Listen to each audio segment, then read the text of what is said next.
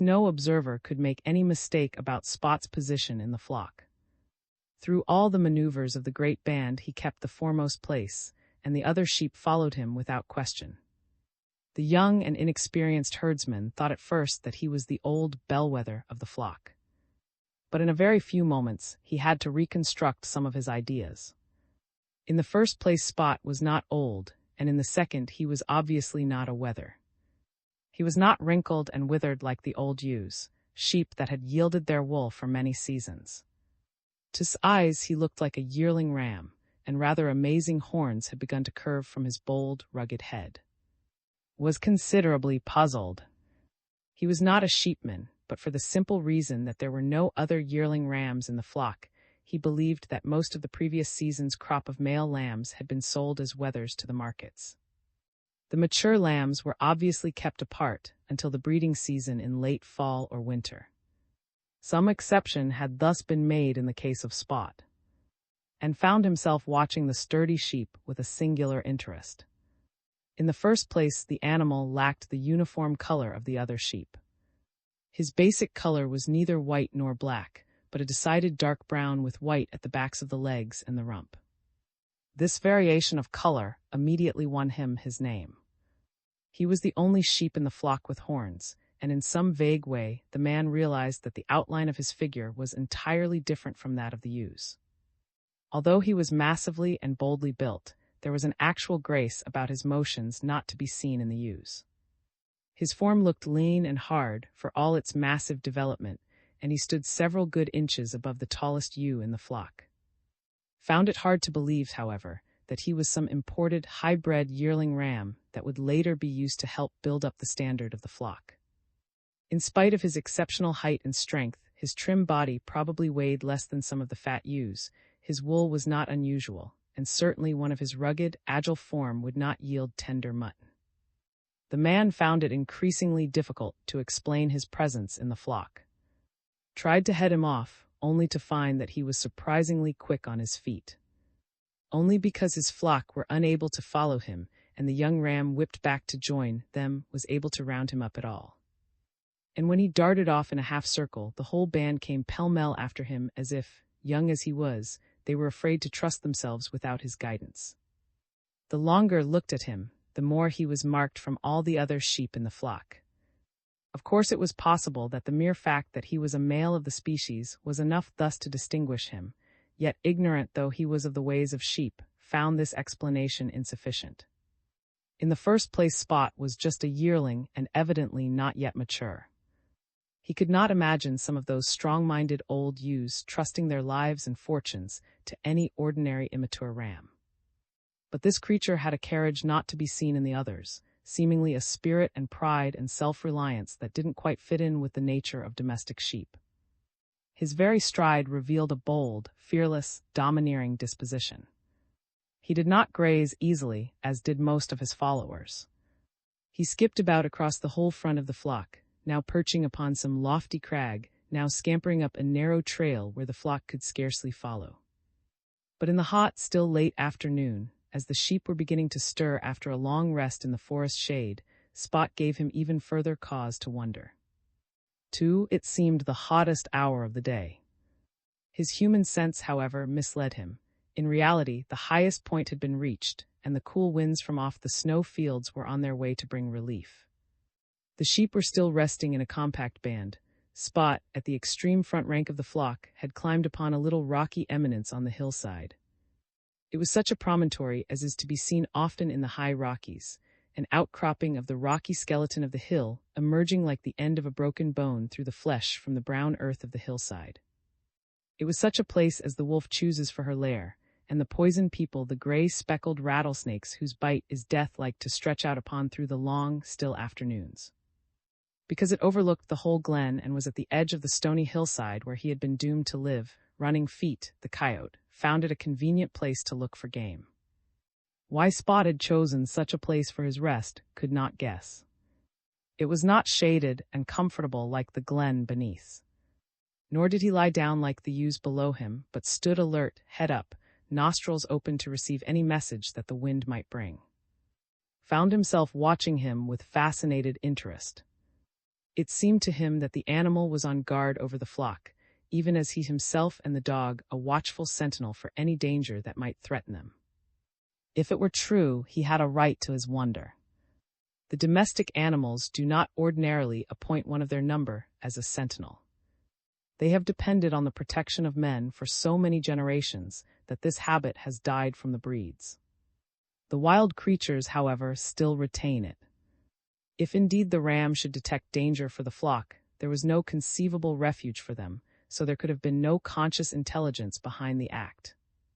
It was obviously a long-remembered instinct. Any of the fleet-footed hunters of the wild could overtake them, and the slaying was easy even for a little lynx, biting sure and true.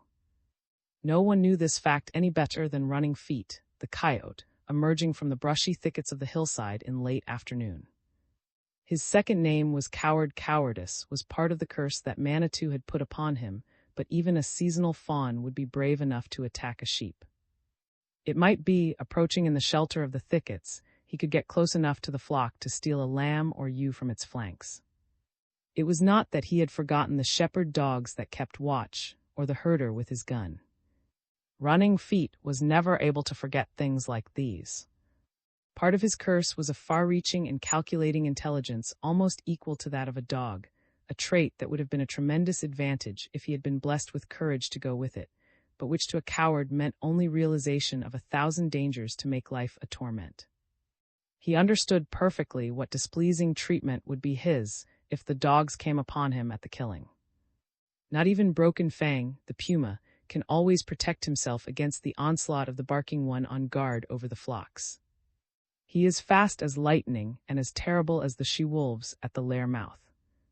And Running Feet knew quite well the deadly qualities of the glittering stick that the herder carried in the hollow of his arm. Today, however, there was only one dog, and he worked on the far side of the flock. The herder rested under a tree. If Running Feet kept to the shelter of the brush, there was nothing to fear from him.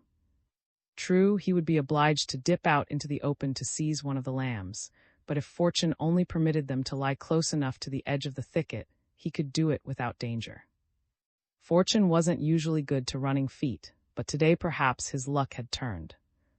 And at that point in his thoughts, he made out the figure of Spot, in tireless vigil on the highest point of the rock pile. It was too good to be true. The distance was full 200 yards from the herder. The dog was equally distant. The brush went clear to the base of the rocks. 1 or 2 little leaps into the open would put him within killing range. Then 1 or 2 slashing bites with his white fangs, and that would complete a perfect afternoon. Running Feet looked the ground over carefully. He didn't want to make any avoidable mistakes. It might be that the young ram would dash down and into the flock at the first sight of him, and although he could overtake any domestic sheep in a short run, it might necessitate a chase into the clearing and some danger from the herder's rifle. The wise course was to circle about the promontory, keeping as close as possible to the shadow of the thicket, and advance up the trail between Spot and his flock. The wind was right, the shadows were long and strange, and even Running Feet, the coward, could see no chance of failure. He crept slowly from the thicket, a gray shadow few wilderness eyes were keen enough to see. His white fangs gleamed, the blood leaped in his veins. He made the stalk with complete success, had not been able to tell what living form had stirred the thicket at the base of Spot's lookout. And then the gray killer came bounding up the rocky trail. Saw him then.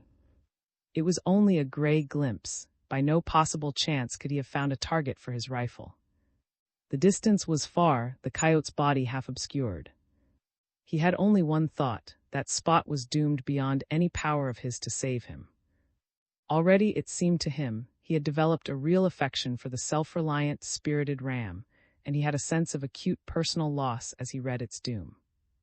To lose the brave leader of the flock in his first day of service. No event in his life had ever caused more regret. No instruments may measure the speed of the human mind in a second of crisis. The glimpse of the charging coyote was of infinitesimal duration, yet had time and plenty for an overpowering wave of regret and rage. The time he lacked, however, was that for muscular response. There was none whatever to raise his rifle and take aim. And at that instant his regrets were cut short. He suddenly shouted with delight. Spot was not to die so tamely in the fangs of running feet. All at once the young ram snapped about in the trail, making no attempt whatever to flee into the thickets on the other side of the rock pile. And he lowered his head in a posture of defense. For long seconds he stood motionless, statuesque, his horns ready for the coyote's onslaught. There was something masterful, noble about the posture, not at all to be expected in the timid and defenseless domestic sheep. And the coyote drew up short in the trail. The other sheep had sprung up by now and were crowding away from the rock pile. The dog sprang forward, barking at the other side of the flock. Stood waiting for a chance to aim his weapon. And still the tableau on the rocks remained unchanged. The young ram with lowered head, the coyote his blood turning to milk inside of him on the trail. His astonishment was nothing compared to the coyote's own. He had expected flight, panic, anything on earth except an actual attitude of self-defense. Just for a moment he stood motionless, snarling, trying to find courage to attack. But not for nothing had Manitou put his curse upon him. All at once it came to him that he had made a mistake. There was something familiar about the sturdy figure, the lowered head, the curling horns. He remembered certain passes in the high Rockies and various trim, horned creatures that might occasionally be met there. Even Broken Fang did not care to meet these people on a narrow trail and running feet, remembered with some haste that he had an appointment on the other side of the hill. At that instant shot. The distance was far, the bullet whizzed hot along Running Feet's shoulder. He didn't wait for a second shot. He turned and fled at the fastest pace he knew. And with the air whizzing past him, he wholly missed the curious words that the herder uttered, the strange remark that he made to Spot, still standing defiantly with lowered horns on the trail. "Good Lord, Spot," he cried, "you're not just a sheep. Sure as I live, you're a—" But he didn't finish telling what Spot was. Perhaps he didn't know, and the ideas that were glowing dimly in his brain did not yet take the form of a concrete thought. But more likely his attention was merely called away. For at that instant he saw his camp tender advancing slowly up the trail. Xi had, like all men, experienced some rather violent surprises in his time. They had been coming exceptionally thick and fast since he had come to Smoky Land. His changed attitude toward life and his behavior in regard to the flocks had been amazing experiences in themselves. He had just experienced a rather violent shock on beholding the warlike behavior of Spot. The previous night he had been through the unusual experience of finding the body of a murdered man in a tent. But he suddenly realized that he was facing the most amazing situation of all. Death, after all, in some manner or other comes to all living creatures. Had no real reason for amazement at that still form in the herder's tent. He was ready to confess he didn't know a great deal about sheep. Possibly Spot's episode with the coyote would not have so surprised a more experienced herder. But now he felt as if a number of his preconceived ideas had been violently knocked out of him, and that is always dumbfounding. His camp tender was not a Mexican, nor yet a laboring man of a certain type, but a girl. He had seen some thousands of girls in his life, yet he found himself staring at the slim form on the horse as if he were gazing upon a miracle of nature. Every experience of the past few days might have been in some manner expected, and he had only reacted because of qualities within himself. His experiences with Broken Fang and the coyote were wholly fitting in this wild, mountainous land, but he had never dreamed but that he had left all womankind 1,000 miles behind him. This was a man's land, not a place for the tender flesh of girls. This was the home of savage beasts, a region of dark forests and forbidding peaks, never a land of gentleness and ease such as women should know. He realized with a start that evidently his good manners had been left behind him also, for he was gazing at her in open-mouthed astonishment. If the girl on the horse had been an Indian squaw, even an aged and wrinkled frontiersman's dame, he would have felt that the axis of the world still stood at the proper angle.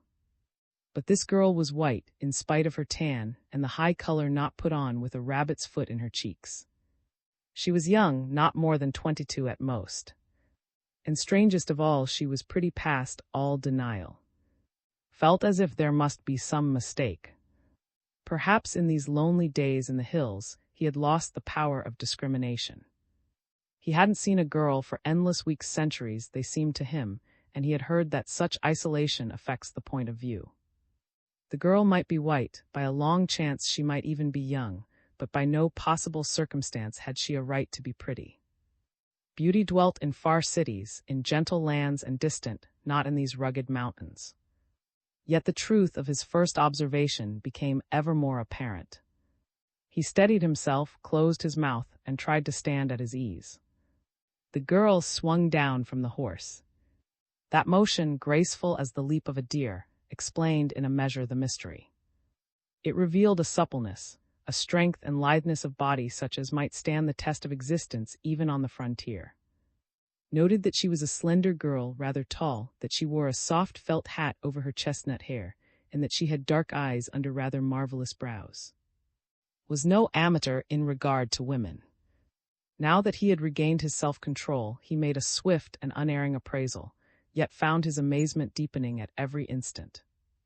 There was a freshness and appeal about her slight figure, suggesting perfect health and superb physical development rather than weakness, and he was not blind to the gentleness and breeding in her soft features. She seemed perfectly composed, wholly at ease. In her simplicity, she found no embarrassment under his frank gaze. "Where's Dan?" she asked, straightened, somewhat startled. He had expected some sort of a formal greeting, a few words in apology or introduction, not this straight-out, uncompromising "Where, Dan?" It seemed to him she acted somewhat suspicious of him, also. She had, he observed, a well-bred voice. She spoke in clear, level tones that pleased his ear. The voice was wholly lacking in affectation, but it was simply brimming and vibrant with health and high spirits. Noticed something else, too, and smiled inwardly. He couldn't remember ever having been spoken to in just that way before. The level, impersonal tone implied an insurmountable social barrier between them. It was a somewhat similar tone, he remembered, to that in which he had occasionally spoken to a servant. In this case, he obviously was the inferior. He paused and reflected as to the whereabouts of Dan. The truth came to him in a moment. Dan, of course, referred to his predecessor. "He's dead," answered simply. For the instant, he was frightened. It occurred to him, when the words had gone too far to recall, that he should have been gentler. He might have prepared the girl in some degree for the shock. He didn't want her to faint. But if he had expected any hysteria or excitement, he was doomed to a fresh surprise. She opened her eyes, and it seemed that she closed her lips in a fine, hard line just for an instant. "Dead," she repeated slowly. "Killed, or did he just die?" "He was killed," answered in the straightforward way of one on a witness stand. "I found him dead in his tent." "He'd been shot." "The black dog was shot too." "And who are you?" Wasn't exactly accustomed to this straight-out sort of questioning, but he mustered his faculties and made his answers. He said simply, "And if you want me to, I'll tell you all I know of this affair." "Perhaps that would be the best plan," she agreed. "I came over to the camp to borrow something. I was with another chap, an Indian, Pete. We found this poor beggar dead. Pete started with him into the settlements today. It's a wonder you didn't meet him on the trail. He probably took the other fork, heading towards 7 Mile. I came up from Horse Creek." As didn't know the two places apart, or what they represented, this information did not clear matters up for him to any great extent. "He left me here," went on, "and as I didn't have anything in particular to do, I took care of the sheep until you could hire a regular herder." The girl looked puzzled but made no immediate reply. "And you're not an experienced herder?" "No, I've never worked at it before." "Then how did you know what to do?" "I didn't know. I let him do what they wanted to and followed along." Then the girl laughed for the first time. It was a tinkling, musical sound, inexpressibly girlish, and laughed boyishly himself. It was their first real moment of understanding, and it seemed to that a new impulse, a curious sense of impending events, a new stir and vitality had been born in the air. He might have wondered at the freshness and happiness in his own laugh, as much as in hers. It was an hour of miracles. You couldn't have done better, and I needn't tell you that you've probably saved me and my father hundreds of dollars. The coyotes and the wolves would have been busy all night and today. I'd be glad enough to pay you well for this time you've spent and give you a steady job if you want it. She spoke perfectly naturally and knew that his torn and soiled clothes and his unshaven face had done their work. Obviously, she never guessed his true position. He wondered how she explained his presence in the hills and his reasons for staying with the sheep. She did have her own theories, but they were far indeed from the truth. Her mind leaped at once to what seemed to her the most plausible explanation, that was a humble white man, friend of Pete, possibly a laborer out of work or a hungry wanderer from the east. He had taken the herder's place in hopes of securing a permanent position when the camp tender returned.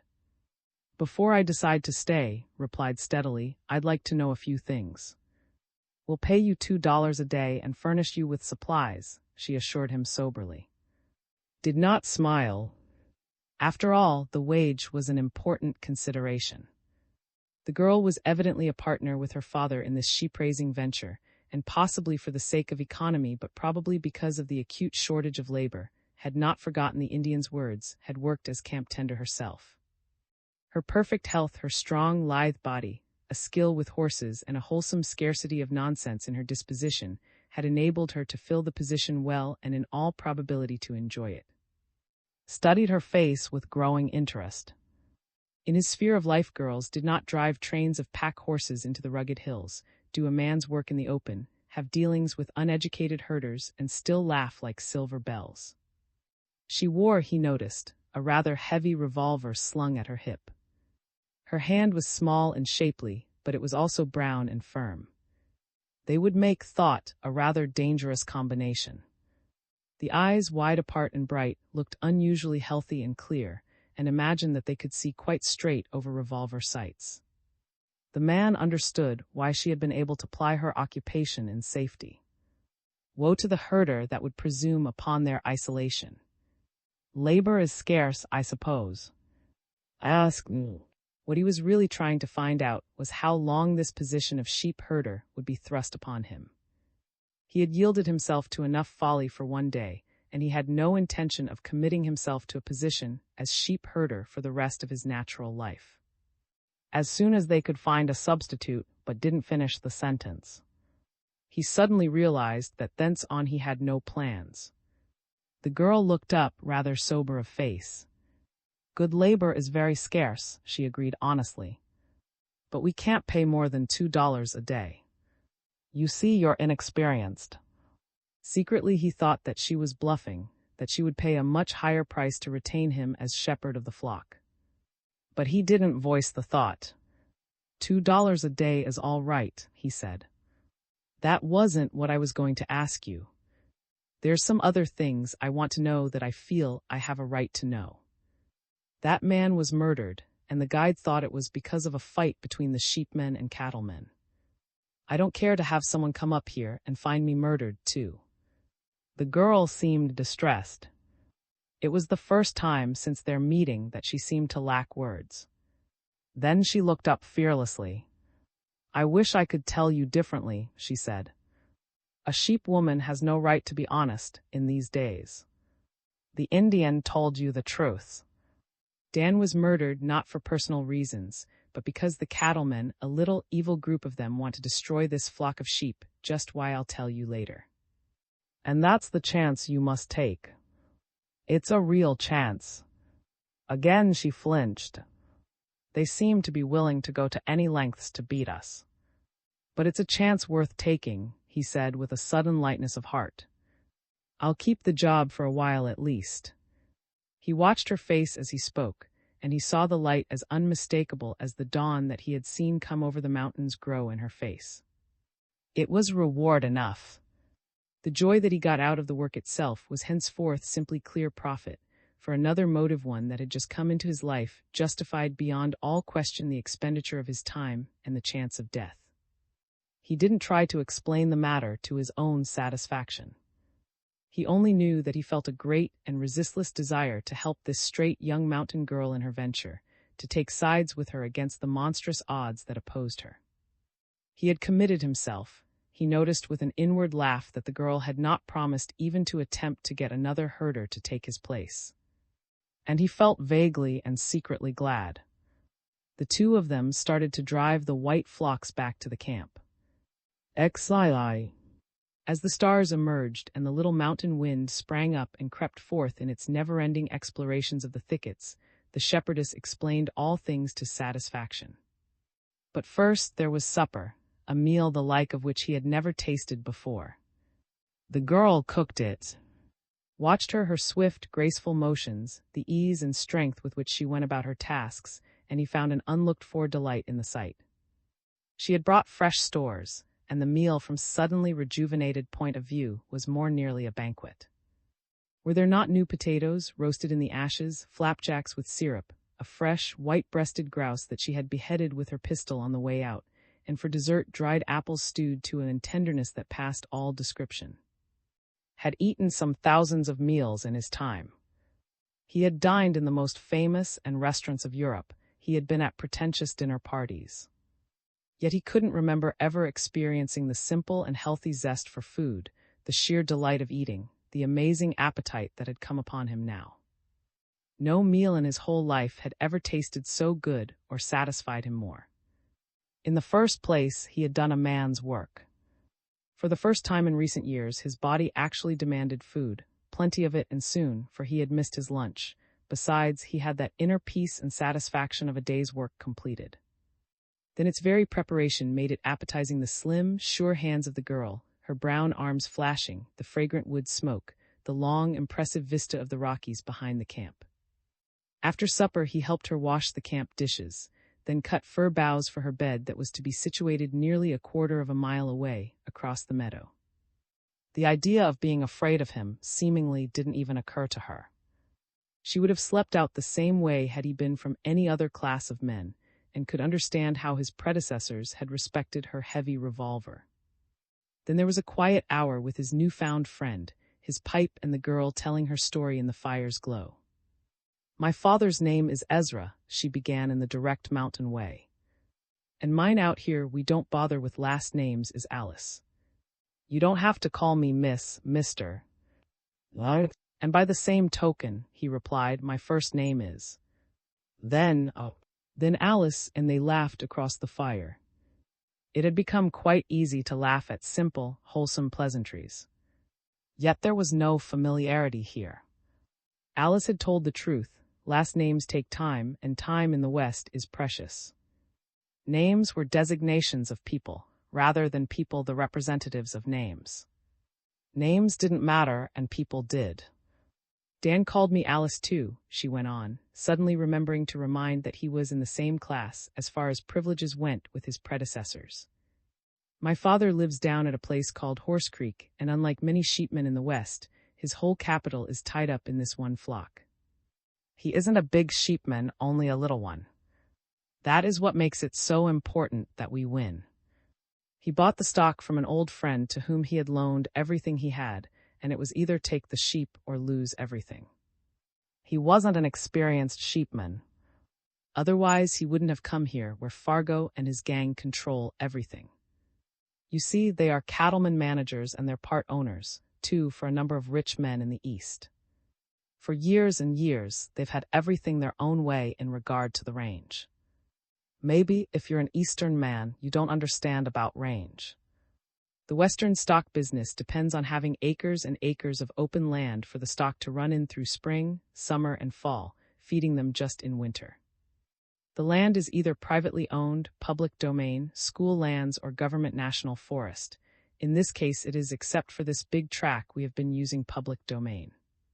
Of course, the sheepmen had just as much right to it as the cattlemen, but because they wanted to keep all the range for themselves, they've driven off every man who tried to run sheep in Smoky Land. Oh, it was easy to do.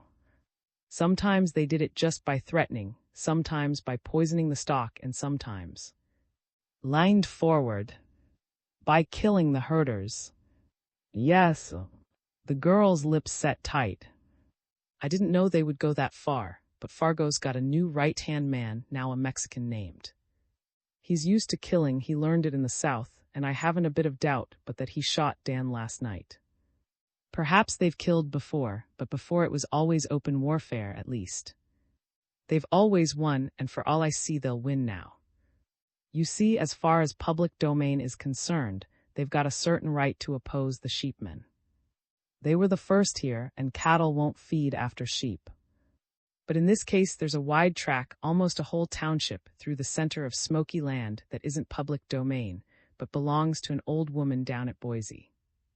It is the best sheep range in the state, and Father found out that the cattlemen weren't renting it. The old woman had tried to rent it to them, but they wouldn't take it. We found out why later. They were using it without paying for it, and they thought that giving any money to this helpless old woman was just throwing it away. Incidentally, it was all she had, and because there are no mills here, it is practically valueless except for range. Fathers thought that by renting it, the cattlemen would leave him alone. They had all the public domain, and in this way there couldn't be any particle of doubt about his being in his rights, both lawfully and from the customs of the range. The rent for it for a term of years cost him what little money he had left. We've been at war ever since. We've got to hang on its ruin for Father if he quits. If the cattlemen would take the lease off our hands, as is only fair, we might ship off the flock and get out without losing everything, but they won't do it. They'd sooner shoot and kill our herders. If you hadn't come along when you did last night, hundreds of sheep would be dead today from the coyotes and cougars. I'm 2 days early myself. The flock would be practically wiped out before the date I was expected to arrive. They have intimidated or bought up all the labor in the region, so we can't get help. That partly is the reason why I'm doing this work. It's got down now to a simple matter of holding on for a few months more. In October we start. The sheep down will be nearer the settlements and the protection of law. Besides, a lot of the public domain becomes national forest on the same date by an act of Congress, and then there will be a big force of forest rangers here to protect us. If we can stay and fight them off and protect the flock until that time, we've won. But I'm almost tired of trying. Her voice dropped from tone to tone, then ceased. The silence of the wilderness was left. Glanced across the glowing coals, haunted by the girl's beauty, wondering at the flood of new emotions that swept over him. I suppose if I hadn't happened along you'd not know where to look for another herder, he suggested. She nodded slowly. It would have pretty near been the end. And what if I should decide to stay here clear through the summer, clear to the time to take the flocks down to the lower levels? She looked up, a strange, brooding concern in her face. I don't know that I have a right to ask you, she said slowly. This isn't play, it seems so natural to call you that. One man already has been killed. I don't know that I have a right to ask you to risk your life. But Father is old and he had such high hopes, and it means so much. No, I can't ask you to stay. He leaned forward, more earnestness in his face than had ever dwelt there before. But what if I wanted to stay clear to the end? A curious luster was in her eyes. I wouldn't dare believe it, and I wouldn't understand. And I'm not sure that I understand either, he told her. But my days have never been much use to me before. It's the first time I've ever had a chance to do something not only for myself, but somebody else, the first time I've really had an opening to do something worthwhile. She thought she understood. She knew the West, this mountain girl, and she knew a certain unfortunate breed of men that often come wandering down its long trails.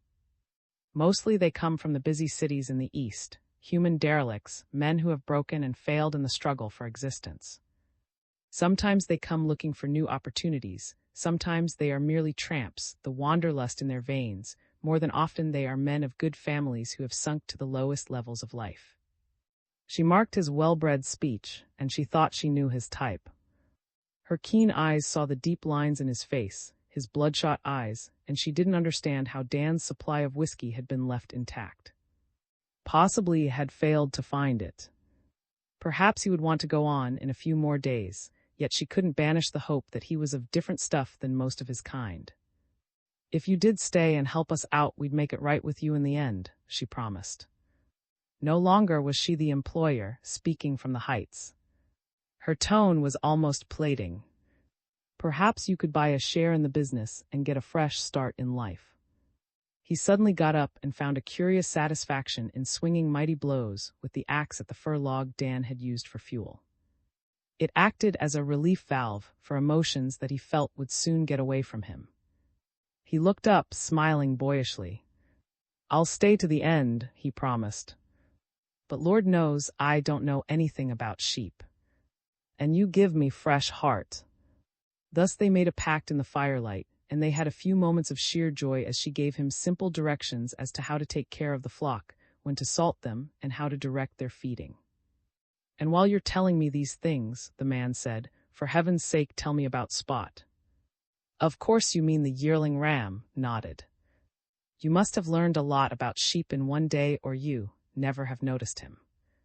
Spot is a mystery, has been since he was born." "And what has he been doing today?" Narrated with much enthusiasm the encounter between the flock leader and the coyote, so interested in the story itself that he quite failed to wonder and be amazed at his own unlooked-for lightness of heart, his buoyant spirits. "It's typical of Spot," the girl said at the end. "Perhaps you've noticed that he's oversized, taller and stronger than the rest." "Yes. If it hadn't been for that, he would have likely been lamb stew long ago." He was exceptionally large at birth, and father had him retained partly because he was interested in his unusual coloring, and partly because he thought that his extra size would give him value as a ram. He endeared himself to the herder, and this year he's a yearling ram, but he's not yet mature. Father let him run with the flock. None of us know what to make of him. They got up, built the fire high so that its glow went out over the flock, and tried to get another glimpse of him. They found him easily enough, at the very foremost of the band, his brown color in vivid contrast to the whiteness of the ewes. And in finding him, Alice made another, less pleasing discovery. Didn't understand at first. He saw that she was making some kind of account, first leisurely, then in frantic haste. A troubled look came into her fresh face. Once more she the count, then turned to him with a rueful smile. "My day's work is not yet over," she said slowly. "Why not?" he demanded. "One of the markers, one of 16 black ewes, is missing. Do you know what that means? Good heavens that you've got to go out in this dark forest to look for him." "The 90 and 9, she quoted, still with the same inscrutable smile. "But it isn't just one. You see, sheep keep relatively the same position in the flock. Of course it might be just a single disaster, a coyote snatching her from the flanks, but ordinarily when one of the black sheep is gone, it means that 100 or so others have gone with her. I can't take the chance." His own face grew mournful. "You see what a good herder I am. Lose 100 sheep the first day. It happens to the best of herders. Then why can't I go out to look for them and let you stay here? That's what I'm going to do." "No, you must stay here.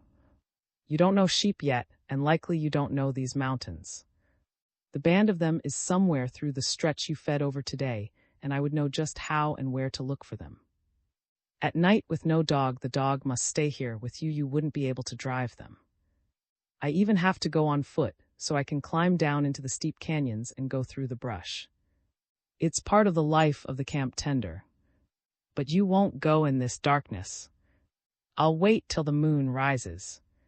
Besides, I know this smoky land from end to end. So don't be afraid for me." They stood silent by the leaping flame. The sheep lay quiet, the shepherd dog slept at its feet. And subtly stealing into their consciousness above the sound of the leaping flame, they heard the voice of the forest, mysterious and profound, the little sounds of the wind in the thicket, the rustling of leaves, the hushed footfall of the wild creatures. Into that darkness Alice would venture for her lost sheep. Felt a strange weight of dread. Above the far mountains, the clouds gleamed with the first beams of the rising moon. XIII. In that momentous twilight that brought to the sheep camp for the first time, there was unfamiliar traffic on the brown, pine-needle trail that wound down to the meadows from the darkening forest. There was the sound of a footfall not often heard. And one can imagine the lesser forest little knowing folk that have underground lairs, and to whom the ferns are a beautiful, tropical up with bright eyes to see who came. Perhaps at first they thought it was merely one of the hunters, a great creature of claw or fang such as a wolf or cougar. This was the hour when the beasts of prey started forth to hunt, and it was true that the steppe had a stealthy, hushed quality of one who does not care to have his presence known. It can be understood why a little gopher, so fat of cheeks that he gave the impression of being afflicted with mumps, lay rather close and still among his tree roots until the creature got past. He cared to feel a puma claw impaling him as it impales a worm. The gopher has not particularly acute vision, so this traveler on the pine-needle trail was to remain ever a mystery to him. He was aware of a tall, dark form that glided softly and departed, and life became the same puzzling grayness that it had been before. A chipmunk, a little patch of light and shadow against a brown tree, see much better. And he lay very still, only his eyes busy, until he found out the truth. The passerby was only a man, after all, such a creature as usually did not take the trouble to hunt chipmunks. Still he felt afraid, and it is extremely doubtful that the small-sized, always addled brain in his miniature skull could tell him why.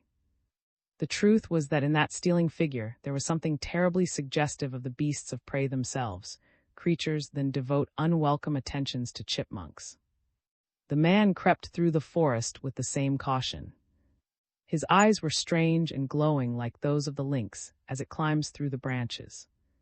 And over aura too dim and obscure for the blunt senses of human, an essence with which the wilderness creatures are only too familiar, that ancient lust and fever that comes to Broken Fang when he strikes down his prey.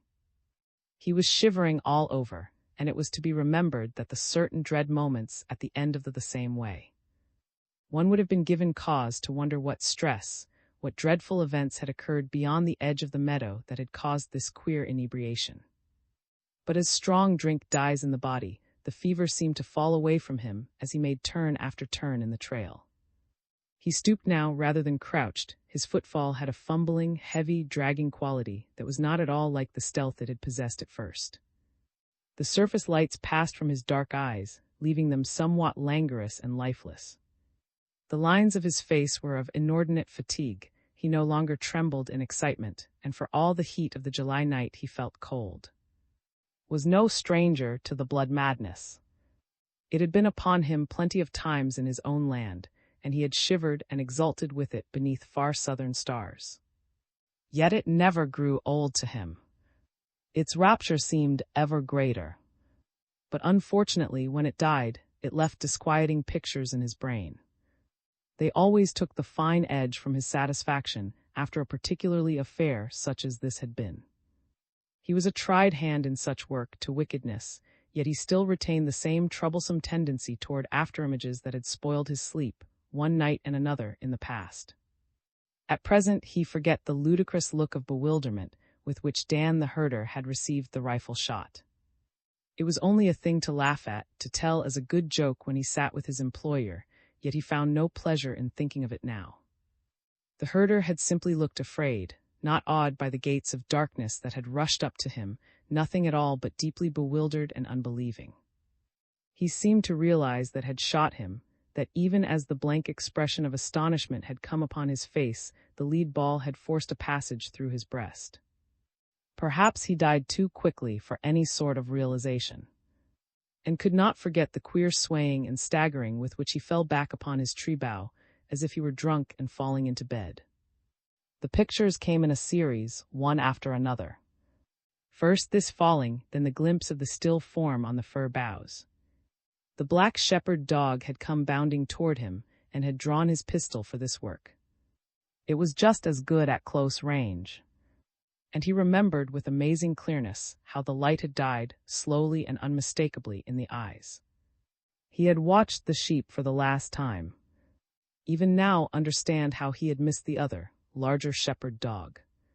He had shot, the animal had rocked down. He had looked back once to the dead herder in the tent, perhaps to see how he was taking this slaughter of his pets, and when he had turned his eyes again, the animal had risen and was fleeing from him about the flank of the flock. The cur was wounded, anyway. Perhaps the injury was severe enough to end his life before the morning. His watch of the sheep was surely done. And man, who even now waited for his, find the whole matter to his satisfaction.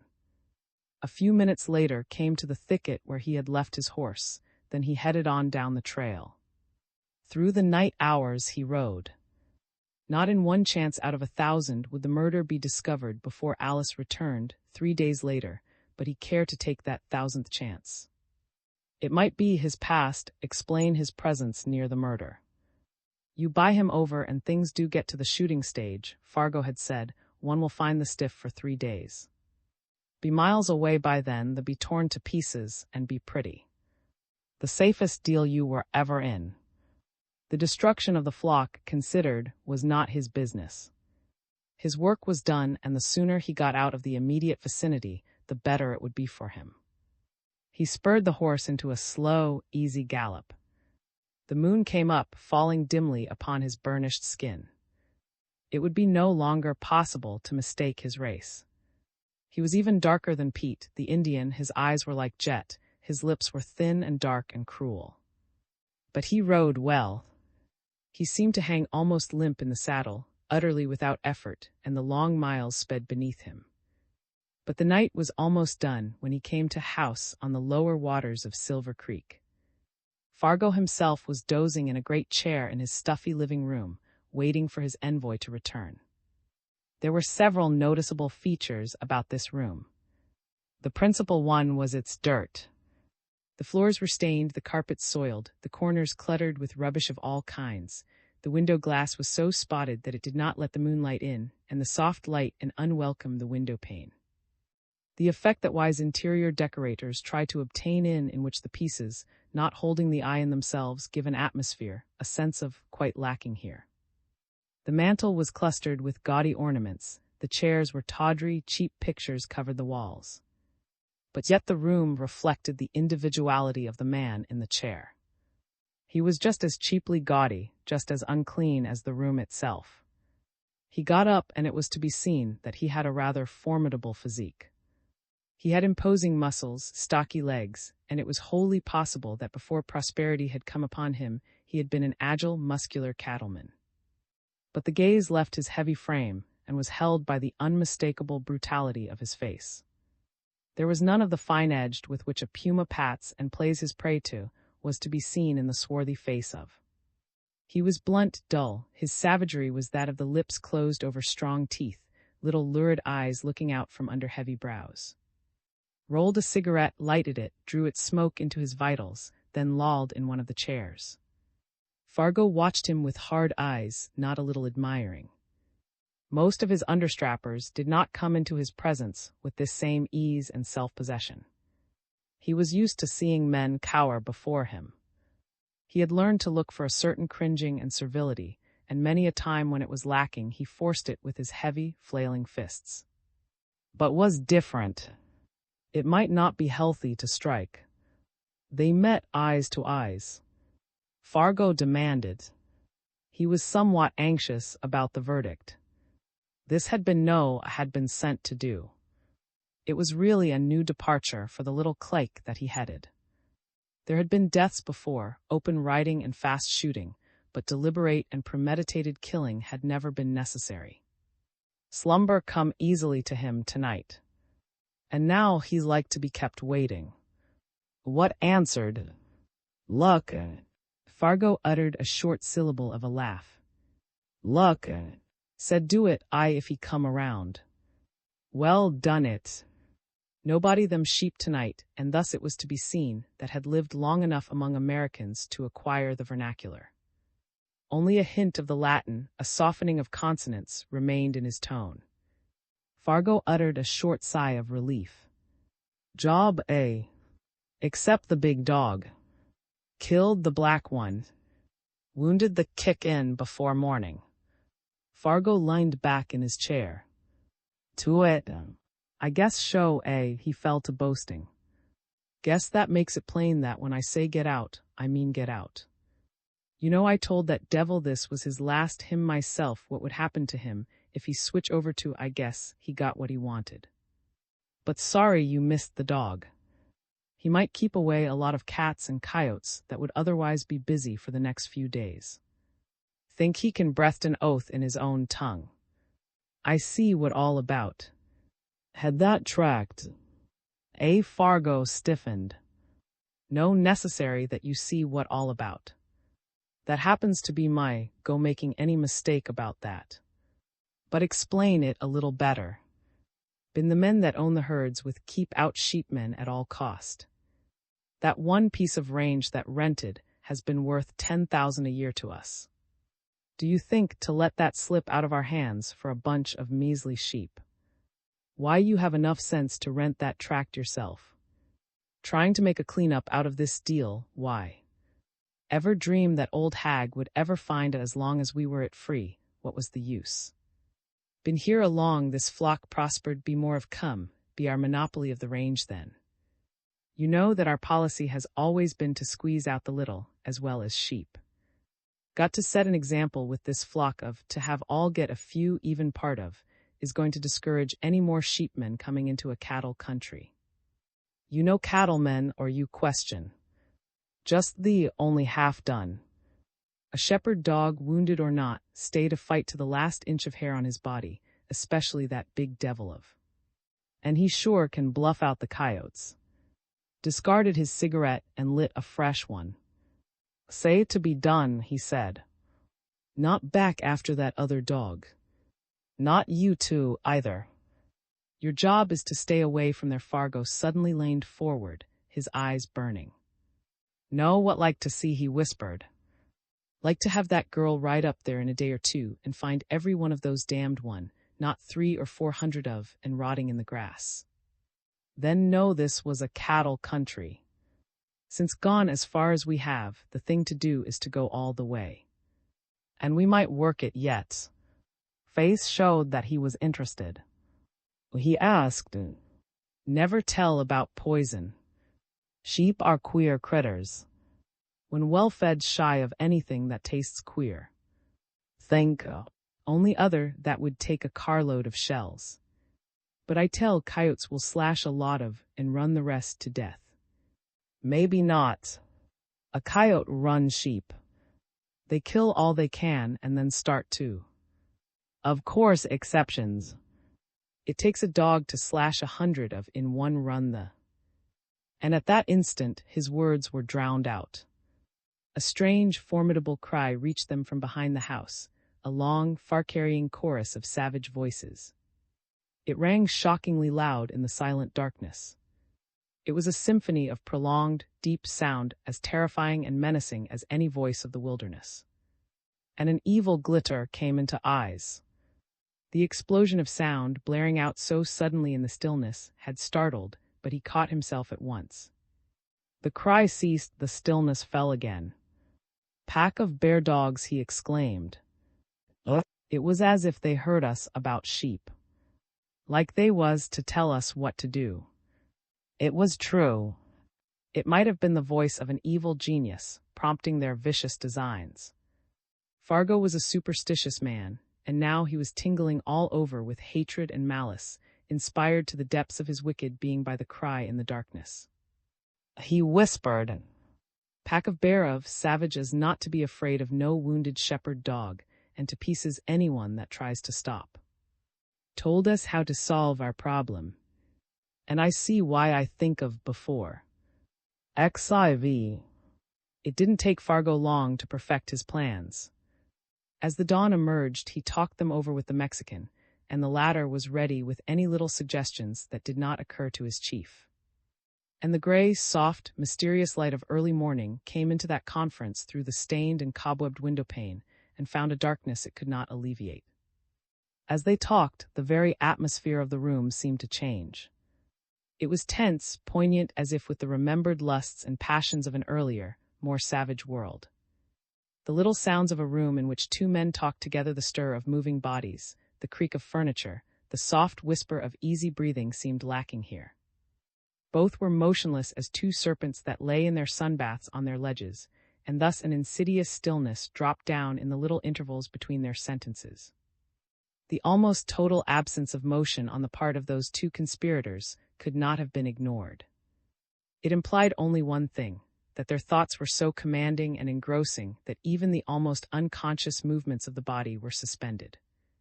What motion there was mostly only the deepening of the lines on their dark faces. This tenseness, this silence, these submerged passions pointed to but one end. And the crime would not be outside the pale of the laws of man alone, but the basic laws of the forest as well. The feast of death was to take place after all the same delight of which Broken Fang, the puma, was even then dreaming beside the sheep camp on the far headwaters of Silver Creek. But men, not wild beasts, were to be the debauchers. "It's the simplest way yet," Fargo had whispered. The veins stood out in his brutal hands. "That pack of mine are devils, there's no other word for 'em, and once they'd sweep through that flock of woolies like lightning." "You've heard of sheep dogs before." "Yes, but your dogs ain't never been sheep killers," the Mexican protested. "What of that? They can learn fast enough. They'd tear a man to pieces just as quick if I didn't keep 'em chained. I don't see why I didn't teach 'em long ago. They'd be worth 1,000 coyotes for this country clear of sheep." "Maybe you don't know about sheep-killing dogs. You might not have heard that in the sheep country in the East one dog that once got the habit will spoil the business for miles around. You see, most animals don't kill more than they need. It's an instinct with them, for if they did they'd pay for it by going hungry later. Nature has a way of the wild varmints what to do. But dogs have been domesticated so long that they've forgotten most of their instincts, and once they get started, once the fever gets a hold of them, they don't know when to quit. There's many a dog that has slashed 100 sheep in one night from one to another, tearing out one throat after another, and the rest till they die. It's kind of a madness that gets a hold of 'em once they get started. True, my dogs ain't ever got the habit, but one taste will teach 'em. And they're half wild already, as any man well knows who's seen 'em tear that little black cub bear to pieces last week. Just tore him to little scraps of black fur." Fargo leaned back in his chair and laughed. The sound burst out suddenly above the even murmur of his talk, and it was no less terrible to hear than the bay of the pack a few minutes before. It was a wild, harsh sound, and African travelers might have been given cause to remember the hyenas, laughing on the hills. It pleased him to recall that scene in the forest beyond the creek, in which his pack of dogs had killed the cub. It moved him in unlovely, dark ways. The little bear had been a clumsy, furry, amiable little creature, representing what is perhaps the most lovable breed of all the wild animals, and the pack had made short and terrible work of him. "There's 10 of 'em," Fargo went on, "and there ain't no one to guard the flock. That one big shepherd dog would last quick. He wouldn't be able to bluff off them hounds of mine like he could bluff coyotes. And then they'd have the time of their lives, the time of their lives." "You mean take 'em and sick 'em on?" "I've got a better way than that. Of course one of us will have to take 'em and show 'em the way until they get on the track of the flock, and of course that one will have to be me. I'm the only living man that can handle 'em. You remember the night that old Ben got out, and how he pretty near killed that little cowman from. There's a little medicine I've got to give 'em before I go, and that means for you to take a little ride over to Newt's." Half closed his eyes. He had begun to understand. "I've always cussed at Newt for that little band of in his back lot, but I'm glad now he didn't get rid of them," Fargo went on. "You're to bring back a sheep in your saddle a Eldu, or any old ewe he was about to slaughter. Then, after we get through here, all I'll have to do is start up the old Horse Creek Trail with that pack of dogs.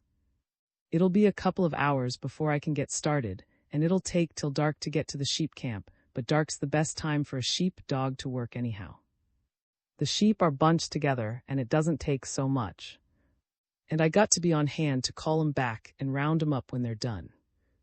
The face of the Mexican was suddenly crafty. "I suppose to see the fun hasn't anything to do with your," he suggested. Fargo laughed again. "I'm not, it won't be worth watching," he agreed. "But you know I can always round 'em up with my whistle. Tonight we'll see the end of the sheep business for time to come." They went about their preparations. They ate their breakfast in the unsavory kitchen, then rode off to the ranch where Newt kept his little flock of 30. There was no particular good in making full explanation to Newt. He was a cattleman surely, his little flock was just a diversion with him, but he might not take fondly to any plan that would make sheep killers out of Fargo's pack of dogs. Some night they might escape from their yard and visit his own little flock. "The boys say they're tired of beef and want a mutton blowout," explained, "and I'm sent over here to supply it. Will you sell me one of them sheep of yours?" "Seems funny to me," Newt returned, "that gang of Fargo's mutton. But I suppose I can sell you one."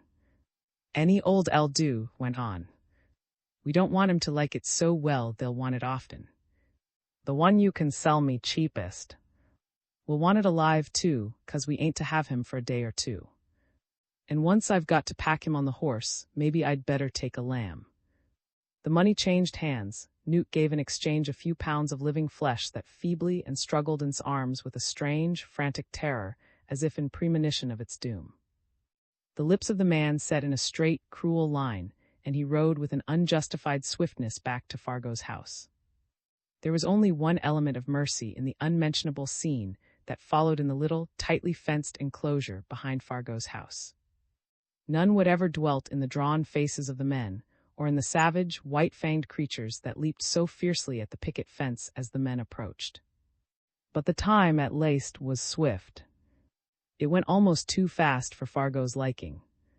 There was only a single second of strange and dreadful clamor within the enclosure, a glimpse of white in the ravening circle of browns and blacks, a smear of red and a faint cry that the men strained to hear, but which was lost in the baying of the dogs. The pack had been given its lesson. Fargo foresaw in their glaring eyes, as they came rushing back to the palings again, the success of his plan. "Get inside the house and shut the door," he commanded. "I can't answer for this bloodthirsty crowd. And do it quick." For Fargo knew that the sooner he got started the more successful would be his undertaking. He didn't want their wild excitement to have a chance to die down. The great hounds saw his gun in his arms, a pungent stain of red was still upon their fangs, and they seemed to know that rapturous events were in store for them.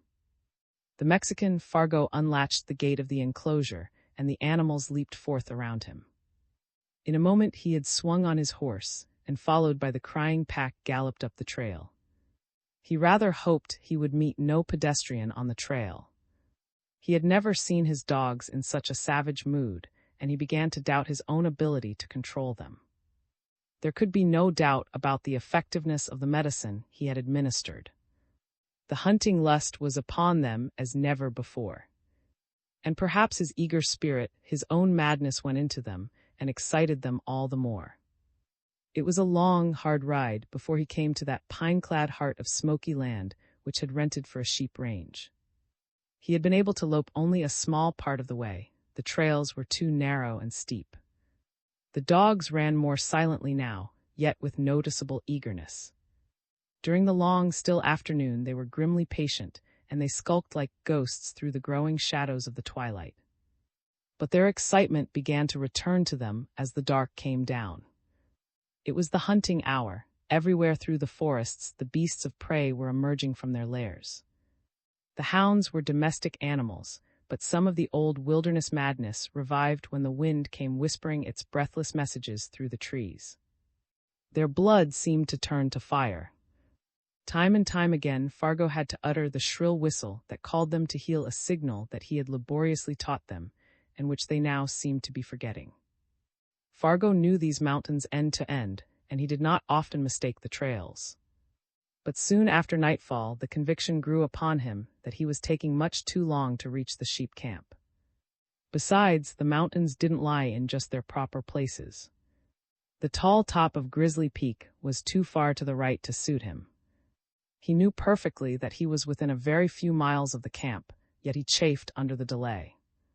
And the darkness steadily deepened, dimming the landmarks by which he kept his directions.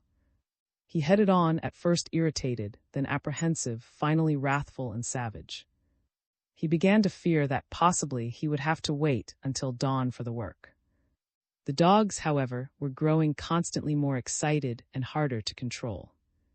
The last grayness faded into the gloom, and Fargo could hardly see the trail. But he was a mountain man, and he knew what to do. In the last dim glimpses of late twilight, the peaks had begun to wheel around where he wanted them to be, and he knew that the camp was now only 3 or 4 miles distant at most. And the proper course was to sit down, rest, and wait for the moon to rise. Then he could locate his landmarks, start down the ridge to the river, then up its banks to the camp. He thought that as far as human beings went, he had the mountains all to himself. He supposed that in the camp, now certainly nearing a dead herder, lay face buried in his tree bough pallet, but Fargo was not the kind of man to whom such a fact as this preys on the mind.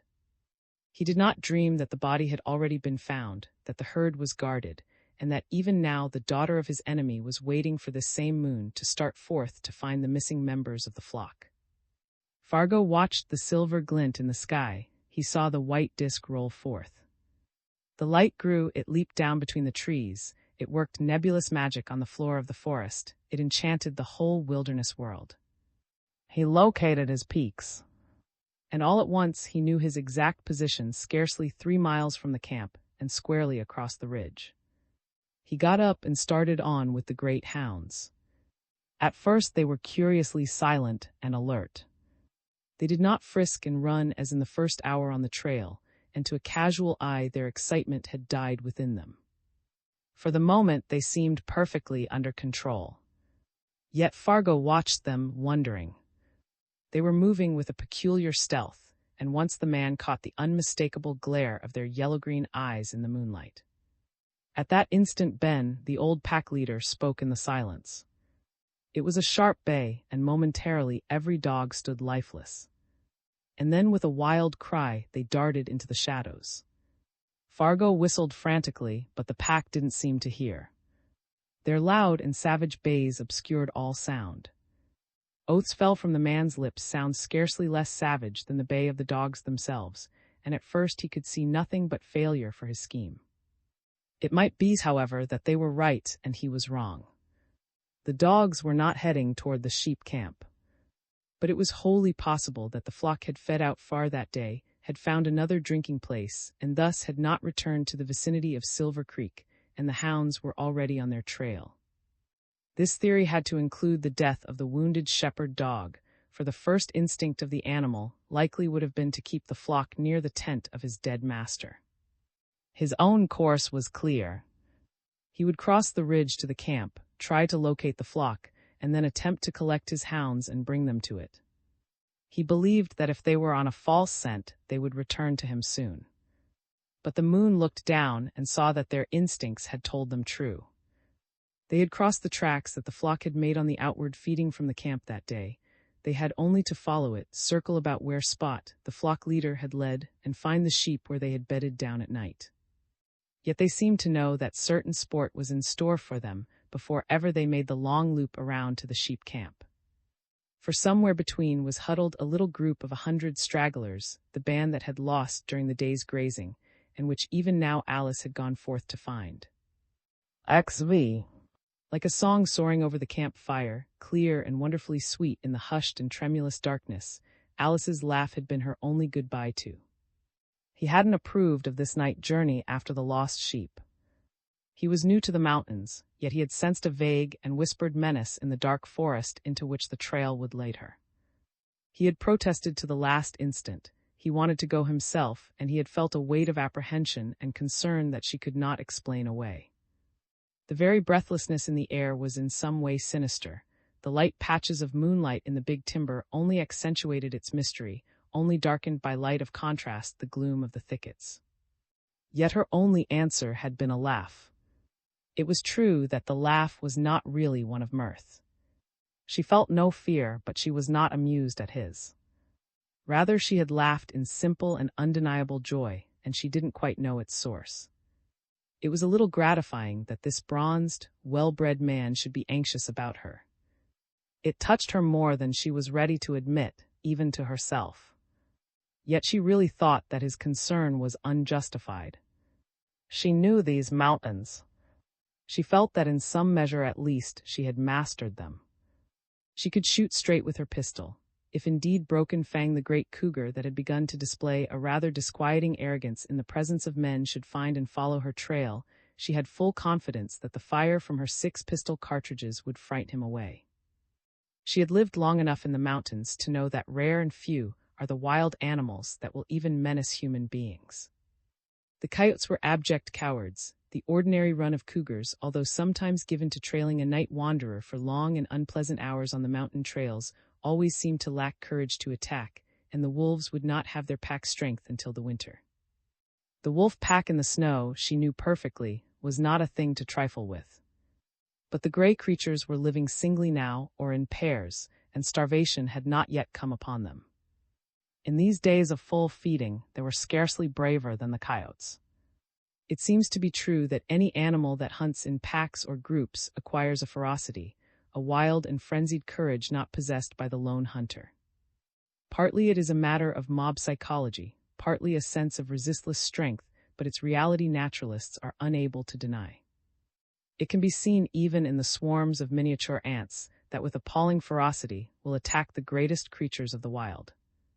But there were no packs here. The moonlit aisles were safe. Yet she did not want to go. It was as if the voice of reason within her, the voice that urged her forth, were obscured by the incorporeal voices that spoke in her inner being. One was that of the forest, and it spoke in warning. "Come not on to my darkened trails," it might have said. "They are thine in the daylight hours, but at night they belong to the beasts. This is the time of talon and fang, and thy flesh is tender. I am old and wise, but also I am new, with the newness of the young world. And my spirit is death." And the other voice was that of the ruddy camp fire behind her. "Stay, stay, stay," it crackled. "Here is thy hearth and thy heart. Stay, tender one." As the shadows encroached and the firelight grew ever more dim, she found herself looking back again and again to the bright blaze. Tonight it was home, and these forest trails were dark and silent. She entered the forest, but ever she saw its cheering gleam between the trees, a bright haven of refuge where danger could not come. She didn't entirely understand. She had ventured forth into the forests at night before, but never with such regret. She could still see the form of seated beside the fire, and the sight moved her strangely. But she would not admit even to herself that part of the appeal of that bright circle of light was due to his presence. It had never seemed so dear, so much like home before, but it could not be because of the straight, manly form that abode there. Was he not just a lowly sheep herder, a weakling whose mettle had been proven false in the crucible of life?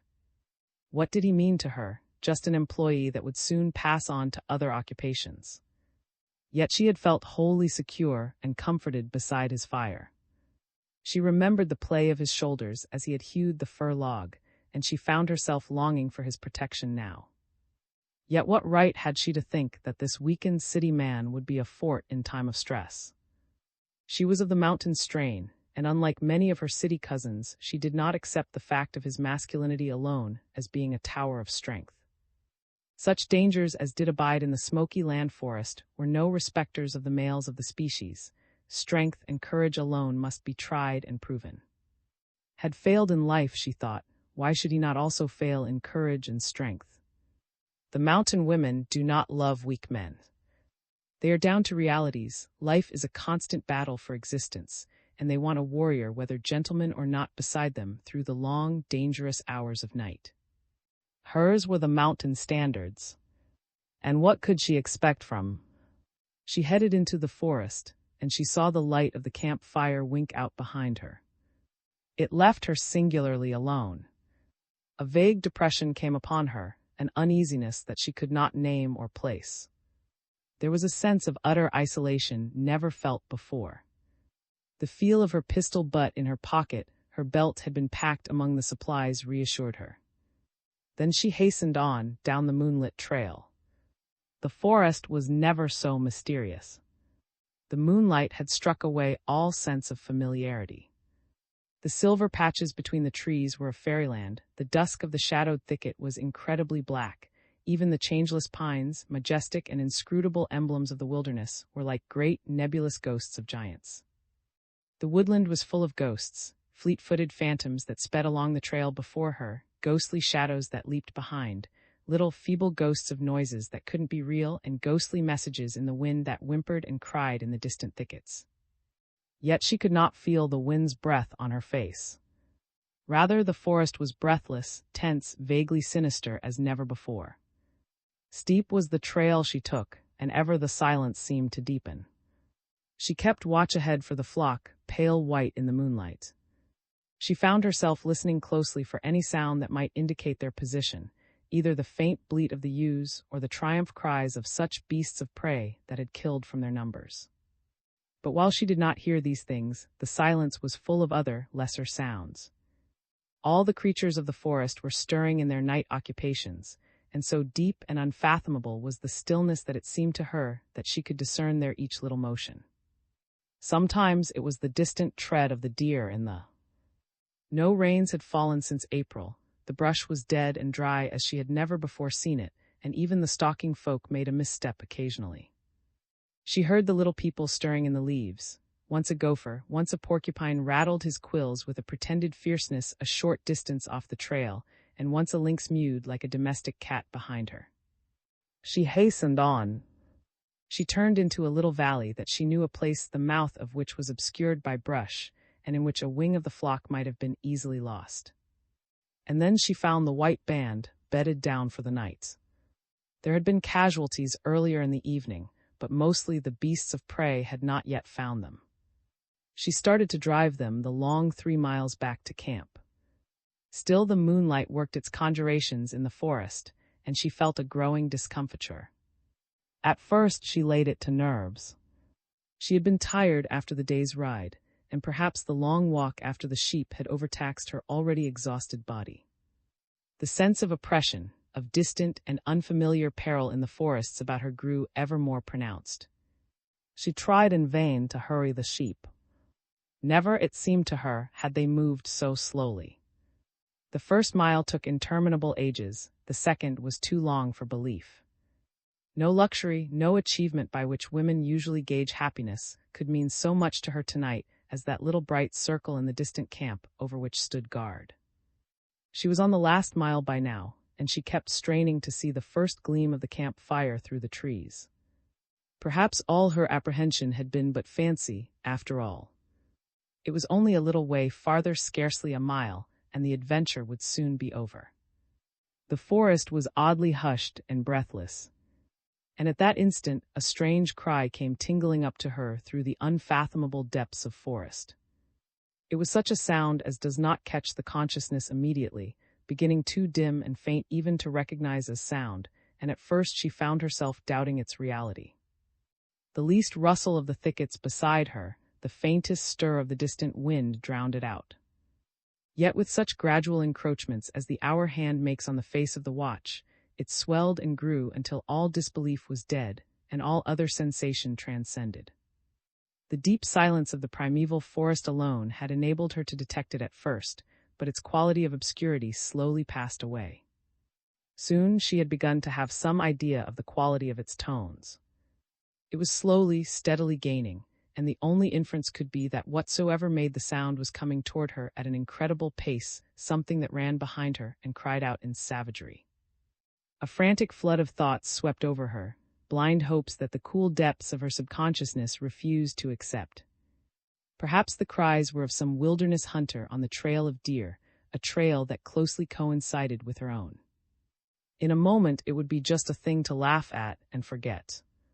But even her own prayers, her own unquenchable spirit of optimism could not make the truth untrue. The grim fact slowly grew and strengthened that whatever ran behind her was on her own trail, that she was being remorselessly hunted through the still aisles of the forest. The wild cries were louder now, evolving from vague and distant rumblings to prolonged and savage bays, ferocious as any wilderness cry she had ever heard. It sounded like a pack, that terrible organization that knows no fear, and against which not even the stately elk can stand. The cries had a strange exultant quality, a sense of power, and at the same time the hunting lust that can be discerned in the yell of the wolf pack in their first strength of autumn. Yet this was no autumn. The leaves were yet unfallen. The wolves were still mated, or else ran in pairs. And a great fear began to creep like a poison through her veins. And ever the chorus grew louder, swelling into a veritable thunder that seemed to shudder, with long, undulating waves of sound, through the hushed air. It seemed to her that she heard the distant pound of running feet on the trail. And now she no longer gave thought to what these hunters might be. It no longer mattered. She only knew that some new and terrible peril was leaping forth upon her, a ferocious enemy that would contest her effort to reach the safety of the fire. The sheep broke into a run, and sobbing she sped after them. XVI. Fargo tried to approach the sheep camp with some caution. It was an instinctive effort. He had not the slightest idea that the lone human occupant of the little meadow could waken from his deep sleep to hear him. Nevertheless, Fargo didn't believe in taking unnecessary chances. He rode slowly, trying to avoid the whip of dry brush against the horse's body. Yet it was to be noticed that the coyotes, lingering hungrily at the flanks of the flock, slipped from the trail when he was still 200 yards distant. The thickets were unusually dry. They cracked and popped as the horse passed through. Miniature explosions of popping twig and crackling brush followed every step of the horse. Still, there was no one to hear him. The forest was breathless, and all at once, through a rift in the underbrush, he saw the gleam of campfire. For an instant, Fargo's human faculties simply and utterly deserted him, and he stood gaping like a beast at the guttering flame. A strange little shiver of cold and fear crept over him. He had expected only moonlight and silence, perhaps the bedded sheep unwatched and a heap of gray ashes, but a herder's well-mended fire had not had a place in his calculations at all. 24 hours had passed since the murder, and yet the flame still flickered like a soul that could not pass. Was it a ghost fire? Was the shapeless shadow that he thought he could make out beside it the specter of one who had risen from death to watch the sheep? The sight went straight home to his dark superstitions. Just for a moment he sat motionless in the saddle, then he started to turn back. His eyes bulged ever so slightly. And then a great cold seemed to come down, stab and transfix him. For a voice spoke from the camp.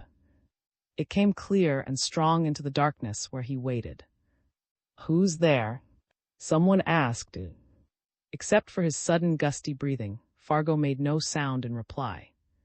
He started to turn his horse. "If you don't answer, I'll think it's a coyote and shoot," the voice came again. "I give you till I count 3. Fargo had won his point by bluffing many times. He had known how to call the bluffs of other men, but he had no delusions about the hard, quiet voice that came out to him from the fireside.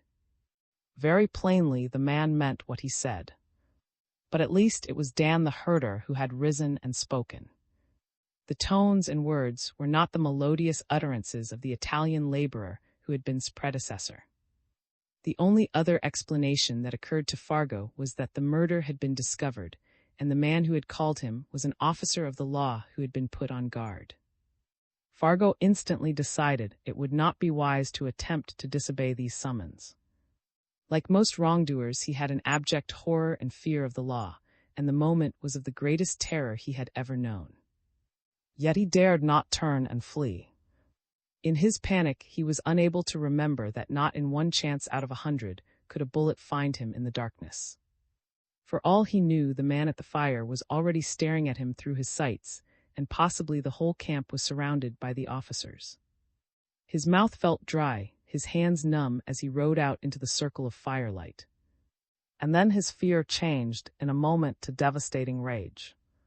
The form was revealed quite clearly now, simply that of a lowly sheep herder in soiled clothes and with unshaven face. Had lied about the murder. Yet this man was not Dan, the herder. There was nothing to believe but that had already discovered the crime and had hired a substitute. There was nothing to fear here. His arrogance swept back to him, and his eyes leaped savagely over the trim form that now had risen to greet him. It was a slender figure, the kind he could hammer to paste beneath his flailing fists. He swung down from the saddle, once more feeling himself completely master of the situation. "What do you mean?" he demanded savagely, "out and me that way."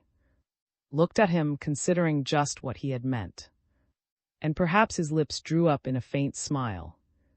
If there was one thing his experience with the sheep had taught him, it was to smile. Smile at misfortune, smile at the little, everyday comedy of life, and smile with real amusement at such storming, bullying men as this. But it was true that a moment before he had not been in the humor for mirth. He had known at once that the step in the darkness was not that of the coyote, or any of the hunters of the wild. It was a horse, and its rider could kill from a distance. Perhaps it was the same foe that had crept into camp the previous night and had murdered Dan.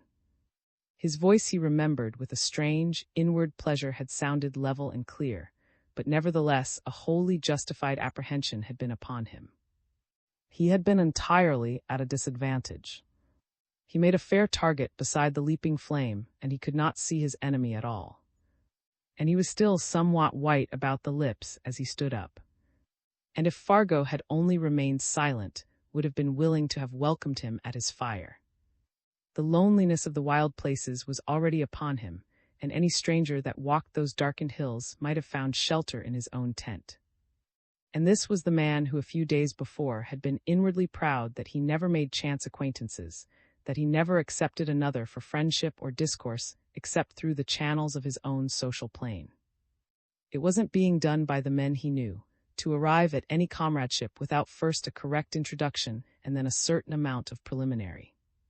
How great had been the change!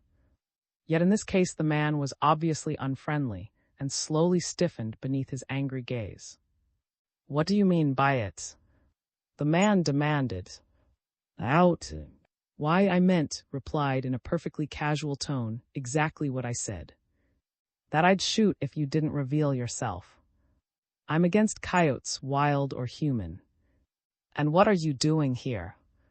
Fargo noted with some amazement that the tables had been as if by a magician's magic instantly turned about, and that he himself was no longer the inquisitor. He bristled, furious that this lowly herder should not instantly yield to his own superiority. Yet he suddenly remembered certain little facts that tended to restrain him. The man was in his rights, and perhaps it was best to have some explanation for his presence on the night following a murder. "Don't go making any inferences you'll regret later," he warned. "I'm bare got a pack of dogs out there somewhere, and they got away from me." He stepped one pace nearer. "And I want you to know I'm not any back talk from such as you. All I'd have to do was to say the word, and Old would fire you in a minute." "You're one of his friends, are you?" asked easily. "He'll do what I say, don't you mind about that." Then struggled an instant, and caught at a name that Alice had spoken. Fargo started hardly perceptibly, and caught himself at once. "Do I look like a Mexican?" he demanded. "Just a bit stout for a Mexican," went on appraisingly.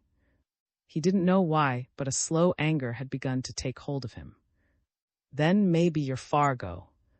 "And what if I am?" The eyes of the two men met, and saw the bulldog lips drawing back over the strong teeth. The lids half dropped over his own eyes, and he stood as if deep in thought. He had been a little afraid at first. Even now he was not blind to the evident strength of the formidable body, the huge fists, the brutal jaws. Yet he suddenly knew, to his vast amazement, these things no longer mattered. Instinctively he knew that he was face to face with a mortal foe, but he felt a miraculous trust in his own strength. "I know something about Fargo," answered quietly.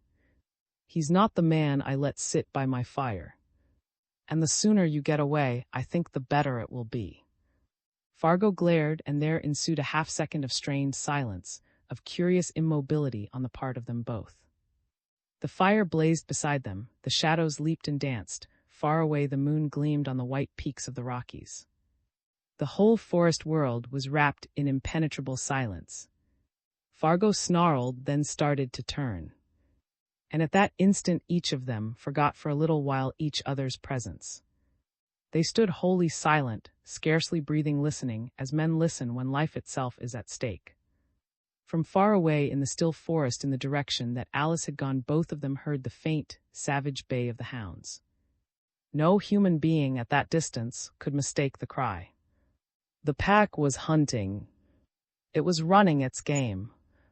And from the wild excitement and exultation of the clamoring voices, it was plain that the trail was hot, that the hounds were almost upon their prey.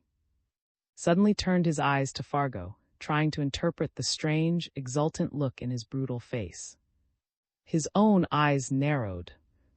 Then he started a strange, convulsive jerk that no man had ever seen in him before. It was an instinctive recoil at a great dread and horror that suddenly swept over him. There had been no time for thought. It was as if a voice had spoken, instantly and clear, and had told him the real character of that wild hunt in the darkness. For he had heard, infinitely dim but sharp as a needle prick through almost a mile of silent forest, the explosion of Alice's pistol. Some great danger was upon her and her little flock. Even now, perhaps, she was fighting for her life. It was a moment of crisis, not alone for her but for him, the time in which his mettle would be tried in the fire. He knew, surely as if a voice had told him, that there were no seconds to waste. "No," he said clearly, "I believe you'd better stay here. I'll take your horse." There was no time to catch and saddle Alice's animal, feeding at the edge of the meadow. There was no tone of request in the words. He had simply given an order. With his very life he would see that it was obeyed. "You wills you?" Fargo howled. "We'll see about that." Reached for the reins, and it seemed to him that Fargo's hand was fumbling at his hip. That in itself didn't matter.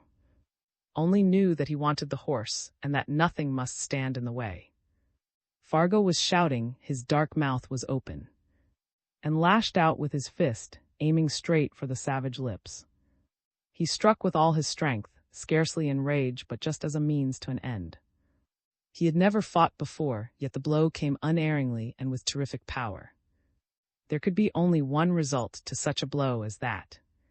He dimly heard Fargo grunt like a beast as it falls below the butcher's stroke, then saw him reel and fall. He started to swing into the saddle. It was better, he thought, that this man remain unconscious until he returned. He didn't forget that he was still shepherd of the flocks, and that Fargo was an enemy. Some great test lay before him, and the fewer his foes the better. He leaped down like a cougar springing from his ambush, and struck once with each fist into the soggy, brutal face. They were terrific blows, but expedience rather than cruelty was the motive behind them. Did not even wonder at himself. He swung lightly on to the horse and lashed it to a gallop. XVII. These were not wolves. This fact dawned upon Alice, running her little flock at top speed toward the camp, before ever she saw their savage forms burst forth from the thickets behind, and even before she discerned the twitch and leap of their shadows in the distant stretch of moonlit canyon. Only in the starving time of winter had wolves approached with such terrible fearlessness and frenzy. Nor was the cry that long, strange running song of the wolf pack. She knew their bride. They were enormous hounds, such a savage pack as might have started forth from some awful underworld of fable. And it would have been better were they wolves. Not for nothing has man waged immemorial centuries of warfare, not only upon wolves but on the great felines as well. They have been taught a wholesome respect for the tall breed that has come to dominate the earth, and much hunger and madness must be upon them before they will dare raise fang or claw against him. But it is not this way with dogs. They have lived among men since the first days of the cave dwellers. They have found men out. They have been willing slaves and faithful servants, and once the impulse comes to attack, there is no ingenerate barrier of instincts to hold them back. Alice glanced behind, and the little people that watch with such bright eyes all the dramas of the forest heard her utter an unfamiliar sound. It sprang instinctively to her lips. "Oh," she cried to that beetling silence. "Help me." Yet she knew that she cried in vain. She was still more than half a mile from the camp, and could not hear her, and he could not save. For the pack had revealed itself. There was a stretch behind her almost bare of underbrush. The great trees laid shadows across it like iron bars across the windows of a cell, and shapeless black shadows were leaping across it. There was a countless number of them, and they seemed to be overtaking her with heartbreaking rapidity. Instantly she knew that she could not hope to reach the camp before they would be upon her. She must not permit herself to lag behind. Her place was with the sheep. The savage hounds were on their track, and her one hope was that her presence, with the aid of the pistol, might hold them off until she could head the helpless band into the camp. She tried to blind her eyes to another, more dreadful possibility. This was no time to admit it into her thoughts. But surely they would not attack her. Dogs always barked and menaced, but they rarely really attacked human beings. Yet the thought kept creeping back, haunting her, filling her in those little seconds of stress in which the pack leaped nearer with horror. It couldn't be that they were so frantic that they would tear her down in order to get at their prey. Fate did not have that in store for her, at least their cruel fangs at her tender flesh, their leaping, frenzied bodies lingering just an instant beside her, then racing on after the terrified sheep. It occurred to her that there might be time, even yet, to spring up a tree and leave the sheep to their fate. Yet was not she the shepherdess, the guardian of the flock? But she saw the issue clearly, and her eyes glanced about for some tree with branches low enough where she could climb to safety. But already that chance was lost. She was in a region of open forest great trees, standing one by one with branches starting fully 50 feet above ground, and even now the dogs were at her heels. She swung about, she saw their huge, dark forms in the moonlight.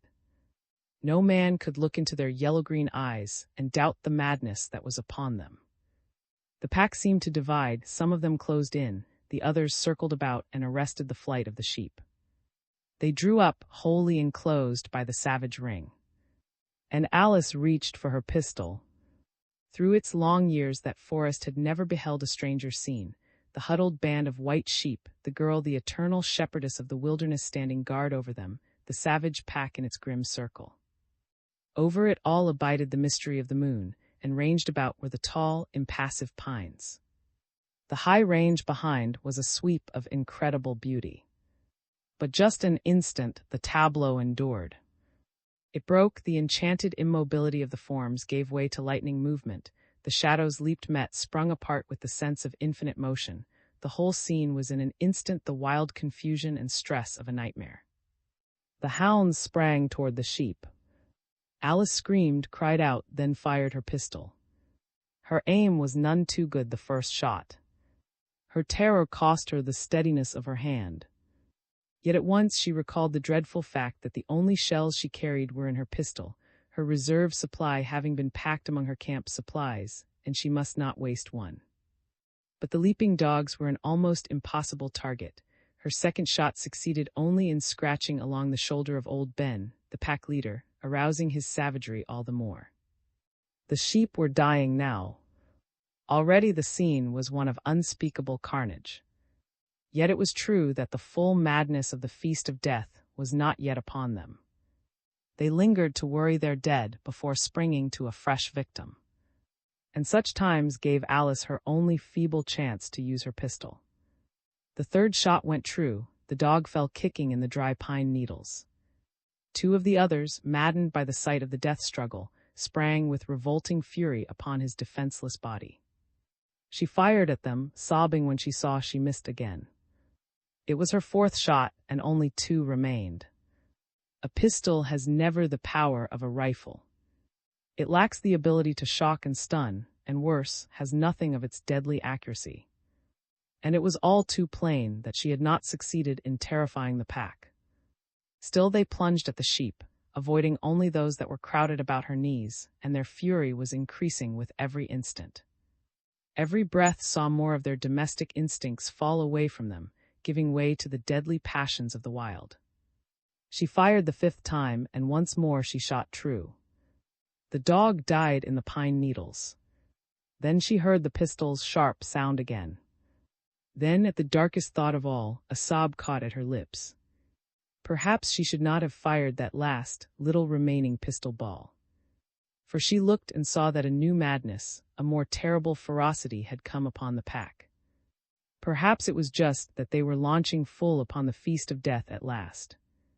Perhaps the sheep died too tamely, and in their pack strength they were swept with new desires. The pungent smell of blood, the shots, the casualties in their own ranks, and the sight of this slight, sobbing figure in the middle of the white band filled their canine brains with fury and their veins with lust. Their excitement was at the highest pitch, and she raised her voice in a frantic scream for help. For her eyes had dropped down to Ben, the terrible leader of the pack, and his glowing eyes were no longer fixed upon the sheep. Instead he was crouched, snarling just out of leaping range in front of her, and white foam was at his fangs. And then he came creeping toward her, across the blood-stained pine needles. Out of the corner of her eyes she saw other black forms, all of them snarling, all of them stealing along the flanks of the little flock in her direction. There was no defense. The last cartridge in her little pistol had been spent. Regret, infinitely bitter, seized her at the realization that the last shot should have been saved for her own moment of ultimate need. Darting down the narrow game trail, sped in the direction of the shots. In all the forest dramas that the pines had looked down upon the lightning flight of the deer before the wolf pack, the elk speeding madly with the lynx at his flanks, they had never seen a more desperate ride, a wilder race. He had lashed the horse into the fastest pace it knew, not loping, not running easily, but a frantic run to burst open the heart and force the jets of blood through the walls of the veins. Was riding for Alice's life, and the least fraction of the last second might hold the issue. He had only one thought and one prayer, that he could arrive in time. He scarcely tried to guide the horse. He left it to the animal's instincts to keep to the trail. It was only a little moonlit serpent between walls of brush or through the open tree lanes. It had treacherous turns, and here and there great logs had fallen across it, yet the reins hung loose and he flailed at the animal's side with the strap ends. He didn't know when a low-hanging limb of a tree would crush his skull, when the horse would trip and hurl him to his death. These things simply did not matter. They scarcely entered his mind. All thoughts of self, even realization of self-identity, was gone from him. He was simply the rescuer, speeding to give aid. He suddenly knew in a blinding flash of light that in this undertaking not even his own life mattered a hair. If she had been a stranger to him, even the lowliest herdsman would still have raced to give aid. The old colonel had not been mistaken in his judgment of basic metal, and he would have stood bravely and strongly this elemental test of manhood. But this was more. The forest was shadowed, the trail was dark, yet saw more clearly than ever before. Life and death were not the only issues now. All of infinity, it seemed to him, hung in the balance, and no inward doubts, no voice of reason could make it less. In one instant he realized that Alice was in her own being his life and death, his heaven and hell, his spirit and his world and his stars. She called him through the night, and as long as life dwelt in his body, he would fight toward her. Her hands reached out to him, and he would grasp them boldly across the yawning chasm. Danger, death, travail, and pain were but gifts to give freely, with never a regret. The way was dark, but an inward light had come to him. He heard the second shot, then the third and the fourth. He sped on. The clamor of the pack seemed just at hand. Sharp and piercing above it, the last shot reached him. And then there was a long delay, a grim silence that seemed to tear him to pieces with horror. Was the fight over? Did she already lie still? The pack also was ominously silent, snarling rather than baying. The pistol was empty and guessed the truth. To Alice, in that forest nightmare of terror, the last hope seemed gone. The great hounds were creeping toward her, strangely in their stealth, and it seemed to her that their muscles were gathering to leap. She alone stood in the way of the gratification of their lust. Was not the death feast waiting, with only her frail body and her pistol, oddly silent, to stand between? Besides, their madness was at its height.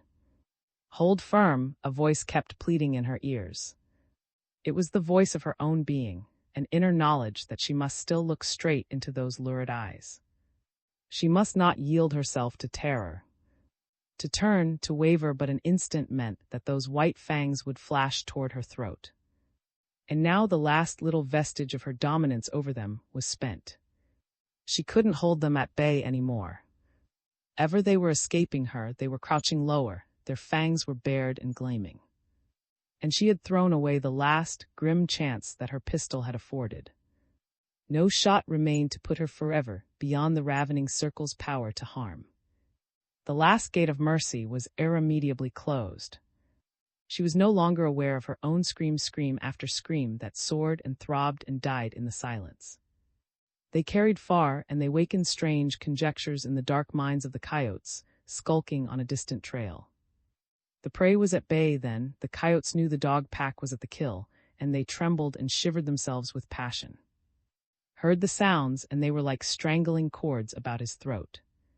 The sounds seemed only to further madden the dogs. There was nothing for them to fear. The pistol was silent. The tall, erect form among the sheep had not the strength of the least of them. She stood so slight, so appalled, no more to be feared than one of the ewes that now lay so silent, its whiteness so streaked and stained with red in the pine needles. Her fate could be the same as that of the lamb, thrown by Fargo to their kennels. The moment of silence and waiting was almost at an end. In an instant, dreadful activity would return to those tense figures, just as when they had attacked the sheep. One little breath remained. Her faltering hands clasped at her breast, as if to shield it. And then her dull, terror-dimmed eyes saw a strange thing. At first there was only disbelief, then amazement, then a rapturous flood of hope. For the fierce eyes of the dogs were no longer upon her. It was as if they had forgotten her existence, but rather that their attentions had been fixed and held by something beyond the wall of thickets. They were gazing beyond her, and all of them were growling uneasily deep in their throats. And at last, in the little interludes between her screams, she heard the wild hoofbeats of the approaching horse. Swept up to her, not daring to fire at first. The dogs were too near to her for that. He sprang with incredible strength from the horse's back, and the butt of his rifle swung high. And there was a strange, half-strangled shriek of a dying hound as the blow struck home. And that was the first blow of a mighty battle, a fierce conflict to the death, that may for all human beings may know be cave talk among the beasts, until the forests grow old and die. The rifle butt, reinforced with iron, withstood the force of the shock, and he swung it down again. Fought with the fury of a wild creature himself, and behind it was the high purpose and the inner strength that has made man the ruler and master of the earth. But it lasted only a moment. For a time that seemed interminable, the animals leaped at the tall figure among them, their fangs tore his flesh and his clothes, and he swung his weapon back and forth like a battle-axe of old. But he was the master, he was of the dominant breed, and more than anything else in the face of this crisis he was not afraid. And the coward that dwells just under the skins of such beasts as these came forth and claimed them. They broke and fled one by one, and many were those that lay with broken backs at his feet. The first law of the forest is that it is better to run away than to die, but now they were out of striking range, he opened fire upon them with his rifle, and with amazing, deadly accuracy.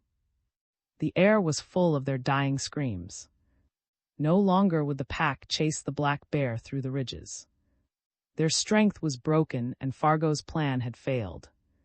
But the moment meant more than this. To Alice it was deliverance in the last instant of despair. Now she lay fainting among the fallen, but bleeding and triumphant, saw that she was uninjured. To it was almost a justification of life itself. He knew the joy of victory, the glory of strength. And strength was still upon him when, after certain hours were done, he came back to the prone body of Fargo, consciousness only half returned to it beside the dying fire at the sheep camp. He had been sleeping peacefully and was not easy to waken. "You can have your horse now," had said, when at last he gained the man's attention.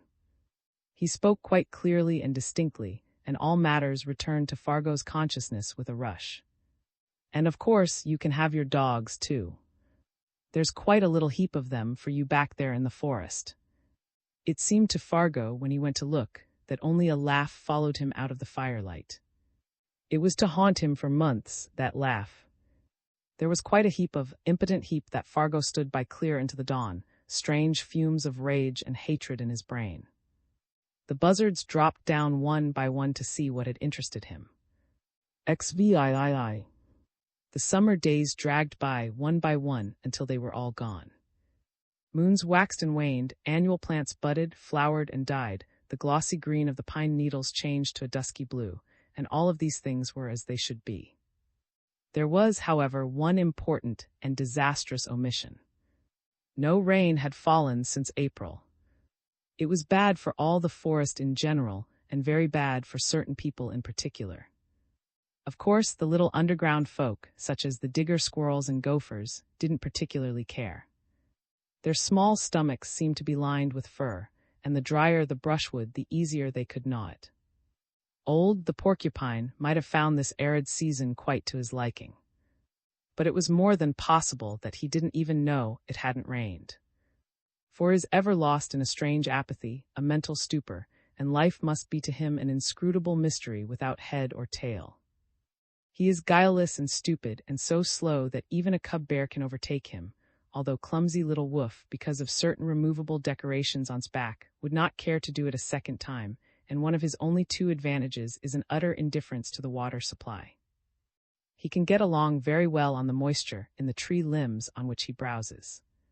His other advantage is, of course, a convertible armor arrangement that he uses for a back. 1 minute and looks sleek and almost as handsome as, say, a dromedary seen through the wrong end of a telescope.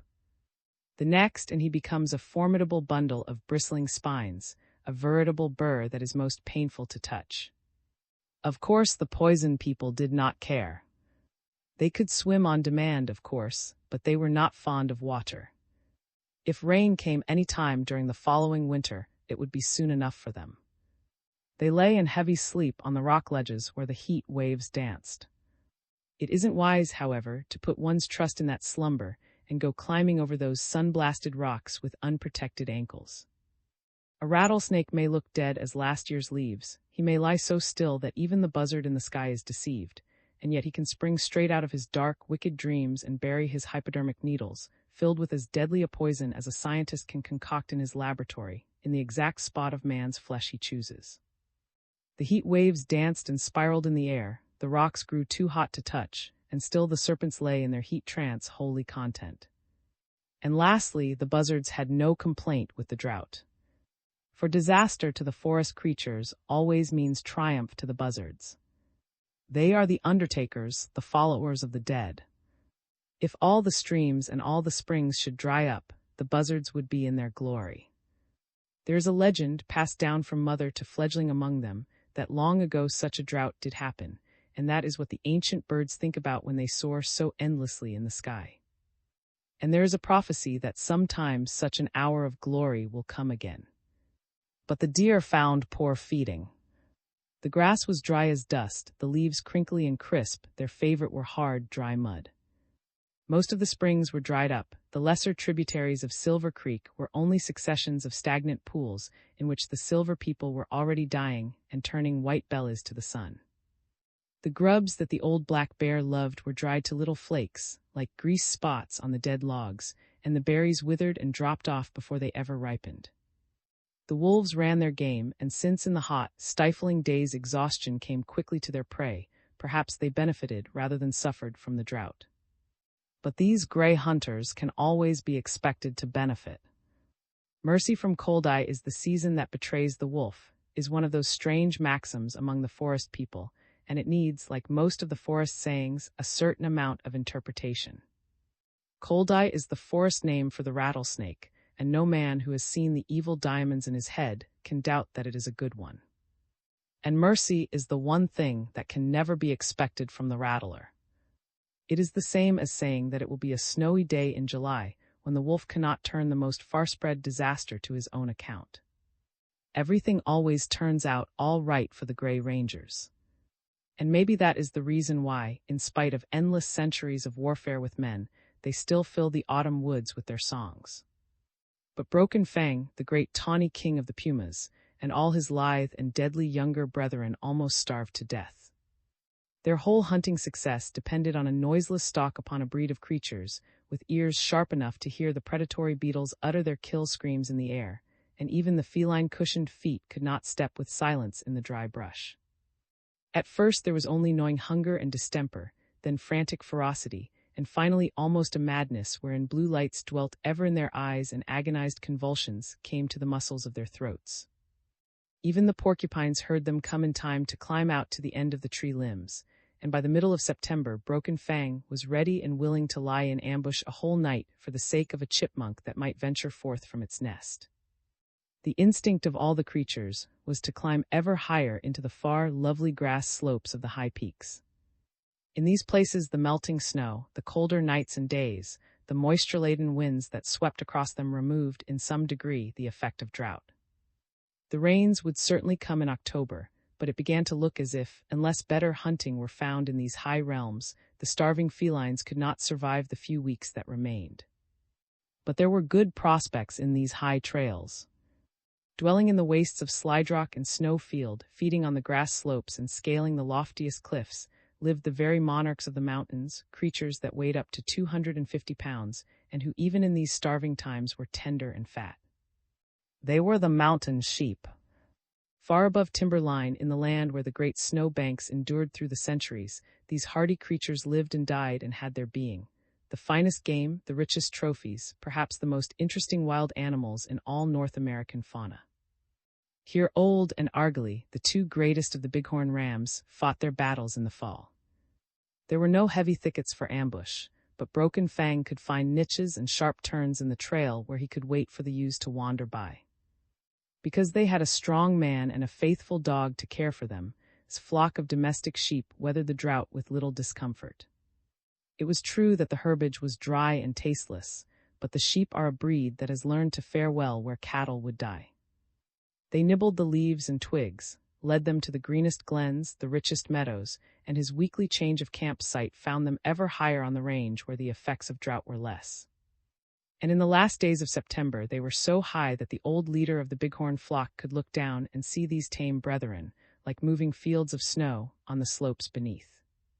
These days had been good, too. Everyone had been a fresh delight, every night had fallen to find a greater strength and a higher peace in his spirit. Was not this his destiny? Had he not come to his lost land, after many years of wandering on dark and unknown trails? Could his home be elsewhere than on these rugged mountains, the shadow of the forest upon him, and the green glades lying in the beauty of the moon? All his life, it seemed to him, his spirit had gone groping here and there for something it could never find, and here, behind the flocks, it had found it at last. He loved the long days of wandering, the nights of vigil, the cool camps in the forest shadow, the little daily adventures that were all part of the eternal war that the powers of the wilderness waged upon the dominance and works of man. Sometimes these took the form of a wolf, striking like a gray shadow from a clump of underbrush and making his kill before it could raise his weapon, sometimes the measured stalk of a cougar on the fold. The fight was never done. Never the night descended, but that the age-old battle cry of the wild, the howl of a wolf, or a scream of a cougar in the gloom, would come soaring, eerie and wild past all telling to his ears. And more than once the leaping flame of his camp was the center of a circle of fire twin discs, here and there, wherever the eyes might fall. The inanimate wild itself menaced the flock. It wasn't easy to find watering places in these days of drought. There were deep glens, box canyons, the mountaineers call them, into which stray bands from the flock would wander and be unable to find the way out. Sometimes arms of the brush thickets cut them off from their fellows, and these were the times when Running Feet and his savage companions were in their glory. Found an ever-increasing delight in testing his own strength and skill against the sinister forces of the wild. It was his joy to give the flock the best possible care, keeping down its casualties, choosing the best feeding grounds, and protecting them from panic or excitement. And as the result of his vigilance, few of his sheep died of sickness, and the lambs grew like weeds. "You know," the girl told him one day, "you are a wonderful herder. We owed you more than we can ever pay." No praise had ever meant so much. "I have to be a good one," the man replied, glowing. "I have to make up for the years I've wasted. Besides, it seems to come naturally to me." He had never spoken a truer word. It seemed to him that this was his ordained place behind the flocks as they fed through the forest. He liked the long still nights in which he knew the solace of the fire, and the whispering and the mystery that crept to him from the forest. He felt that he had lost all love of pretentious things. His standards were true at last, and the little, simple joys that came to him now meant more than all the luxury of his former life. His pipe no longer tasting of varnish but cool and sweet, his simple meals, the little triumphs of his day's work, his refreshing rest after the day's fatigue gave him unmeasured joy. He had the lasting satisfaction of work well done, of time profitably spent. Already, he reflected, he had some $100 to show his friends in the Greenwood Club. But that famous organization seemed infinitely distant now. It was as if it had never been real, that all his days he had roamed behind the sheep. Strangely, he no longer even missed the old days. The love of strong drink was gone from his body. He didn't look a great deal like the man that the old colonel had sent forth from the Greenwood Club. His hands and face had been brown before, now they were almost as dark as those of Pete, his late guide. A fast walk over the ridges did not fatigue him now. He was lean and hard as hickory, the muscles rippled under his toughened skin, the sweet mountain air rushed deep in his lungs. It was almost recreation. Never in his old life had he known the buoyancy, the tireless strength, the simple joy of living vibrant and alive in every nerve. There was a curious change in his eyes, too. The little blood splotches had quite gone from the whites, and they were a firm, pale blue. The corneas looked slightly more hard and bright, and the lines that dissipation had were almost gone. "Go for 2 weeks," the old colonel had said. "And Lord knows it might make a man of you." 2 weeks. 3 months had already passed, and whether Alice knew it or not, that remote possibility that the old colonel had hoped for had already come true. Had done a man's work, the degree had been won. For the law that was true in the earth's young days is true today. It endures when scorn has spent itself and false pride is humbled, that by toil and conflict alone shall men find their place, their honor, and their happiness. Knew now, as he watched his sheep, that this was the world of the warrior, not the weakling, of those who gave, not those who took, of those who stood firm and endured, not those who broke and fled from the crash of armor. He did not doubt but that he had already been forgotten by the members of the Greenwood Club. 3 months had he been gone. Another played his hand at poker, another occupied his favorite seat in the club dining room. But of course they would forget him. There was no comradeship of arms, no mutual memories of trial and strife and conquest to hold them close to him. He had supposed that he had known them intimately, their natures and their souls, but now he realized that they had been but strangers after all. Living an artificial life, he had seen only exteriors. He had flattered himself in his subconscious mind, rather than conscious that they were close and lasting friends. Now he knew that only the fire of conflict and stress can weld a lasting friendship between man and man. Friendship is too dear and precious a thing to find in soft ways. That, like all of the other rewards of life, goes only to the warrior. He was forgotten. The night life of the club whirled on without him. The talk was the same, the lights glittered as ever, the crowds thronged through the streets without, the same round of gaieties made its lifeless and eternal circuit. By a strange paradox, he suddenly knew that if he were remembered at all, it was by those who had shared with him in his debauches. And after all, they had been the most vital part of his old life. They were the thing most worth while. At least he had lived then, he had known basic exaltations and passions, he had not been soft and dead. There had been stress, wakefulness, vitality. Perhaps their pleasure lay in the fact that they had simulated life. But by the other clubmen, men he had laughed with and talked to, he was simply one who had been and passed on. He was stirred to the depths of his being by the contrast here. He laughed at the thought that he might ever be forgotten by the companion beside him, now the great shepherd dog that muzzled his hands. Had they not fought on the same side in battle? Had they not faced the same enemies, known the same stress, felt the same pinch of cold in the crisp dawns and the same cheering warmth of the fire? Had they not gone together into still and sinister glens after the lost sheep? They had braved the dangers, they had endured the storms, they had fought the same fight for the same reward, the joy of living and of service. Here was one of whom he did not know merely the exterior. He felt the animal's heart pounding against his own body, and he knew its strength and its courage. Its fidelity, its love, its true and noble worth could not be put into words. And here was a friend, as long as blood stirred in his veins, who would be faithful. No artificial lights glittered in these mountains. Rather knew those known to the shepherds, who watched the sky for a sign in olden days, the peace of the stars and the glory of the moon. The only talk was such as he and the shepherd dog had together, the complaint of the sheep, and the voices of the forest about him. The crowds were far, the gaieties were known at last as the dreams they really were, and in their place was the silence, the inner peace, the joy of conquest, and the white sheep, feeding in the shadow of the high peaks. He was far and alone, but he was content. But was not entirely forgotten. Even now the old colonel sat in his chair in the lounging room, his factory-tied tie at an angle at his collar, his hands folded, his eyes seeing out and beyond the city that stretched about him. And to him, at least, was still a reality. Even if he were dead slain in some great stress in those far Rockies, he was more vital and alive in the colonel's eye than he had ever been before. Had he won or had he failed? Was he standing straight or had he fallen? Had he gone down, or even now was he sitting, redeemed and recreated, beside his campfire in the land of mighty men? XIX. Beyond all other joys and compensations for these 3 months in smoky land, there remained a subject for humble thanks to the skies, the comradeship of Alice. Every day it made the struggle more worthwhile, his happiness more complete. She made periodical trips to his camps, bringing food for himself and salt for his sheep, and assisting him as he moved the flock from range to range. He counted the days of her absence, and the nights that she sat beside his fire simply opened a new world to him. They had 1,000 things to tell each other.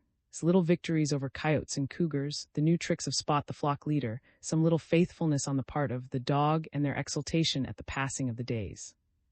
For if they passed the present month in safety, if Fargo and his gang did not rout them before October 1st, the victory was won.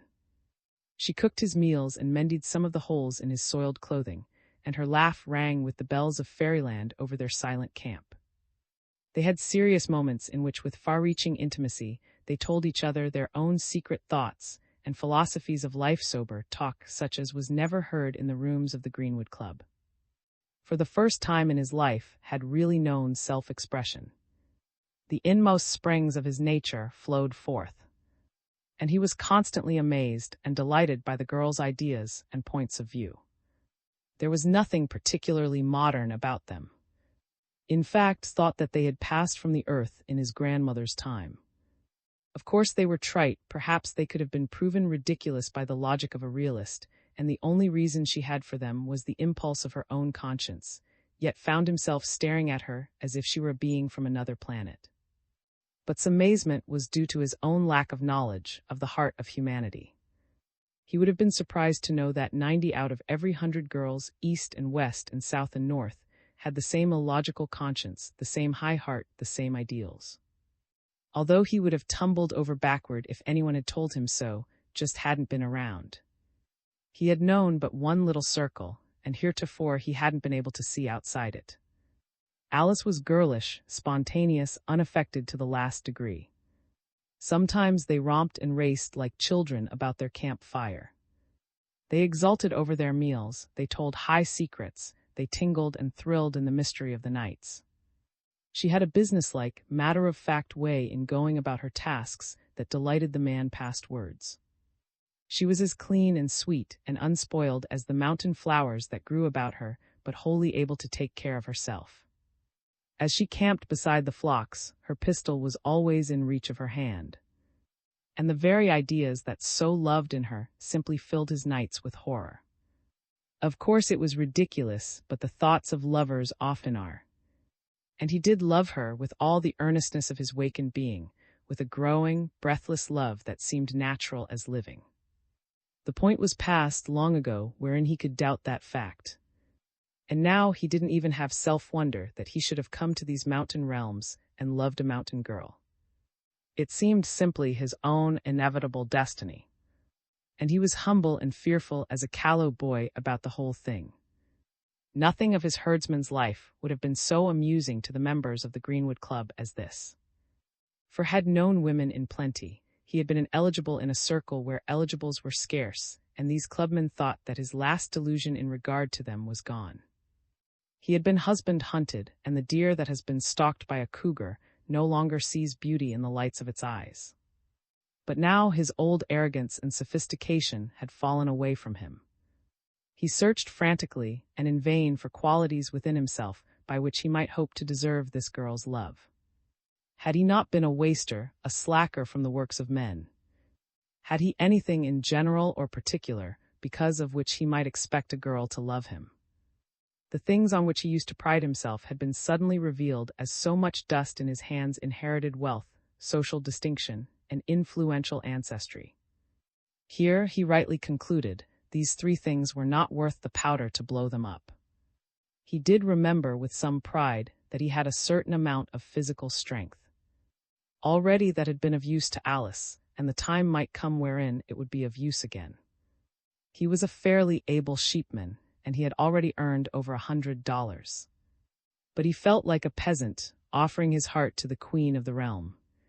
It got down to a serious matter that as yet he did not feel that he had justified his own existence, that he had established himself in the great world of men and toil, and that he had not yet been purged by the fires of trial and stress and redeemed in battle.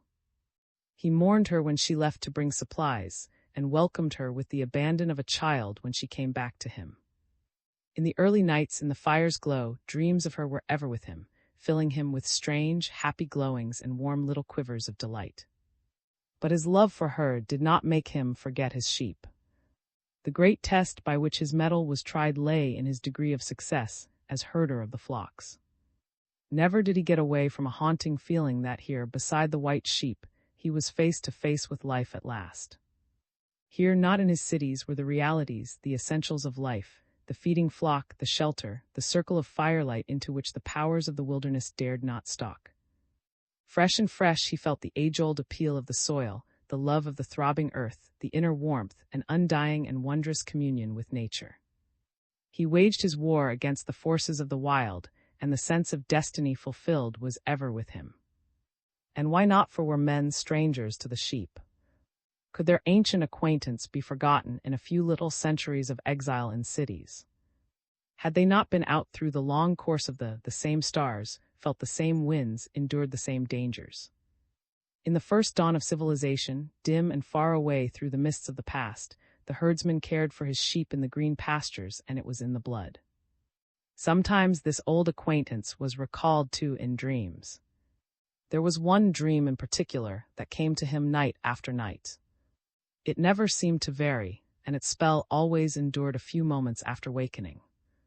So real it was, so vivid, it was almost as if it had been some actual experience in his own life, rather than a remembered vista from the immeasurable past. He always seemed to be sitting, half dozing, before a fire not greatly different from that which burned before him in reality. It was always so red, so cheering, that the love of it seemed to shiver his heart to pieces. The forest always stretched about him, silent, mysterious, sinister past all words. And there were always the sheep. Always in his dream he guarded the sheep. It was a matter of life itself. And death was always waiting for him the instant he relaxed his vigilance. It was not an easy passing, a swift crossing to a happy, bright, quiet land from which he might return and whisper in the night. It was always darkness and cold and pain, and most of all it was fear. The sheep were white in the same moon, the same stars were in the sky. But the tent was absent. Such a thing was without his bourne of thought. In the darkness he dared not leave the fire to seek shelter from the rain. And as he dozed, he sat in a somewhat different position, usually leaning forward, his hands locked behind his head. And in the summer nights the hair on his arms drained off the rain. Was still beside him, and the communion between them was even more close than in life. They seemed almost like brothers, rather than master and servant. A peace that was almost rapture abided in their companionship. And it was necessary that remain awake while he himself dozed. But the dog's outline was vaguely different. The ears were always pointed and erect, the tail was not so lifted, and sometimes when caught a sudden glimpse of him out of the corner of his eye, a swift wave of icy terror swept over him. The dog was like Cry in the night that was it. He was gray and white-fanged, just like the wolves themselves. Even the wind, the air, was different. It was full of smells that stirred the flesh, and hushed little sounds to freeze the blood with dread. It was vibrant and shuddering and alive, and the world had not yet begun to grow old. And he always felt an overwhelming pride in his own strength. His arms, curiously long and quite black with hair, could crush the ribs of Cry in the night like an eggshell. His chest was huge, his legs were knotted and gigantic, and when he saw his reflection in the water of the spring, the hairy growth was long and matted about his throat. And clearest of all the dream was the ring of deadly shadows that ever encroached upon the space of firelight, and the strange twin lights that ever glowed from their depths. 2 and 2 everywhere he looked. They always glowed hungrily, and their watch was never done. Curious blue-green and yellow discs of fire, close together and glowing ever in the darkness. Sometimes he would open his lips and shout, and for an instant they would draw back. They were afraid of that wild cry of his, but they were more afraid of the flint dagger that lay at his side. They died quickly with a scream and a howl when the death flint went into them. It was a good thing to see, but it also filled the heart with fear. He laughed and exulted when he remembered how it was even quicker in its stroke than the leap of a wolf, but most of all the watchful circle feared the campfire. They could not rub the wood and strike the flame. In this he was master, ruler, and monarch of the earth. Cry in the night might kill him in a fair fight, but still he could not build a fire. The dreamer always felt a great wave of exultation. One night he dreamed that the fire burned almost down, and the circle drew close. He wakened from his doze and shouted at them none too soon. And a strange, wild cry from his own lips wakened, in the sheep camp of the 20th century, from his dream. He had cried out in his sleep a hoarse, wild, savage cry that left him curiously awed. And the coyote that had crept close to the flank of the flock slipped quickly back into the forest. Got up, stood a moment in the gleam of the late September moon, then piled more wood upon the fire. The circle of twin lights was a reality tonight. The days of drought had brought ever more of the wild hunters about his flock, and almost anywhere he looked he saw their luminous eyes, 2 by 2, as they waited in the darkness. He glanced down, but a rifle, not a dagger of flint, lay at his side. He looked out over the flock, instinctively counting up his markers. Most of the sheep were asleep, but one, the greatest of them all, stood erect, with lowered horns as if on guard. It was Spot the yearling ram, and his horns looked oddly large in the soft light of the moon. "Spot, old boy," the man said, "I believe you've got memories too. I believe you've been dreaming just as I have." Shepherds of the Wild, Edison Marshall. The mouth of the canyon was darkened with shadows when the bull elk came stealing down the brown trail through the dusky thicket. In all this mountain realm, a land where the wild things of the forest still held sway, there was no creature of more majestic bearing or noble beauty. He was full grown, his great antlers swept back over his powerful shoulders, and it was evident from his carriage that he had no fear of such enemies as might be lurking in the gloomy canyon. For it was known far through the forest that even the great puma or the terrible grizzly, unless they had the advantage of ambush, treated Spread Horn with considerable respect.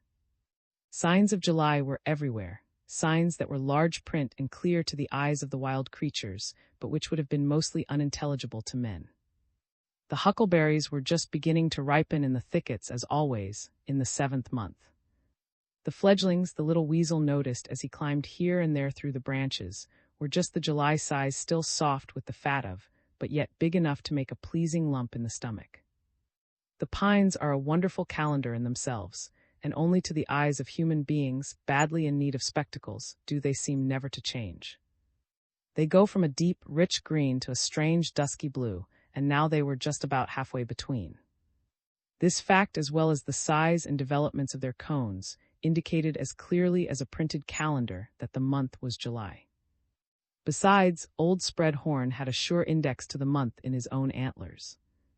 Time was, and not many months back at that, when he had no more sign of antlers than his own cows. The time would come, just before they fell off completely, when they would be suitably hard and sharp for the edification of any rival stags that should attempt to disrupt his family life. Just at present they were full-grown but still, in the velvet covered with a sort of tawny fuzz that was soft to the touch. It indicated July without the least chance for doubt. He came slipping easily down the canyon, and there was no reason whatever for expecting him. He walked into the wind, his scent was blown behind.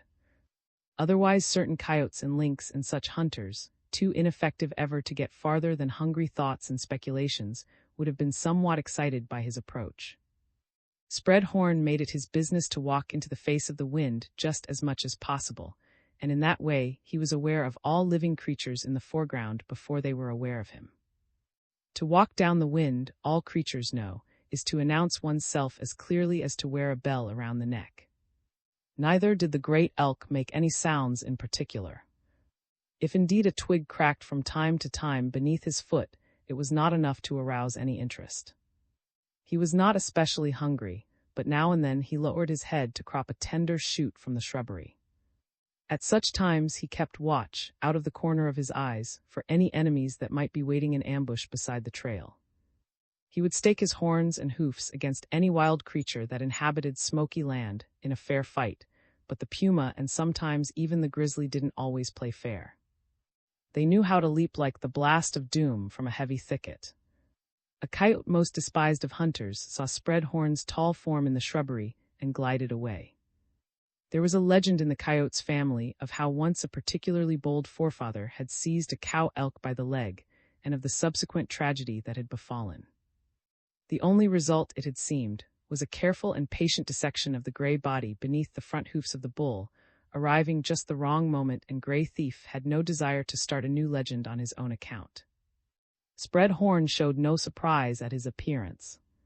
His only neighbors were the wild folk, the only people that he knew. For the wild creatures were still, as far as facts went, the real owners and of Smoky Land. It is true that in various heavy and dusty books in legal offices it could be learned that this particular part of Idaho was public domain, but as yet few had come to clear away the forest and till the meadows. The place was really startlingly large. Distances are always rather generous in the West, but few were the maps that named it. Those that had gone to fish in its waters and hunt its mountains thought of it always as beyond the last outposts of civilization, beyond the end of the trails, and clear where the little rivers rose in great springs. The cattlemen had named it, and at the end of the dry summer, when forest fires ranged here and there through the high ridges on each side, the name was particularly appropriate. Because of the structure of the passes, the winds were likely to fill the region with pale blue smoke. In reality, Smoky Land lay on the great shoulders of the Rockies, a high plateau, studded here and there by grim and lofty snow peaks. It was not a land for gentlefolk. It was a hard, grim place, a forbidding land where the sun was a curse in summer and the winds a stinging lash in winter, where great glaciers gleamed in the morning light and snow fields lay unchanging above the line where the timber became stunted and died. There were rugged crags and impassable cliffs, deep gorges and dark, still canyons, miles of gray slide rock and glossy grass slope, and through it all, dwelling like a spirit, there was a beauty that could not be. It manifested itself to every sweep of the eyes. Game trails wound and crisscrossed through the thickets, and the dung was not dried to dust and the tracks half obliterated and stale as in many of the game trails of the West. One only had to wait, to lie still as a shadow in the coverts to see such sights as the forest gods usually reserved for the chosen few. Sometimes it was a doe, stealing with mincing steps and incredible grace from thicket to thicket, sometimes a puma, glaring of eye and hushed of foot and curiously interested in all the doings of the deer, sometimes an old black bear grunted and mumbled and soliloquized as he blundered along.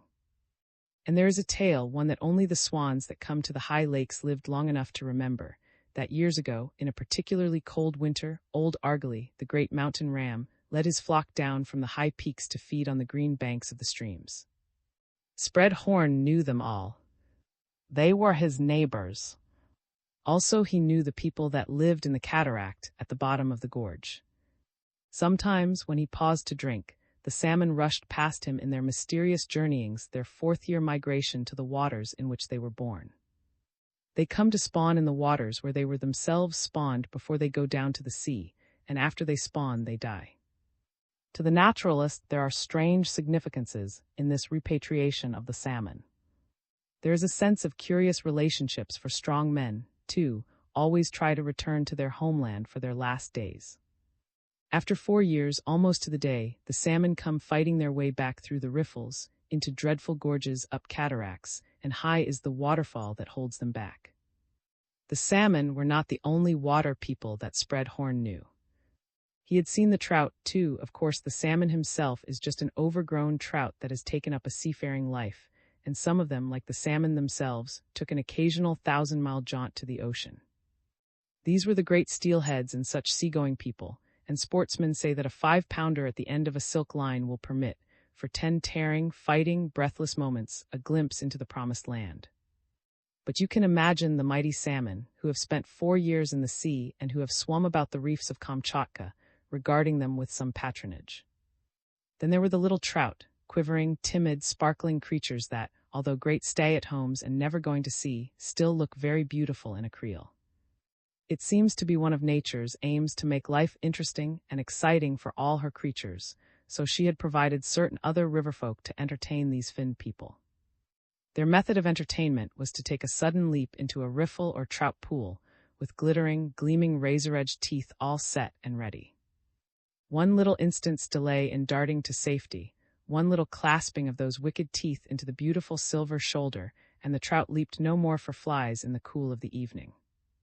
These were the otter and mink and such fur-bearing people, and they existed in plentiful numbers, because in this region the trapper had not yet made himself particularly manifest.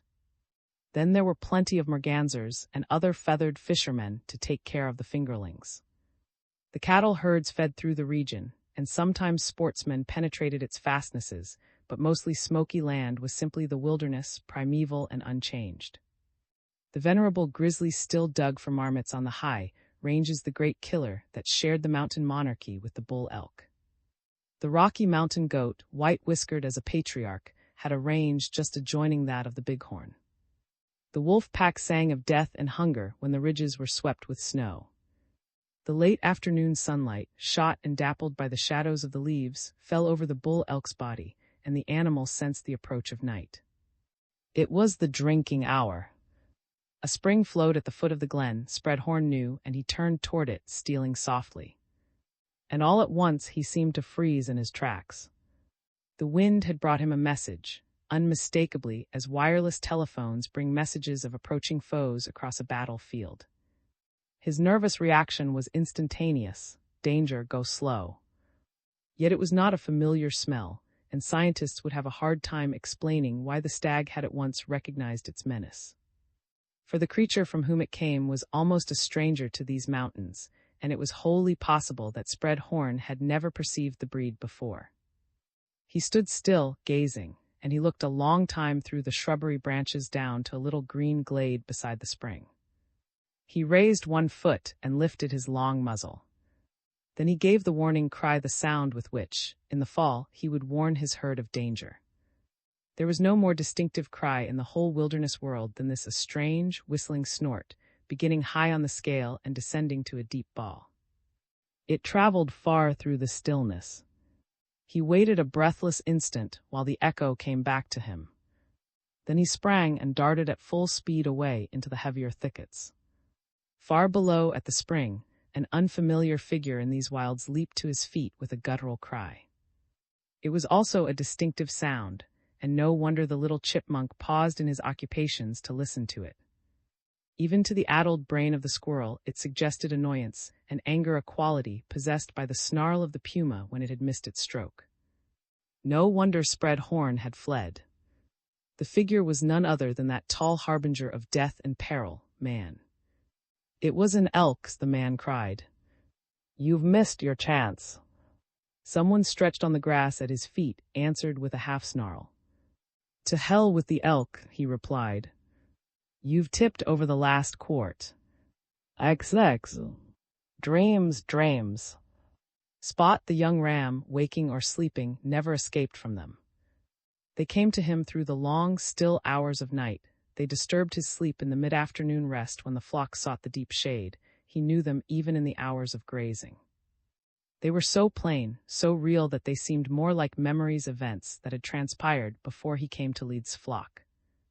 Yet his damning was not the least in doubt. Himself knew Spot's full record as far as his own immediate life was concerned.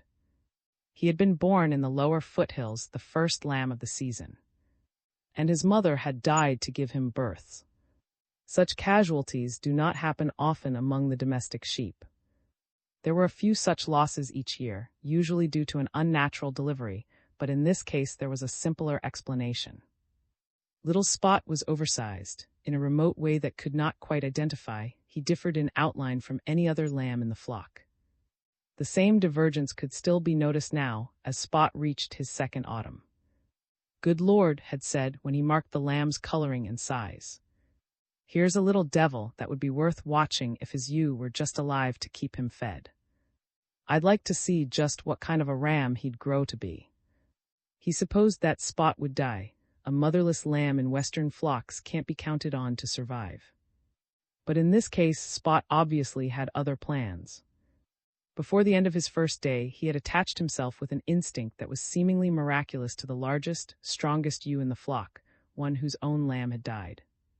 Himself fastened the skin of the dead lamb on his back until the ewe gave him her breast. It was as if he already knew his destiny and needed full feeding and rich milk to attain it. Spot grew fast, and in the castration and docking season, little Spot was spared just to see what kind of a white-trumped, miscolored, heavy-headed ram he would grow to be. And almost from the first day, he had had those strange, haunting dreams. Mostly they were thrilling, breathtaking, joyous dreams, but sometimes they were simply nightmares. The earliest one of all, perhaps, concerned some sort of a terrible enemy that always seemed to be menacing him from above. It was something that could drop with the speed of a waterfall leaping down a cliff, or the morning light chasing the shadows down a snow-capped peak as the sun came up. Spot knew that it had cruel talons that could lift him in the air and carry him to a fearful land of cold and darkness whence he would never return. The sheep do not ordinarily watch the skies. The range of their eyes is downward, and thus the only way to mark swift wings' approach was to see his shadow on the crags. And once when the shadow of a lazy buzzard flicked across the meadow, a sight unnoticed by the other lambs, Spot's little heart choked with terror, and he tried to squirm under the ewe's body. Cliffs, waterfalls, snow-capped peaks. What did little Spot know of them? He was born on the lower foothills, and from the highest camp where drove the flock, the peaks were still far aloft, glittering in the sun. Yet Spot knew them. In his dreams, he knew exactly how the waters broke, gleamed, and roared as they dropped from ledge to ledge. He knew the feel of the firm snow under his hoofs, the glory of the sun from the topmost spire of the highest peak, the touch of the cold crags as he lay in the sun. His dreams were ever so much more real to him than his realities. The band of patient ewes, the firelight of the herder, the slow grazing over the wide stretches of green grass. In fact, Spot put no trust in campfires and herders. The herder, he felt in the depths of his heart, should be eyed with suspicion. This strange, forked breed was no companion of his. He couldn't get away from a feeling of strangeness and unfamiliarity with the scenes of his birth, as if he had wandered away from home and didn't know the way back. He was lost and lonesome and unhappy, and he had been cheated from some glorious heritage that was rightly his. He couldn't get used to the slow movements of the ewes and the other lambs. His muscles seemed to itch and burn when he was idle. He wanted to run, to dash up the rocky cliffs, and yet he dared not leave the flock. The gregarious instinct among sheep is too well engenerated for that. Once weaned, he spent his surplus energies in running back and forth across the front of the band, ever longing for the lost land from which he had strayed. In his dreams, he always left the meadows far behind him. Even the forest itself was left too, and he was set free and joyful in a more familiar land, a place of jagged cliffs and slide rock, narrow passes and steep precipices, great rock crevices and snow-capped peaks. It was true that some of his band accompanied him, but they were all taller, all stronger, all active as himself. And a great blood brother, whose word was immutable law in the pass, was always in the light. It seemed dim and deeply hidden from him, that he himself was ordained when his full strength was upon him to lead that band in their wild adventures over the cliffs and stretch his own irrevocable law over the ranges. But that was far off. In his dreams, he was merely one of the dark-colored band, marked with white even as himself, and the leader had tremendous, curling horns of which even Lurkin the Trail, the cougar, could rightly be afraid. Such games they had in his dreams, such breathtaking adventures and wild leapings from crevice to crevice, from ledge to ledge. Sometimes it seemed to him that he would climb and climb, as a star climbs in the sky, to the loftiest pinnacle of the highest peak from which the whole mountain world would spread in glory below him, and the setting sun would throw its red glow over him. The longing for his lost land was with him every waking moment. He loved his dreams. His reality seemed absent of all delight. He was always sorry to waken. Deep, insatiable longings and vague unhappiness filled his days. It was a perfectly natural development that in his second year, even although he had not yet reached full maturity, he should obtain the leadership of the flock. The other sheep sensed his self-reliance even though they could not share in it, and even the old ewes followed him with entire simplicity and trust. He seemed to have had the advantage of some stern sort of an education that they did not have, and almost unaided by the herder, he led them to the choicest feeding grounds. He was brave when they were afraid, he sensed danger when they were blind and deaf, and most of all he had the spirit of kings. But they could not follow where he would have liked to lead them. And because of the eternal instinct toward gregariousness, he had to stay back with them. It would have been easy for him to whip past the dog, gaining quickly the high passes where such beasts as Cry in the Night could scarcely follow. But the others could not keep pace. The dreams were always real and lifelike, but one night in late September they swept him with unutterable vividness. The flock had bedded down at the highest camp in the range. His holdings ended in the fringe of timber immediately above them. And all at once he leaped straight out of his dream into wakefulness. He was trembling all over with excitement, his blood simply racing in his veins. The night throbbed, his heart swelled as if it would burst. At first he only saw the moonlight, fragile and silvery, over the sleeping sheep. He raised his head. One of the wilderness traits that even the domestic sheep have not altogether lost is the ability to stand absolutely motionless until human eyes get tired of watching. Not a hair twitched on the young ram. It was such a posture as his followers had often seen in him when the flock was menaced by some approaching beast of prey, yet Spot was not thinking of enemies now.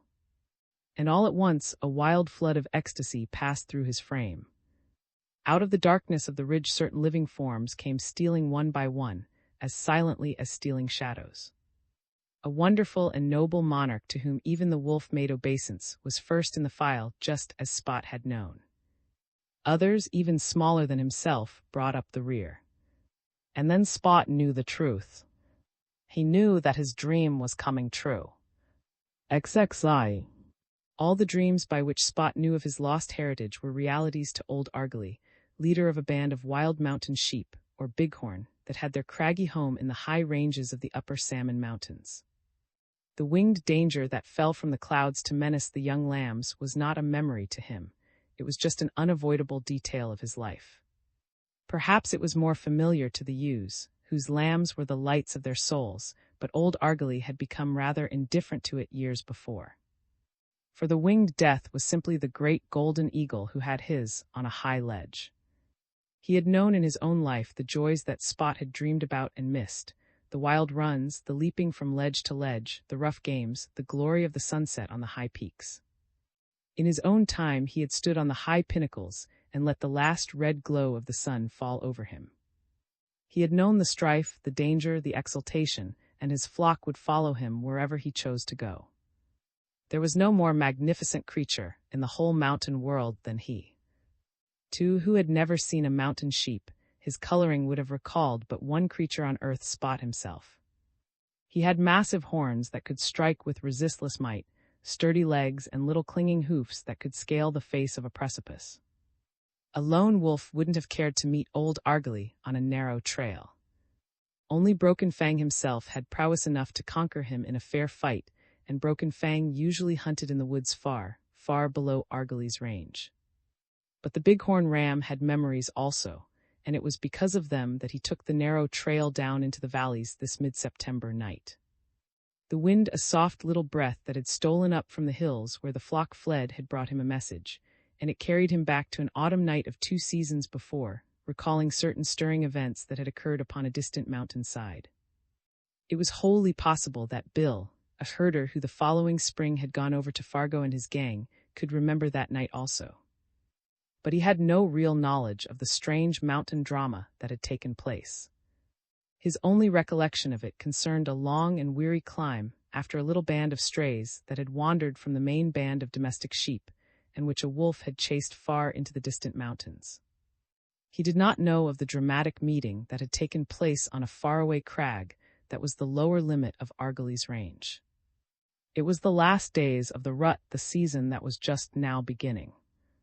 The old ram had been down from his high places looking for salt, and at first he had been just a little alarmed by the sight of the little band of all-white ewes fleeing so madly toward him. But understanding had come soon. He realized that these ewes were his own people, cousins far remote, and yet females of his own breed. They were sheep, even as he himself. Their wool was full of alien smells, they were awkward and slow and helpless, their bodies were fat where they should have been trim, yet they were his own kind. The fact that he had considerable of a harem already did not matter here, for the old ram, like all of his brethren, was an incorrigible polygamist. Were not the fall days almost done? It was the autumnal madness, and a wilderness mating had come to pass before the moon had set. And Spot had been the child of that union, conceived in the far ranges that were his native land. But the strong ewe that was his mother did not follow her lord into his high trails, after all.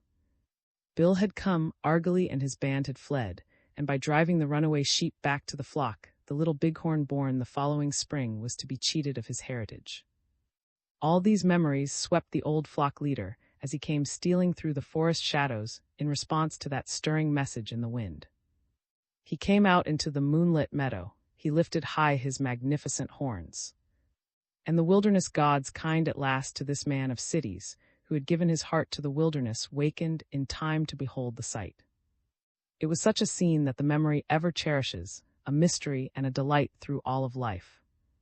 In all that breadth of forest there was no picture more wonderful, no forest drama that went more deeply into the mysteries of the wild. He felt as if the mountains had opened their secret heart to him at last. He scarcely moved in his blankets lest the charm should break. He didn't know why he was so odd. It was as if the centuries had rolled back and had given him a glimpse of the young world when the holy communion of men and nature still endured. He sensed the immutable enforcement of great laws, perhaps one instant's half-darkened glimpse of the whole, unfathomable scheme of existence. And he was moved to the depths of his being by the sheer beauty and wonder of the scene. The moonlight was a miracle in itself. It enchanted the meadows, it filled the open forest with gliding ghosts, it turned to snow the great, sleeping flock. The brush thickets were a mystery, a darkness that passed understanding. And at the edge of the forest stood the bighorns, forms in marble, noble past all words. Yet it could endure but a moment more. Even now the great ram had begun to grow suspicious. The firelight cast a faint red glamour, and Argyle eyed it with suspicion. There were unfamiliar smells in the air too, one that remotely suggested cry in the night and the other that he had experienced when Bill had come to drive back his ewes. He turned silently, starting to slip away. But at that instant Spot, the yearling ram that had led the domestic flock, leaped forward as a meteor leaps in the sky. He knew this breed that had come down from the fastnesses. They were of his lost land, and even now they were turning back to the crags of which he had dreamed. Saw the motion, gasped once in the depths of wonder, and sprang to his feet. The dog barked and raced about the flank of the flock. Cried out. Swept with wonder and tingling in every nerve, he couldn't suppress the utterance. He saw old Argyle pause with lowered horns as Spot raced toward him.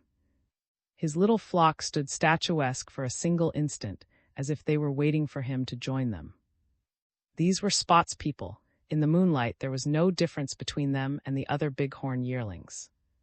Understood now why Spot had differed from the domestic sheep, and raced jealous as ever for the integrity of the flock to cut off Spot's flight.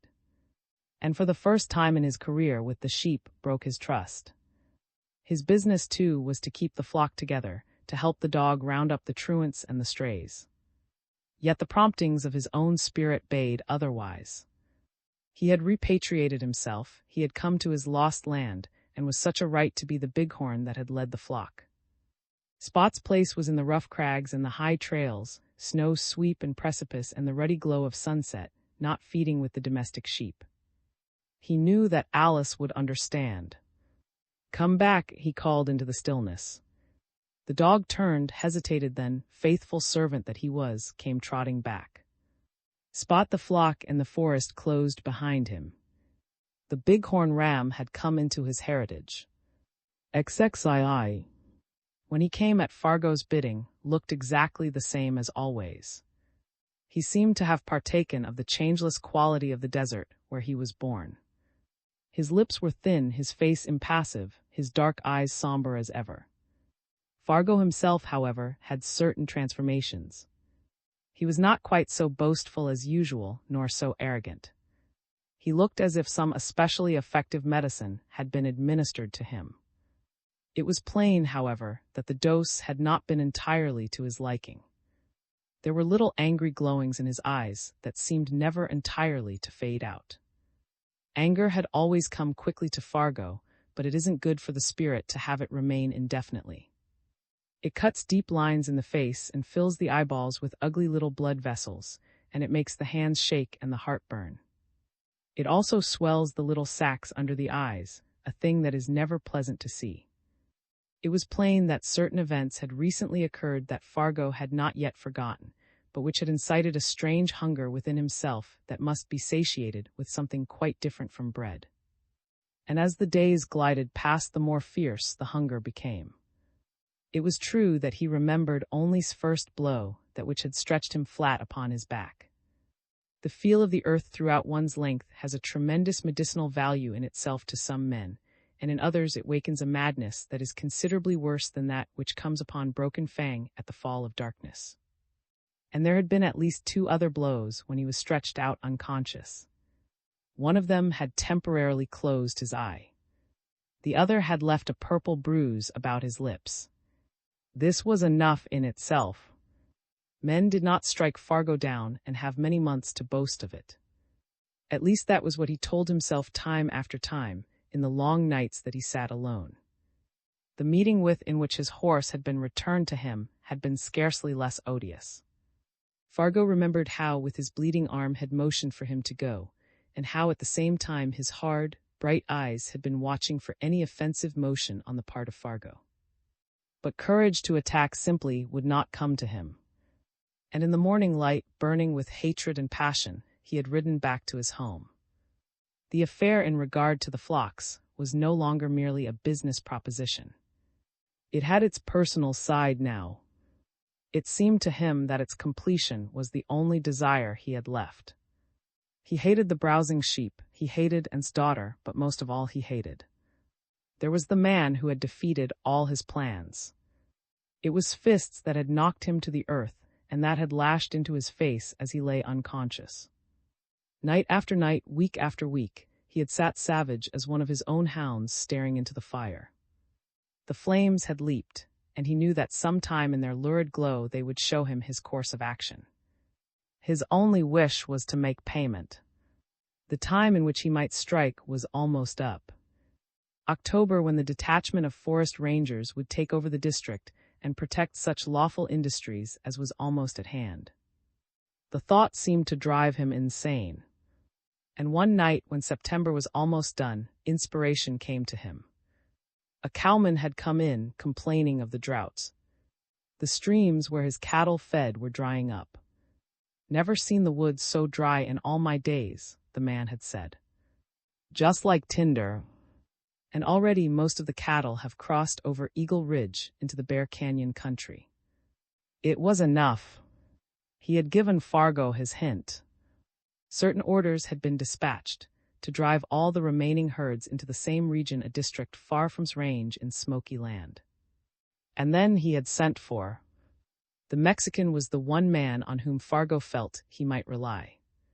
Had no ridiculous limits as to conduct, no notch of brutality and crime above which he would not go. The cowboys who worked for him, however, weren't of the same mettle. They were faithful enough in a good open and shut fight, fair warfare between the cattlemen and sheepmen. They were willing to take any decent risk, and their rancor against the woolies was bitter enough for general purposes. Partly it was a matter of mob psychology, partly because they thought their own jobs and prospects depended upon the range being kept open for the cattle herds. But these were rather inclined to play too fair, and cold and premeditated murder was not, among them, being done. The deadly desert man, however, had no such compunctions. He had been the logical man to send for after that last talk with Dan the herder. And he was the logical man now. Fargo had already drawn his maps. In his own broken handwriting, he indicated the various ranges and the larger streams that flowed between them. Fargo knew the passes of Smoky Land, and the two men went over them with singular care as to detail, with infinite patience such as they had never given to any of their lesser projects. They discussed the directions of the prevailing winds, the lay of the canyons, even the location of the most impassable thickets. It took the whole night and many glasses of burning liquor to perfect their plans. "It must start, you see, in the Bear Canyon country," Fargo said at last. "And nothing in the world that I see, considering how long it will take to send word, can stop it." "Agreed. Just you and I do the work?" he asked. "Yes. The others can't be trusted. But paying you the limit, a whole year's pay for a night's work. $1,000, don't forget." His eyes showed that he had not forgotten. "It'll take fast horses," he said. "We don't want to get caught ourselves. No danger of that, but there'll be plenty of riding to do, as you say. It's a straight-out course, and tomorrow night we go." Tomorrow night. To and Alice in the distant sheep camp, it meant almost the end of Fargo's menace. Another day and another night thereafter, and September would be gone. The forest rangers would come riding into Smoky Land to establish their headquarters. The days of lawlessness would be over. And the man and the girl were exultant as two children as the fire's glow spread its glamour over them. "We're going to win," she told him. "They've had weeks to strike, and they haven't struck, and I think we're safe." "And it means so much." But shook his head. "It's true that they haven't struck," he agreed, "and yet I can't believe we're safe." You didn't see Fargo's face as he turned to go that night. I don't think he could forget. But if they just hold off a few days more. If he had owned the flocks himself, couldn't have been happier at the thoughts of victory. There had been nothing easy or soft about the project of the sheep. He had given his own nerve and sinew, he had fought a tireless battle, and nothing in his life had ever mattered so much. It was the first real test and undertaking of his manhood. Besides, it was all for Alice. Victory was at hand, and surely fate would not cheat them now. They had already started the flocks downward, following one of the tributaries of Silver Creek, where there was still enough water for the flock. Early in October, he would take them to a certain well-watered pasture on the lower slopes. In the meantime, the rangers would come to his aid. Suddenly he reached out and took her little, hard, brown hand in his. It yielded to his palm, and just for an instant he touched it to his cheek. Yet he didn't look into her eyes. He was fearful to the depths of his being of the expression that might be read in them. "Alice, it's been a good fight," he said simply. "And ever since the world began, when a good fight has been fought, it's the soldier's right to make certain requests that he never had the right or the courage to make before." She nodded, and slowly he released her hand. "No matter if he's just a humble peasant," the man went on, "if he's given all that he has to give, he has a right to make those requests. And although the queen laughs in scorn, at least she can't resent them or order him beheaded. I don't think she could be scornful if the peasant has given everything he has. I don't think it would be quite fair either, although, of course, he might ask for things that she couldn't grant. And that perhaps will be the way it is with me. She looked up, a strange mist and glory in her eyes. What do you mean? He heard the crackle of the fire, the stir of the wind behind her, the soft complaint of the sheep stirring in their sleep, but most of all he discerned the music, the unutterable loveliness in her tones. I mean that when this fight is won I'm going to put my petitions to the Queen. XXIII. In the still midday, desperate and half-mad with hunger, Broken Fang, the cougar, came stealing along a narrow pass in the high ranges of smoky land. He hadn't had a great deal of success with the mountain creatures. The previous day he had caught a little pika on the slide rock. Once a mountain grouse had failed to detect him lying like a tawny piece of crag beside a pass, but the great bighorn themselves had mostly been able to keep out of his way. In the first place, he was under the great disadvantage of fighting in the enemy's country. The cougars are never quite at home in the high mountains. They are essentially a lowland people, and they have no love for the fields of glittering snow. They need trees in which to hide, brush thickets to wade in till the deer graze nearby. The narrow passes, the rugged precipices, and the high knife-edge trails were the natural habitats of the wild sheep, but Broken Fang liked better walking. Besides, he didn't know the country. If anyone supposes that animals do not have to learn the geographical nature of a hunting ground before they are really adept in it, it is wholly plain that he has never followed the tracks of a pack of strange wolves in a new land. By knowing all the trails, the bighorn were able to avoid the traps that Broken Fang so laboriously set. More than once, after a weary half-day's wait, he would find to his chagrin that the sheep had been watching him, chuckling no doubt among themselves from a nearby promontory. They knew how to see him before he saw them, and in a fair chase he was simply out of the running. If his luck didn't change soon, it seemed very likely that the buzzards would have a large heap of poorly upholstered bones to pick clean. But tonight, as September days rolled to their mellow end, he had fresh hopes. For the wind had come and brought him good news. The flock was feeding on a little grass slope just in front. Broken Fang felt that it was almost his last chance, and he intended to make the most of it. But desperate as he was, he kept his hunting cunning. This would indicate that certain of the beasts have even better nerve control than their superiors. Human beings for a starving man would have been unlikely to go about his hunting with the same stealth and caution. He crept slowly forward, his nerves singing wild melodies within him. And stealing from above, he soon caught sight of the flock. Some of them were feeding. Argally, Spot, and one or two of the other young rams were lying down.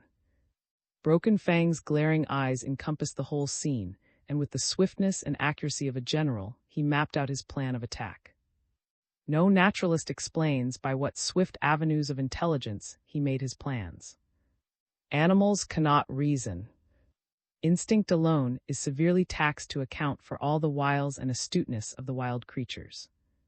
But if this were instinct, it served him even better than intelligence.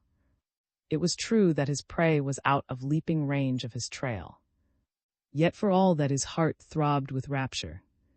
A jagged cliff approached within a few feet of them from the opposite side, and one would bring him close enough to strike. Best of all, he could leap at them from above. The wind was right, the animals were not suspecting danger. He crept slowly about to the shelter of the opposite pass, then began to creep stealthily toward the sheep. He didn't see how he could miss, particularly the yearling ram that lay nearest the cliff. He was a newcomer in the band, and he wouldn't be so wary as the others. It was a simple matter of stealing quietly over a ledge of rock, where there were no dry twigs to break beneath his feet, then to spring down with outstretched talons and open jaws. Already he was within 100 feet. Their pungent smell was a madness in his nerves. Nearer, ever nearer, and now they were just below him. He had sunk so low against the crag that he looked more like a great tawny serpent than a feline. His tail twitched at its very tip as he crept on a few feet more. The whole realm was hung with that tense silence of the high mountains, a stillness where not even a wind whispers and the heart pounds like a drum in the breast. This was not a coyote to be frightened away by an attitude of defense. If once the great puma launched forth in his spring, no power on earth could save the young ram. It seemed as if Spot were to lose his heritage already. Broken Fang knew this crag. He had made a kill of one of its little people a day or two before. He had always had only scorn for these lesser folk, the scurrying gophers, the timid rabbits, and the furry pikas in the rocks. Yet at that instant he was to receive a taste of their might. A shrill shriek suddenly split open the silence just in front of his head. After all, it was only a miniature sound, really little more than a high-pitched squeak. Yet in that unfathomable silence, it cracked like a rifle. In 1 second of thought, Broken Fang would have identified the sound, would have kept his poise, and a moment later would have sprung with fatal power into the flock of sheep. Yet that second of thought did not come in time. The impulse to his muscles, the sudden explosion of his tightly drawn nerves, had the speed of light itself. It was only a little pika, a rock rabbit, as the mountaineers call, as the puma had killed the day before. It would have been surpassing poetic justice for it to have been the mate of the small, gray creature that had died so recently in his talons, squealing for the mother of his litter to come back to him. And his sharp squeal was just enough, and no more, to put high explosives under the sheep hunt. The cougar's nerves had been pitched to the highest key, and the muscular reaction to that shrill sound could not be restrained.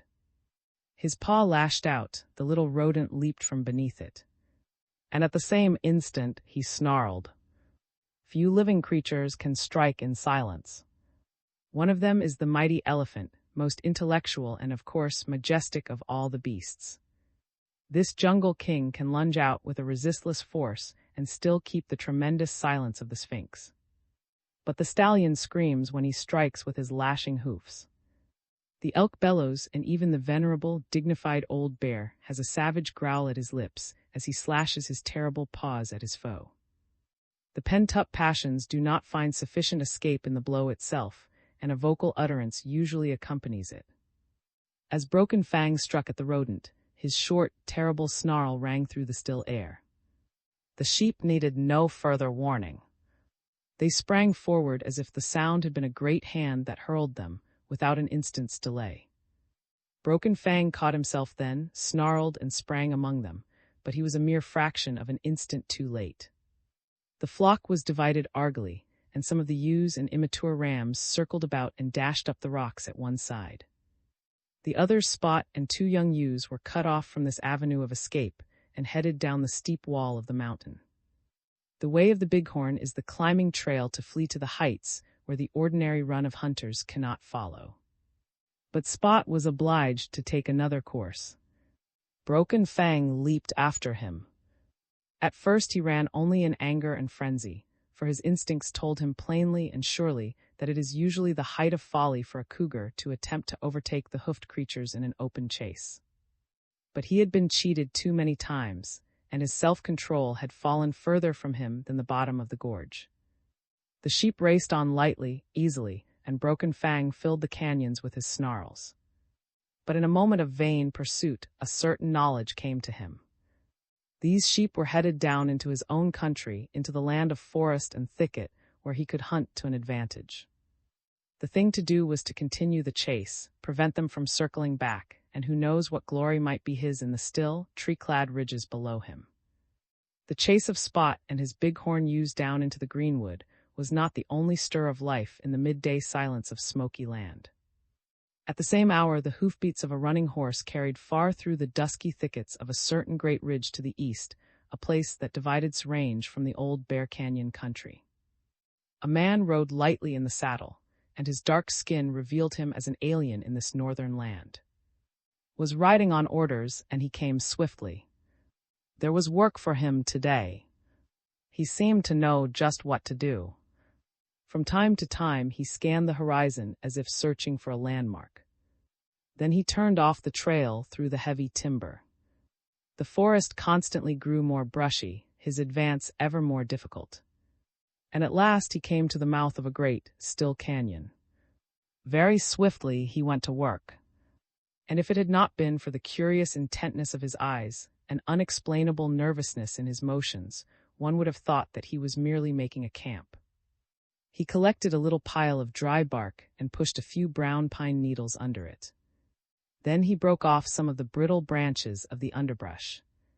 These were piled on too, and a match flashed in his hand. Just a moment he stood, waiting until the flame, a yellow hungry little tongue that a slap of the hand could extinguish, crept like a serpent into the little heap of dead bark. He saw it grow and climb till, with a sudden leap, it sprang into the dry branches that he had broken off. And from there it was only one leap to the brittle brush of the shrubbery of the thicket.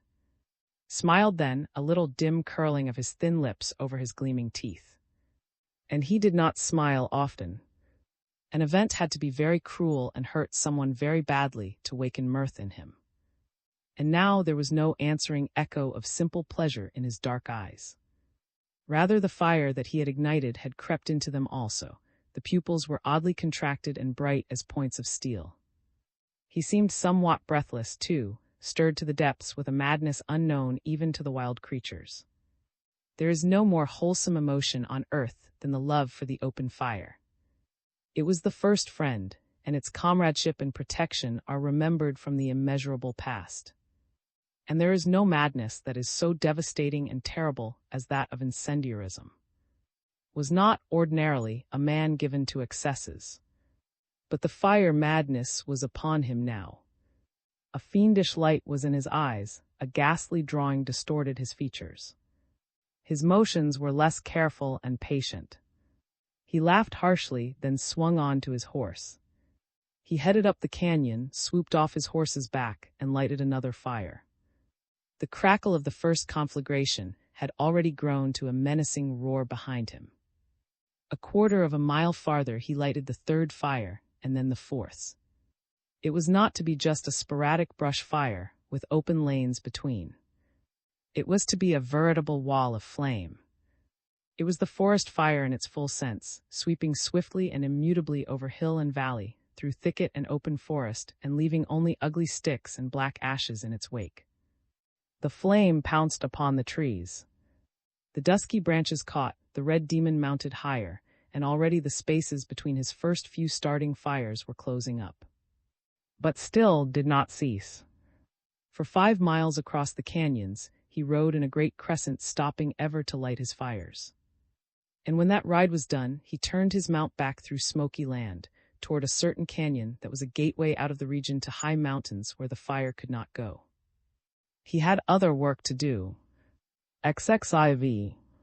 The sheep were taking their midday rest, and Alice exchanged certain confidences as they kept watch over them, sitting side by side on a dead log. Always, it seemed to them, they had more to tell each other than time would possibly permit. There was only one thing, it seemed too, that they didn't talk of, his real station in life before he came to Smoky Land. He had never told her of his wealth, of the old colonel sitting in the club. For once in his life his credentials were his own manhood and his own personality, and he wanted no others. It was the test, and no irrelevant matters must enter in. And all at once he paused in the middle of a sentence, staring curiously at the ground. The shadow of their figures in the sunlight was no longer to be seen. "Good Lord, Alice," he exclaimed. "What's happened to the sun?" They both looked up at once, and they found it without difficulty. But it was not that potent orb that the long summer days had taught them to respect. It was a feeble sun, a mere red disk in the strange gray-blue sky. "Clouds," asked. A queer little stir went over his body. It was as if instinct not yet dead, but only blunted in human beings had spoken within his being, giving him knowledge that his conscious self had not yet grasped. He was angry with himself for the tone. He had tried to keep all urgency out of it, and yet it seemed so breathless, so charged with dread. "No," the girl answered clearly. "It's smoke." They were silent a breath. Both of them were testing the direction of the wind. Both of them knew at the same instant that their whole world depended largely upon this. It was not blowing hard at present, yet there was wind enough to sweep the fire through the treetops. And more than anything, they remembered the parched and inflammable condition of the woods and brush. Both of them discovered the truth the same instant. We're right in its track, said. They waited a long time, hardly speaking. The sky slowly thickened with smoke. They saw it rising in great billowing clouds toward Bear Canyon. Listening closely, they heard at the vague frontier of hearing the distant crackle of the fire. All doubt was past. The time for delay was spent. That age-old terror of the wilderness, the forest fire, was sweeping toward them. It was yet distant, and they had no inkling of its true origin. And as they listened, the first of the vanguard of fleeing wild creatures, a full-grown buck with magnificent horns and soft eyes, swept past them at top speed. You say, don't you? She said rather quietly. The whole valley seems to be afire, and we've got to run before it. There's no way to hold it off. But won't the rangers see the smoke and come? They couldn't come in time. Besides, the high range hides it from the settlements. Unless a gale starts up or accidents happen, we can drive the sheep out before it. As yet, there's no need to lave the sheep. Of course not, agreed. We can't lave the sheep. The girl looked up, a wonderful luster in her dark eyes. She was a mountain girl, inured to the terror of the flaming forest, and it was natural that she should retain perfect self-control. But she found herself wondering at this tenderfoot, this man of cities. There is no greater test of the spirit than that slow, remorseless advance of the wall of flame. The sight calls forth dreadful memories from the depths of the germ. It chokes up the heart with cold blood and distills a poison in the nerves, yet he seemed as free from panic as she herself. And he was also the eternal shepherd. He would not lave the sheep. We pass the camp on the walk and I'll get the horses, she explained quickly. It will be hard to control the flock if the fire gets much nearer.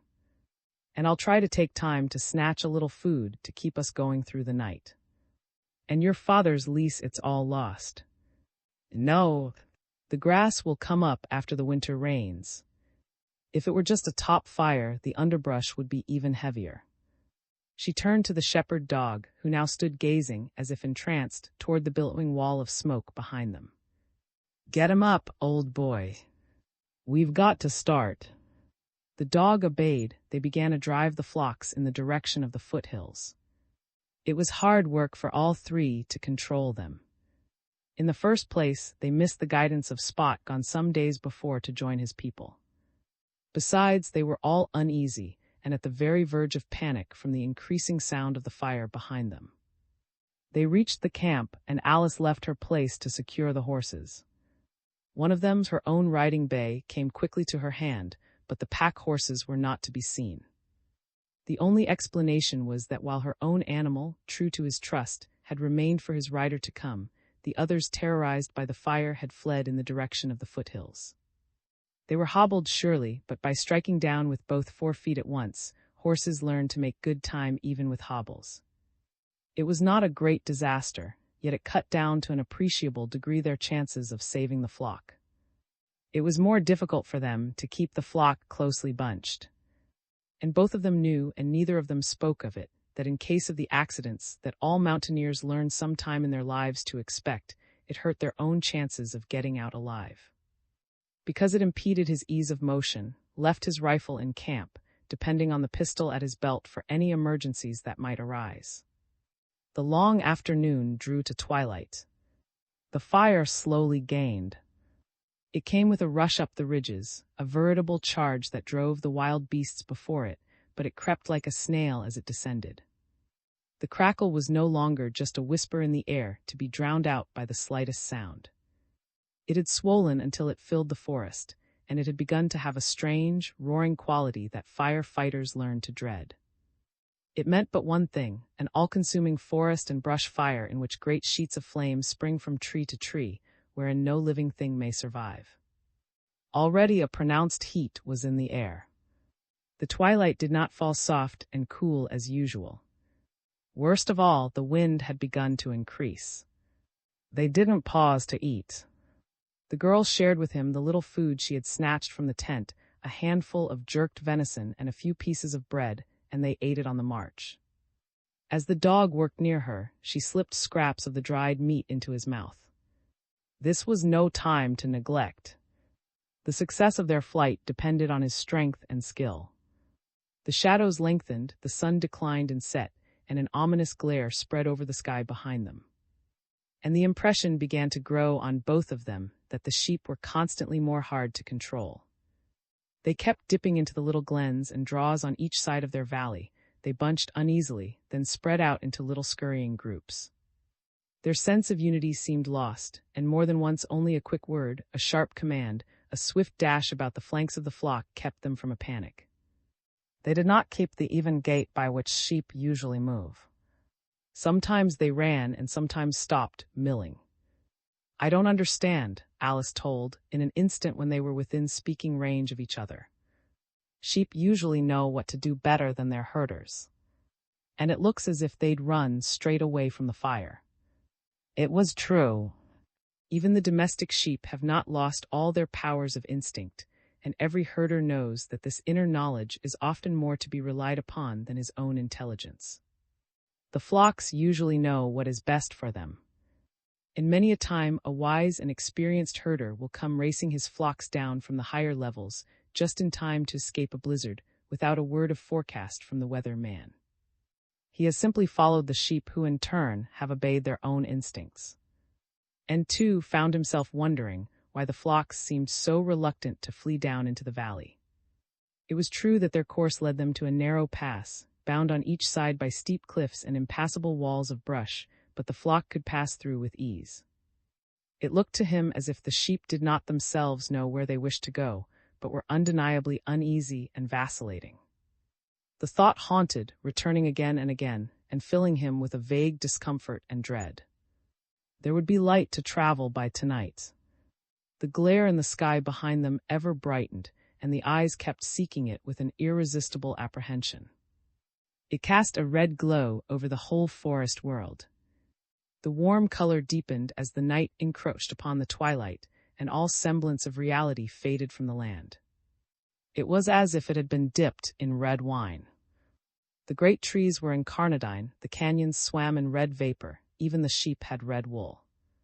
No longer was this the green and lovely mountain realm they had known.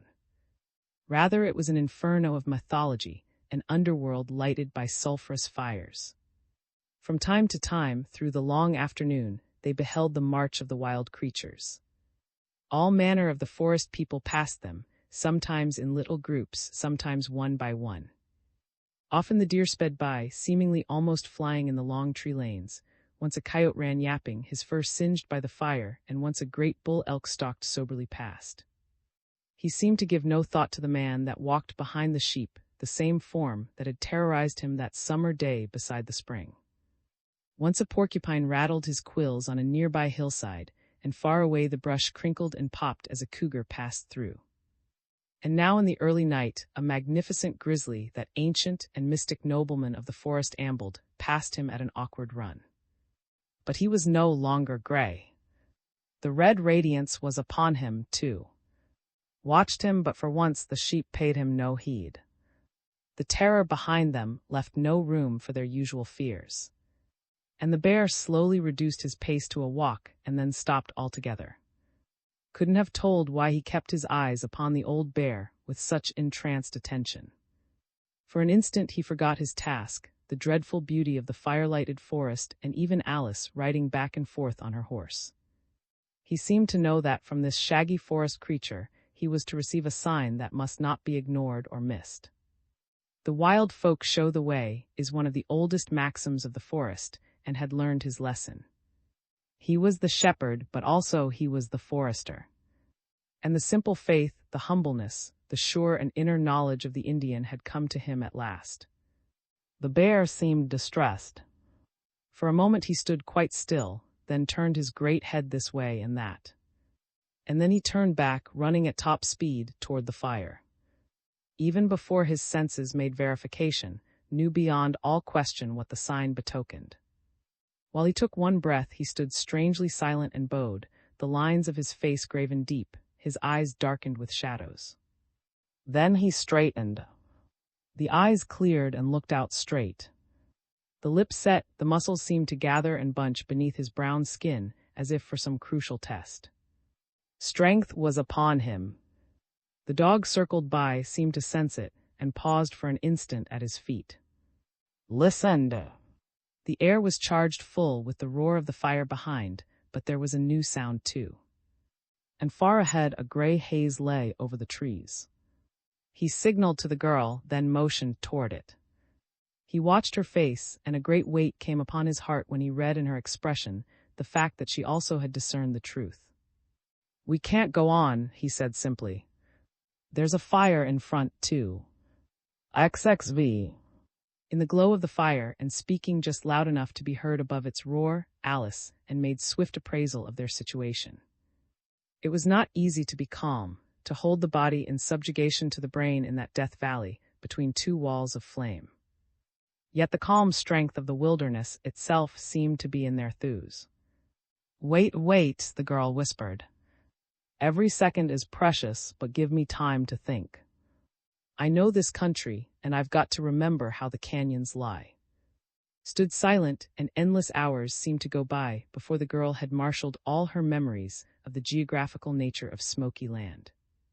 In reality, her thoughts came quickly and surely. There's only one way, she told him at last, and that's only a chance.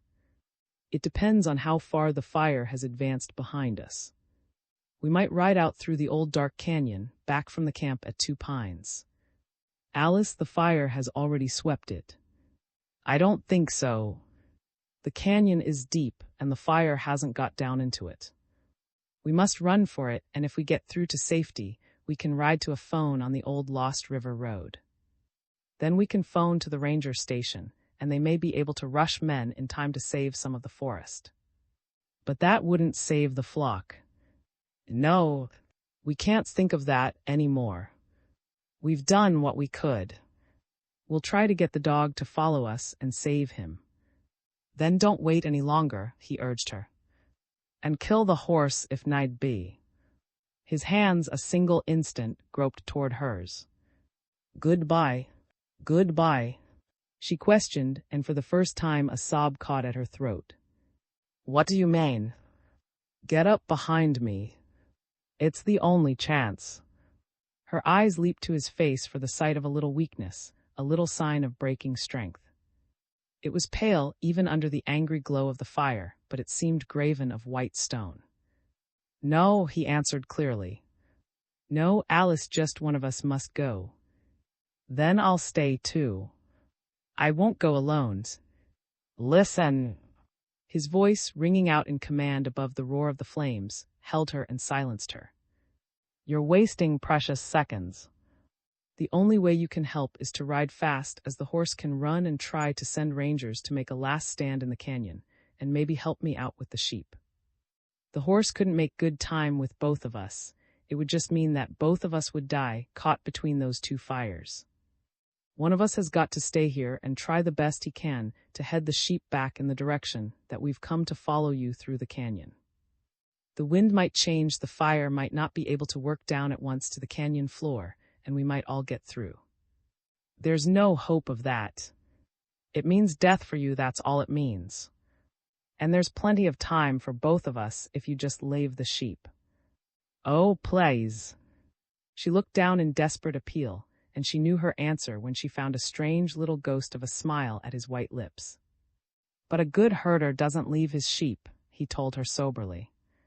The tone was perfectly simple, wholly sincere, utterly free from emotionalism or self-pity.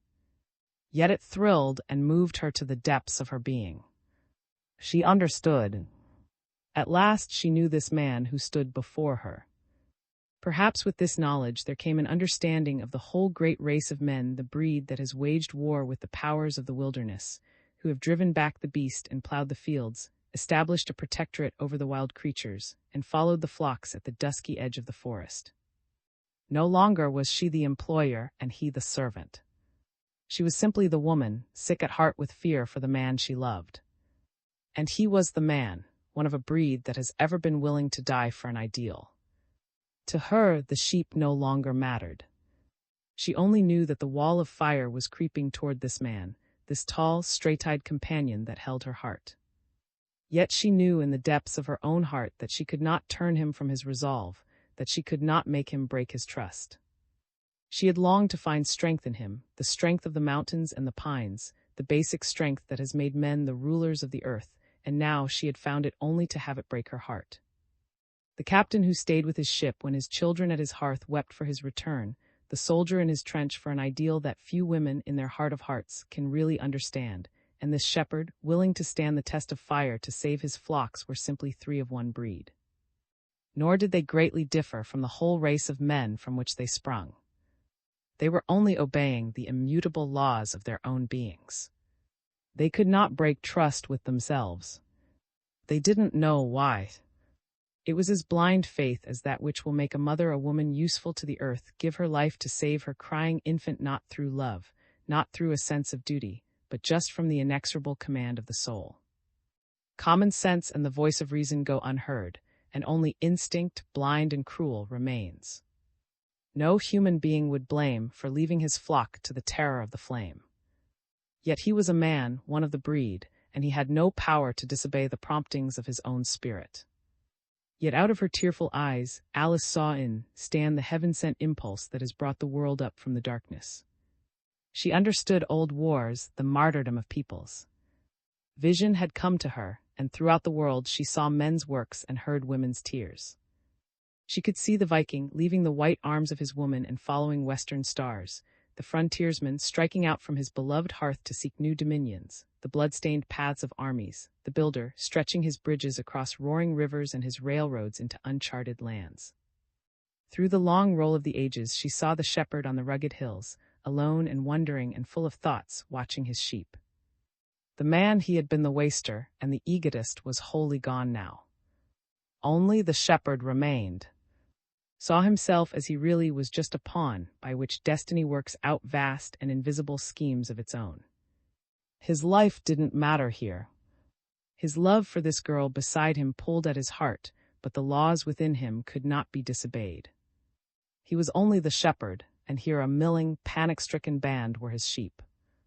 "Way round," he ordered the dog, and the girl helped him keep the control of the animals until he had started to turn them. And just for a moment he took her hands, two little hard brown hands that were clasped about his heart. "Goodbye, Alice," he said quietly. "Don't blame me for staying and forgive me. All my life has been wasted, and now I've got a chance to pay the debt. You don't know what it means." But yet she understood this personal reason too. His manhood was at the test, and even if he should fall at last, victim to those hungry flames, his life would have been vindicated beyond all the powers of destiny to accuse him. He lifted her hands to his lips and kissed them again and again. "Maybe there won't be time to put my petitions to the Queen," he told her soberly. "But I want you to know what they were to be. I love you, Alice. Never doubt it, never forget it. And it's my right to tell you at last." "And I love you," she answered clearly. He heard her without exultation, rather only with a great and inward peace, as if this were his ordained fate, his destiny fulfilled. He swung toward her, their lips met, and she rode away toward the advancing wall of flame. XXVI. Fargo was not of a mind to have his plan go wrong, so he had given particular care to its details. He didn't want to take even the slightest chance of failure. Not probabilities alone mattered at a time like this. He must consider the remotest possibilities also. And he had not forgotten the pass through the dark canyon. "They may try to drive the sheep out that way," he had said, "and if they get there before 8 o'clock they may make it. By 8 at most, I should think. The L get into it, and then of course they're blocked, penned and tight. And we don't want to forget the phone line on the old Lost River Road. We don't want him to get to that and send for help until every pass is blocked. If they leave the sheep and try to ride out, they'll take that way, and that's why I don't want you to fire it earlier in a special trip. I want you to puncture the horse and the man. You can do it. I've seen you shoot too many times to think you can't. All you have to do is wait on the trail. The plan's only half done if that tenderfoot gets out alive, and that's the way to prevent it, and a way there won't be no doubt about later. And if you want to spare the girl, all right, but keep her there until the pass is closed." Nothing could be plainer. waited on the trail. The fire madness still branded like fire itself his face, and he found an evil exultation in watching the slow sweep of the flames behind him. But he didn't intend to wait too long. He didn't want to take any chances on being trapped himself. The way of the forest fire is the way of the wind, and no man can always predict accurately where it will go. Besides, he was just at the mouth of the canyon and had a long ride himself to safety. The Mexican found nothing to his displeasure in the work. The pay was good, and there had been a certain, savage rapture in aiding in the destruction of the forest and its people. But the work before him now promised best of all.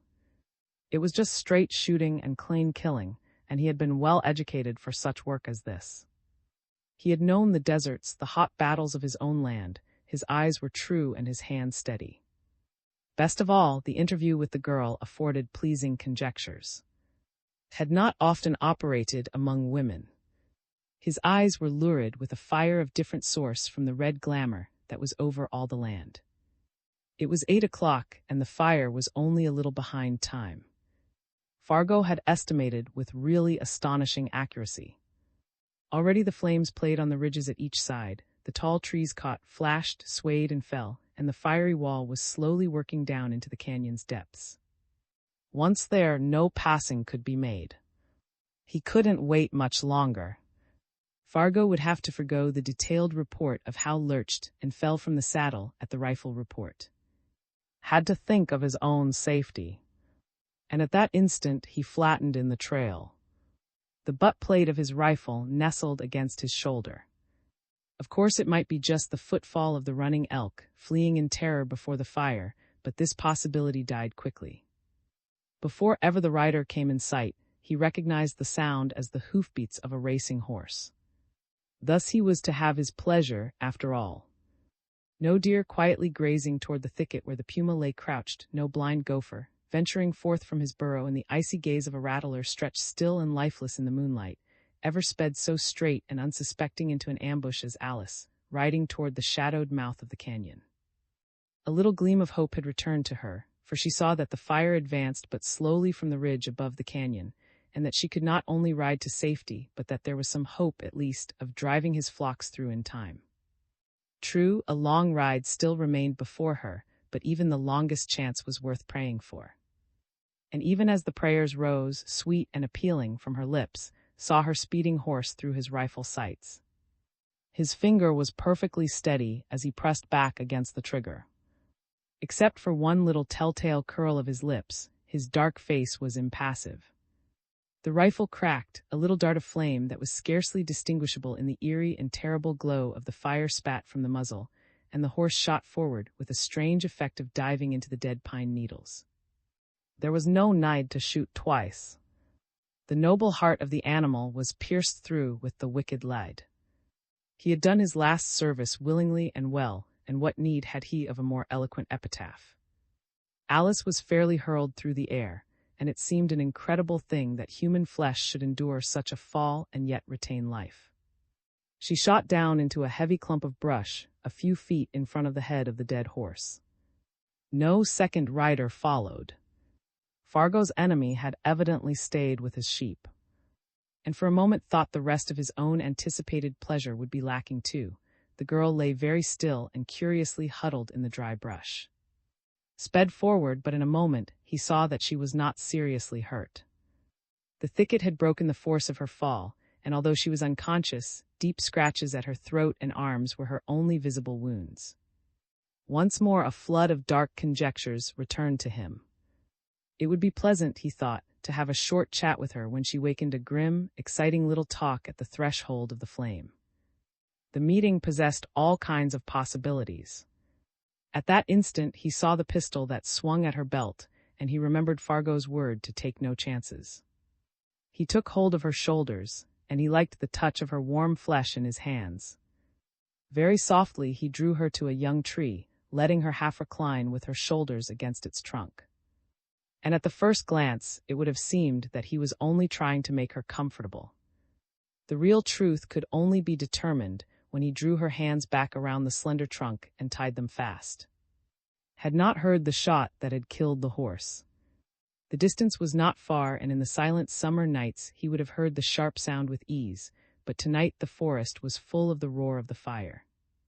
And perhaps his senses had already lost some of their acuteness.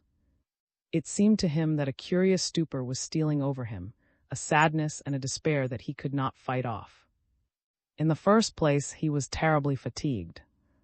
As the moments had passed, one by one, with a dreadful slowness that only men in the peril of death may know, the chances for his escape seemed ever less.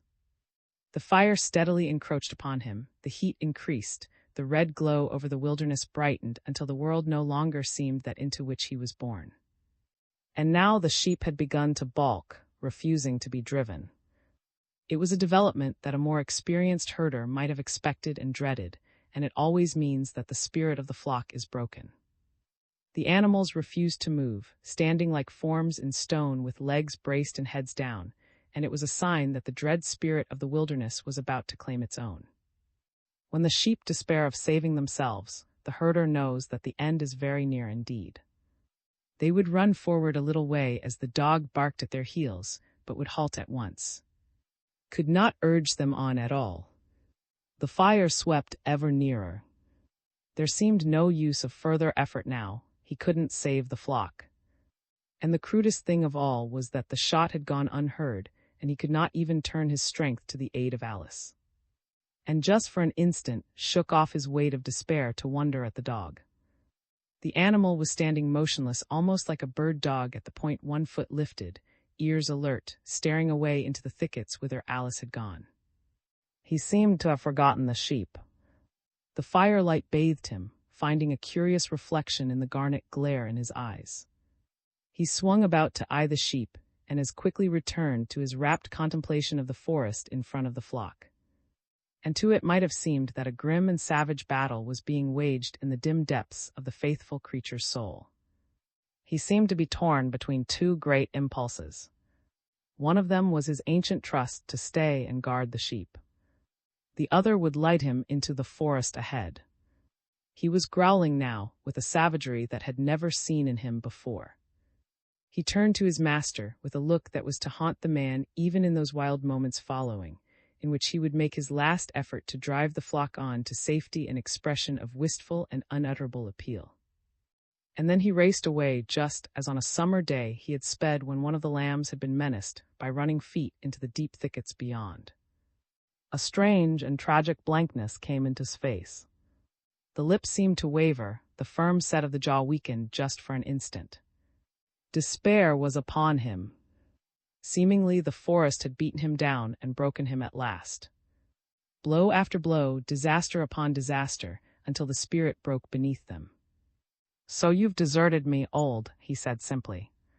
"So you're fleeing to save yourself." For was he not taking the same path that Alice had taken, heading for the deep canyon where perhaps the fire had not yet crept and the pass was open? The blow went deep too. He was down at last to the elements of life with death, a stern reality, even now stretching dreadful arms toward him, and it is not good in such moments to have an ancient and beloved trust betrayed. The fight was lost, no honor remained except to go down with the ship. But I hadn't understood. A pinprick through the air had heard the crack of his rifle. This in itself would not have been enough to call him from his post of duty with the flocks. But through the air came even clearer messages, mysterious vibrations such as only the lower creatures of the earth closer to the heart of things than their proud masters could receive. No man may tell in what language those messages were sent, by what impulse they came tingling through the still forest to him, and by what law within himself he made his answer. But it was always the way of the great shepherd dog to hasten to the aid of those of his flock who were in peril. Perhaps in his heart of hearts this slim, tall mistress of his one whose word must never be disobeyed was also just one of his wards, in whose service his life was merely a pawn. But in the secret ways of the wilderness he knew of her distress, and had sped to give help. XXVII. While had been writing, Fargo had been busy too. It wasn't enough just to order things done, and later to learn of their accomplishment. In the hand, more than the brain, lies the gratification of vengeance, and Fargo didn't intend to miss this satisfaction. Riding swiftly, he had lighted the circle of fires in front of the sheep flock. Exultation was upon him when he saw the red, greedy flames creeping into the trees. It was his long-awaited moment. By no conceivable circumstances could the flock and its shepherd escape. He had prepared for every emergency, blockaded every pass. The blows that had dealt him were paid for at last. His dog-pack been laid low, in a still, ugly, curious heap, but there would be other silent ones before this night was done. And there would be less of beauty in these still forms than in those of his slain pets. Everything was square at last. His brutal lips leered and his eyes burned. When his last fire was ignited, he stopped for a moment of exultation. The red terror was sweeping into the trees, faster than he had ever dreamed. Even now his enemies were enclosed in a prison of fiery walls from which they never could escape. "I've got you," he cried in triumph. "You thought you could trample on me and get away with it, but I've shown you." He lifted his powerful hand. "I've crushed you like that." His brutal fingers closed. His fiery eyes glowed with self-worship. With this hand, he exulted, in half-insane rapture. "This is the hand that crushed you, no one else. You thought you could stand against it, but it smashed you at last." He waited a little while more, fascinated by the lightning advance of the fire. The brush and trees were particularly heavy in this glade, and the red tongues swept forward with startling rapidity. He hadn't much time to linger further. It was always best to play safe and take no chances on this demon of fire. Yet he stayed, thrilled and fascinated by his handiwork. All at once, a crackle behind him caused him to glance quickly over his shoulder. He saw to his terror that a little arm of the fire had spread here, too. He whirled his horse, then with a savage oath lashed down with his quirt. Yet plenty of time remained by riding swiftly to save himself. There was no need for fear. He would go straight to his home, and from its windows he could watch the progress of the fire. Yet the crackle behind him got on his nerves, and he struck his horse again. And this second blow was a serious mistake. The horse was already running at a swift pace down the narrow trail. There is a limit to the speed a horse can run with safety in the Idaho mountains, and that limit was already reached. Beyond that point comes only panic and blind frenzy. The horse leaped forward to the wildest pace it knew. The sweat leaped from Fargo's dark brow, and slowly his self-mastery came back to him. There was no need of this wild flight. He had plenty of time. He started to check the horse. But at that instant, the sinister forces of the wild, always lurking in ambush for such as Fargo, saw their chance. And the forest demons do not need mighty weapons. Their agents are the little things, the covert trivialities that few men notice. In this case, the resistless force that overwhelmed him was only a furry, half-blind creature of the dust, a rodent such as ordinarily Fargo would press his heel upon and crush. The rodent had been enlarging his winter home, and he had dug away some of the earth from under the trail. The horse was running too wildly to be careful. His hoof broke through the little shelf of dirt, and he tripped and hurled headlong. To the rodent, the disaster meant further hours of toil digging tirelessly till his rooms were clean again. Through some incredible chance perhaps, because the great god Manitou had saved him for further work, the horse was uninjured, and soon regained his feet. But Fargo was hurled to the earth as the horse fell, and he only knew a great darkness that transcended and smothered him. As if they were trying to restore his nervous forces for some great ordeal, the forest gods granted him a full hour of peaceful, restful slumber. But it was doubtful mercy. At the end of that hour, they laughed a sound not greatly different from the crackle of a great fire, and began to call him into consciousness. First they brought evil dreams, and Fargo started and murmured in his sleep, tossing a little on his bed of pine needles. His look of triumph was gone from his brutal features now. Instead, there was a curious drawing and strain, and for all the sudden heat of the early night, cold drops on his brow. Still his eyes wouldn't open. He fought hard, and his quivering body rustled the dead leaves. Curious streaks of light slashed before his eyeballs, now all colors, and they filled him with horror. But slowly remembrance returned to him. He had set the fire, and now it was time to ride away. He mustn't get caught in his own trap. He all the powers of his spirit and fought for consciousness. And the forest demons decided to grant it to him. It was not in accord with their plans that he should lie insensible throughout all the entertainment they had provided for him. So they not only permitted him to waken, but as a final favor they bestowed upon him a super-consciousness, a fine keying of every nerve and an added sensitiveness to his flesh. It was their final beneficence, and they gave it freely. Fargo opened his starting eyes. His first thought was of flight, and therefore of his horse. But the animal, knowing of old the fear of fire, had sped on down the trail. Fargo was alone. He had to run for it then, before it was too late. He sat up, shuddering. It occurred to him then that the fall had bewildered him as to his directions. At the first glance he beheld the fire, but it was in front of him instead of behind where he had left it. It was curious to be so turned around, and he looked over his shoulder, intending to mark the best trail to safety. And then Fargo's throat convulsed, and his breath came out in a scream. The fiery wall was behind him, too, leaping toward him with a deadly and terrible ferocity. The trees flamed like great torches, swayed and fell. The brush was a wall of fire. The conflagration had made a great half-circle, just as he had planned, converging to the left of him. But to his right the fiery barrier was nearest of all. He didn't have to turn to know that. Its crackle was just in his ear. And then he leaped to his feet with a wild, blasphemous cry. A little peninsula of fire had crept out from the burning brush to his right, and had paused in grim speculation beside something hard and strong that it found resting in the pine needles. It was Fargo's hand, the hand in which he had exulted such a little time before, and which had set the flame. As if in gratitude, the red tongue licked at its brown skin. Full knowledge came to Fargo then. All about him raged the fire, pressing ever closer. He was helpless, powerless to aid himself as the lamb that he had thrown, so many weeks ago, among his hounds. His own handiwork had turned against him, and the vengeance of the wilderness was complete. XXVIII. The face before her seemed only part of her dark dreams as Alice wakened from her unconsciousness. She hoped in an instant to waken into the world of reality she had always known, not this abyss with its red glare and creeping tongues of flame.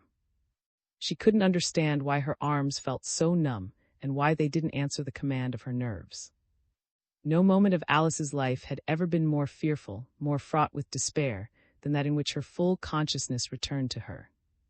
The fire's glow was more lurid and terrifying than ever. The flame itself was nearer. Already it had crept almost to the bottom of the glen. The way was still open, but a few moments would see it closed. Yet all these things were apart from her and infinitely remote.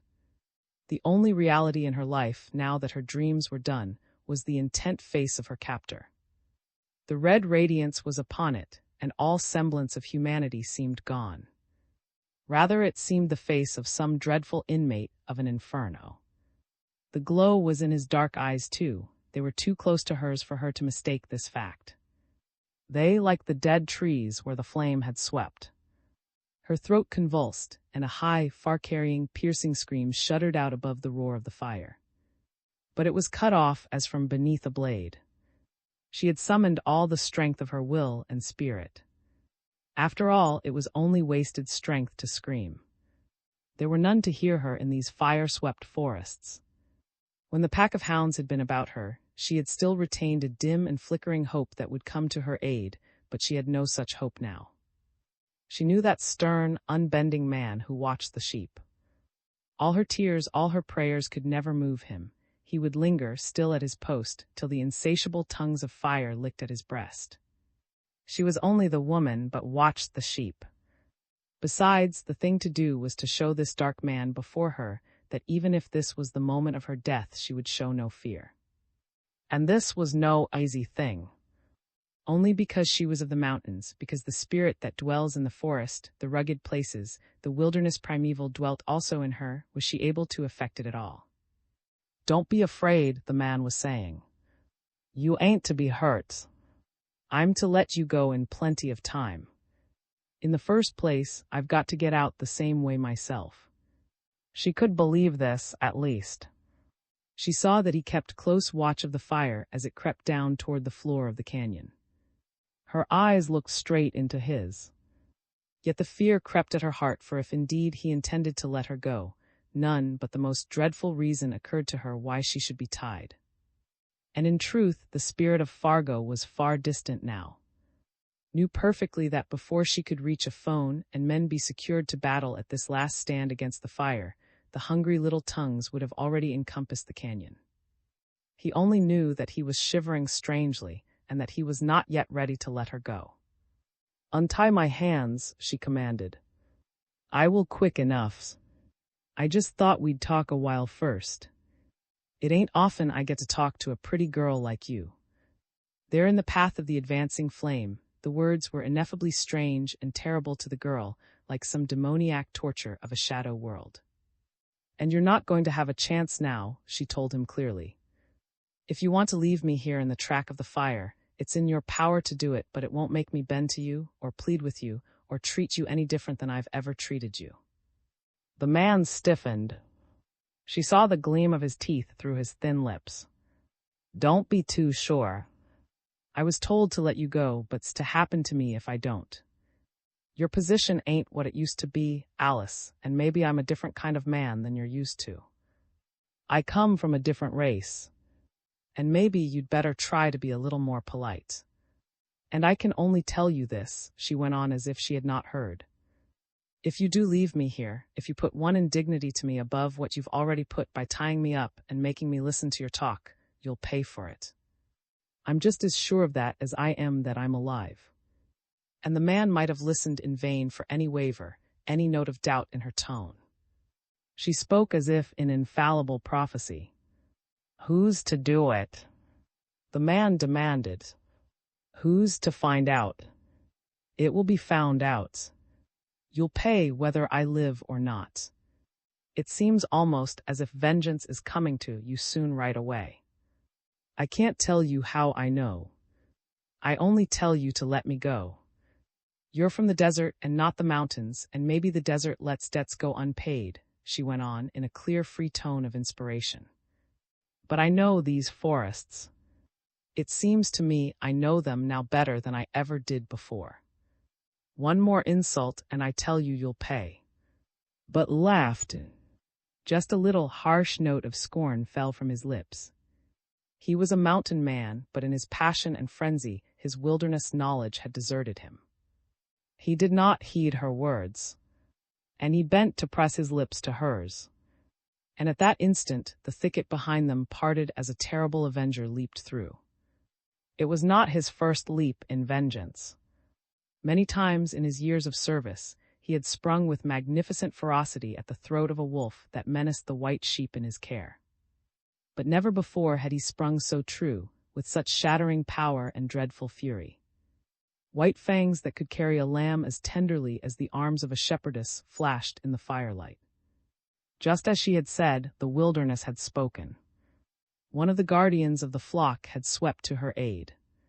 Because he was in defense of his own, obeying the laws of his inmost being, his blow had the might not only of the wilderness but of that high power that has waged war with the wilderness, tamed its passions, subjugated its peoples.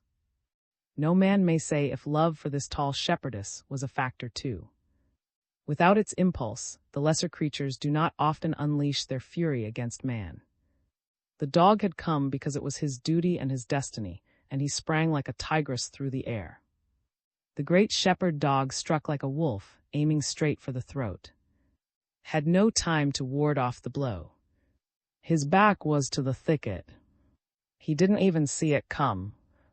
Gleaming fangs tore once at his dark flesh. Then for an instant there was only the red fire and the red sky, with the wilderness bathed in their glow between. The dog had dropped silently to his 4 feet and was crouched, waiting to see if another blow were needed. The girl's face seemed bereft of all life. And that which had been a man was only a huddled heap in the pine needles, dark and strange and impotent as the dust. Red fire and red sky, and now a scarlet fountain, playing softly with ever-decreasing impulses on the parched earth. Had avenged the insult. And in paying the debt, the pair of hands that might have untied the bonds that held Alice in the path of the fire were stilled. XXIX. Almost in a breath's ferocity passed away. He eyed the still form for a sign of life, but quickly the fierce yellow lights died from his eyes. The avenger, the remorseless slayer, was gone, and just the shepherd, rare comrade and fellow guardian of the flocks, remained. His tail wagged in friendship, the stiff hairs began to lie down at the animal's shoulders. And he looked up in inarticulate appeal to the girl's face. "It's no use, old boy," the girl told him. "I'm tied fast and I can't go with you. And yes, the fire is coming." She told the truth. It had still a long way to go before it encompassed the floor of the draw, but it was steadily, remorselessly drawing nearer. The dog whined softly. The girl shook her head. "I can't go, old boy," she repeated. "We're lost, you and I and your master, too. You've helped us all you can." The animal seemed to understand. A great, brooding sorrow came into his intelligent eyes. Here was the third of them that had given his all for the sheep, one who had stayed for his work when his swift legs and sure instincts could have saved him from the fire, and when all is said and done, mostly for the same reason that had stayed with his sheep, because it was the inner law of the breed from which he sprung. He was the shepherd dog, and he had fulfilled his obligation even to the death. Many of his breed before him had done as much. Many would come after humble, unlauded, and obey to the inevitable end the same laws. The high schemes of the universe were dimly before her eyes. The dog barked again, then encircled the tree and licked softly at her hands.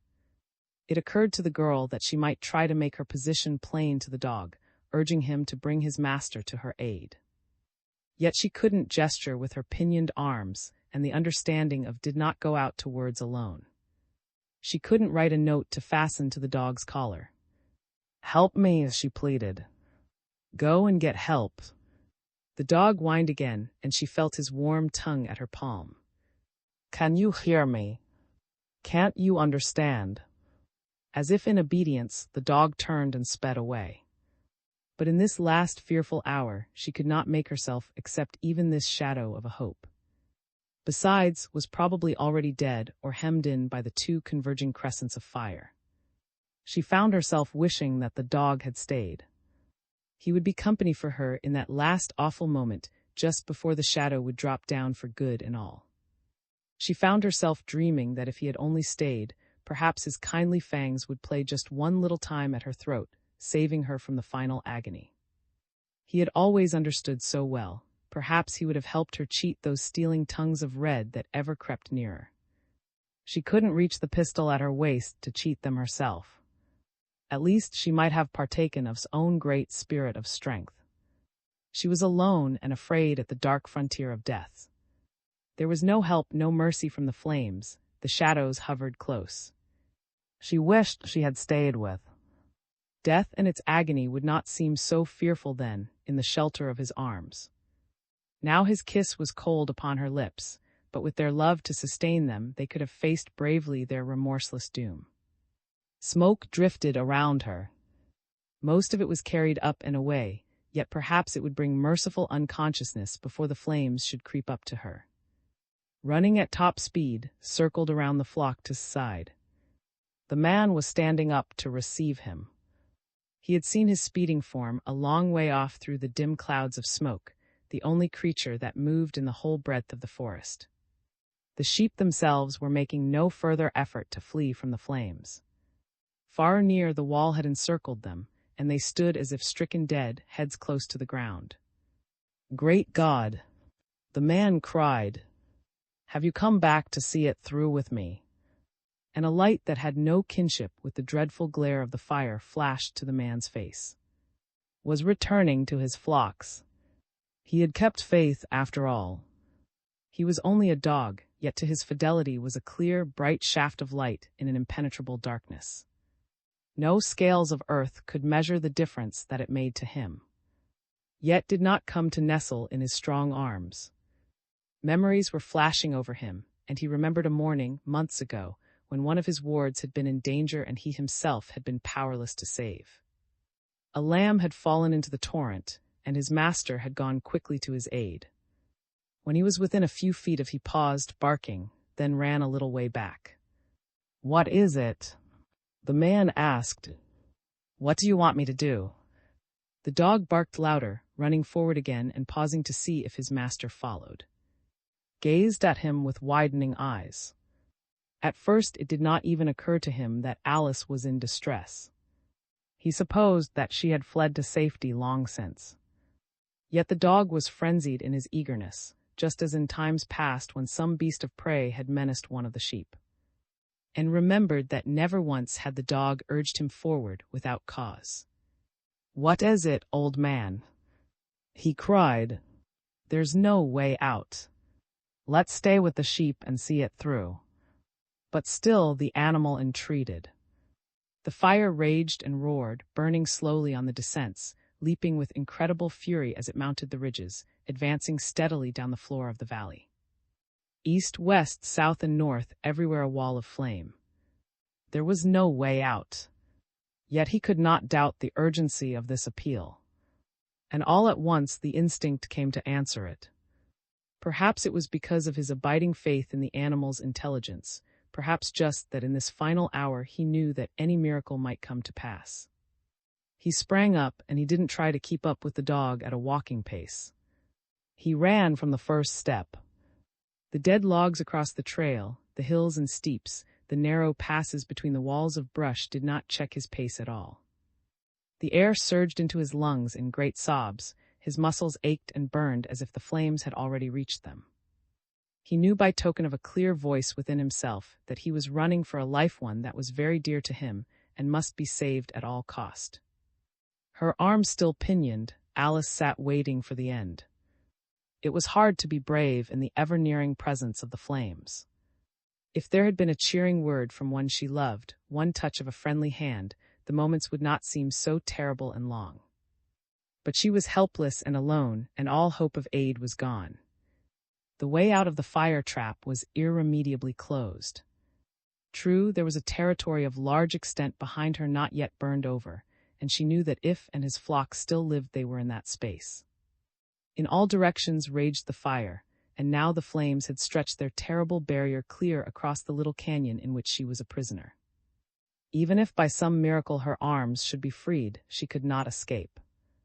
No human being could pass that flaming wall in front and yet live. Because she was in the deepest part of the canyon, its shadowed mouth where it met the broader canyon of Silver Creek, the fire had not yet burned down to her, but by no thousandth chance could this last little space of forest be spared. A few moments or many, the issue was unmistakable in the end. If the fire continued its present slow advance, perhaps the fevered cycle of her blood might be repeated many times, but at any instant, a falling pine top from the flaming forest above might catch the tree against which she was bound and bring the end. There was only one thing left to pray for now. There was still the fond wish that by some miracle the passing might come swiftly, that her soul might wing its way swift and free, not struggling from a pain-racked body, out of this dreadful land of glaring sky and glaring fire. Perhaps the out trail might be level and easy, after all. Her thoughts no longer held quite true. Strange fancies swept her, and back of them was the clear, rational, unconfused voice of hope that perhaps these portended an unconsciousness that would spare her the cruelty of the end. The night must be far advanced by now, she thought. Uncounted centuries had come and dragged away since had pressed his lips to hers, and she had ridden into the greenwood. The heat of the fire above her grew steadily fiercer, and she saw with a strange sorrow that the little mountain flowers, hardy, lovely things that had weathered the drought, were withered and dying. The smoke poured in billowing storms across the mouth of the canyon. The bark of the tree felt scorching hot against her bare arms. And still the frightful glare of the sky lighted up, as if in dreadful enchantment, the little space of unburned forest where she was confined. And now the jaws of the flame were closing behind her. Only a little island was left, and any instant the faint night wind would blow the red tongues into the thicket beside her. It was the end. Perhaps the smoke, rarely unbearably dense, rangers know, even at the very edge of the forest fire might bring unconsciousness after all. She felt herself drifting. Sobbing words were at her lips. Be merciful, she pleaded to the powers of whom mercy is the eternal spirit. Don't make it last any longer. Let me go to sleep, yet no ear, it seemed to her, could hear her above the frightful roar of the fire. And even her arms were bound so that she could not stretch them up in supplication. And it was as if her prayer had been heard. At least she was not to endure the end in loneliness. A sharp, high bark pierced through the angry crackle and roar of the fire, and leaped to her side. Only a narrow path remained between the two converging walls of flame behind her, a dreadful place of blasting heat and blinding smoke and darting flame tongues, yet the dog had sprung through like a winged creature. Behind him, still brave and strong and enduring, came his master. He also sprang bravely through the closing barrier of flame. A great spirit of undying strength was on him, and the red arms reached for him in vain. He swung to her side, a dim, strange figure that at first seemed only a figment of fancy born in her prayers. He did not speak to her. Only strangled sobs were at his lips. His white-bladed hunting knife flashed at her bonds. He snatched off his coat, wrapping it in one motion about her head and shoulders. He knew how those fire tongues he had just passed through would receive her tresses. And then she felt muscular arms go around her. As lightly and as strongly as if on the wings of death itself, he lifted her to his breast. He sprang forward with all his strength. And the three of them fought their way back through the gates of peril to the last remaining island in the sea of flame. Aye, aye. It is a far cry from the fastnesses of Idaho back to the lounging room of the Greenwood Club in a great and fashionable city on the Atlantic seaboard, but that distance must be traveled in order to explain it all, to the satisfaction of the old camp-robber bird that perched and squawked upon a limb beside his camp, the presence of in smoky land. It all went back to a June evening, immediately preceding the dinner hour, in which he had a short and somewhat important talk with that gray, wise, venerable head of the Board of Governors, whom all men knew fondly as the Old Colonel. It was always very easy to learn to love the Old Colonel. On the particular late June night in question, the Colonel looked his usual best in correctly tailored dinner clothes, possessing only one note of individuality, the black bow, obviously factory-tied, set at his collar at a rather startling angle. He said suddenly, "I'd like a few words with you. Bring your glass over to my chair." The young man thus addressed had been one of a gay group across the lounging room, and they all looked up with interest. It was a remembered fact that when the Colonel spoke in that tone of voice, it was well to listen closely. Himself smiled and came at once toward him. The group went on with their talk. The club lights showed the young man plainly, yet he did not in the least stand out.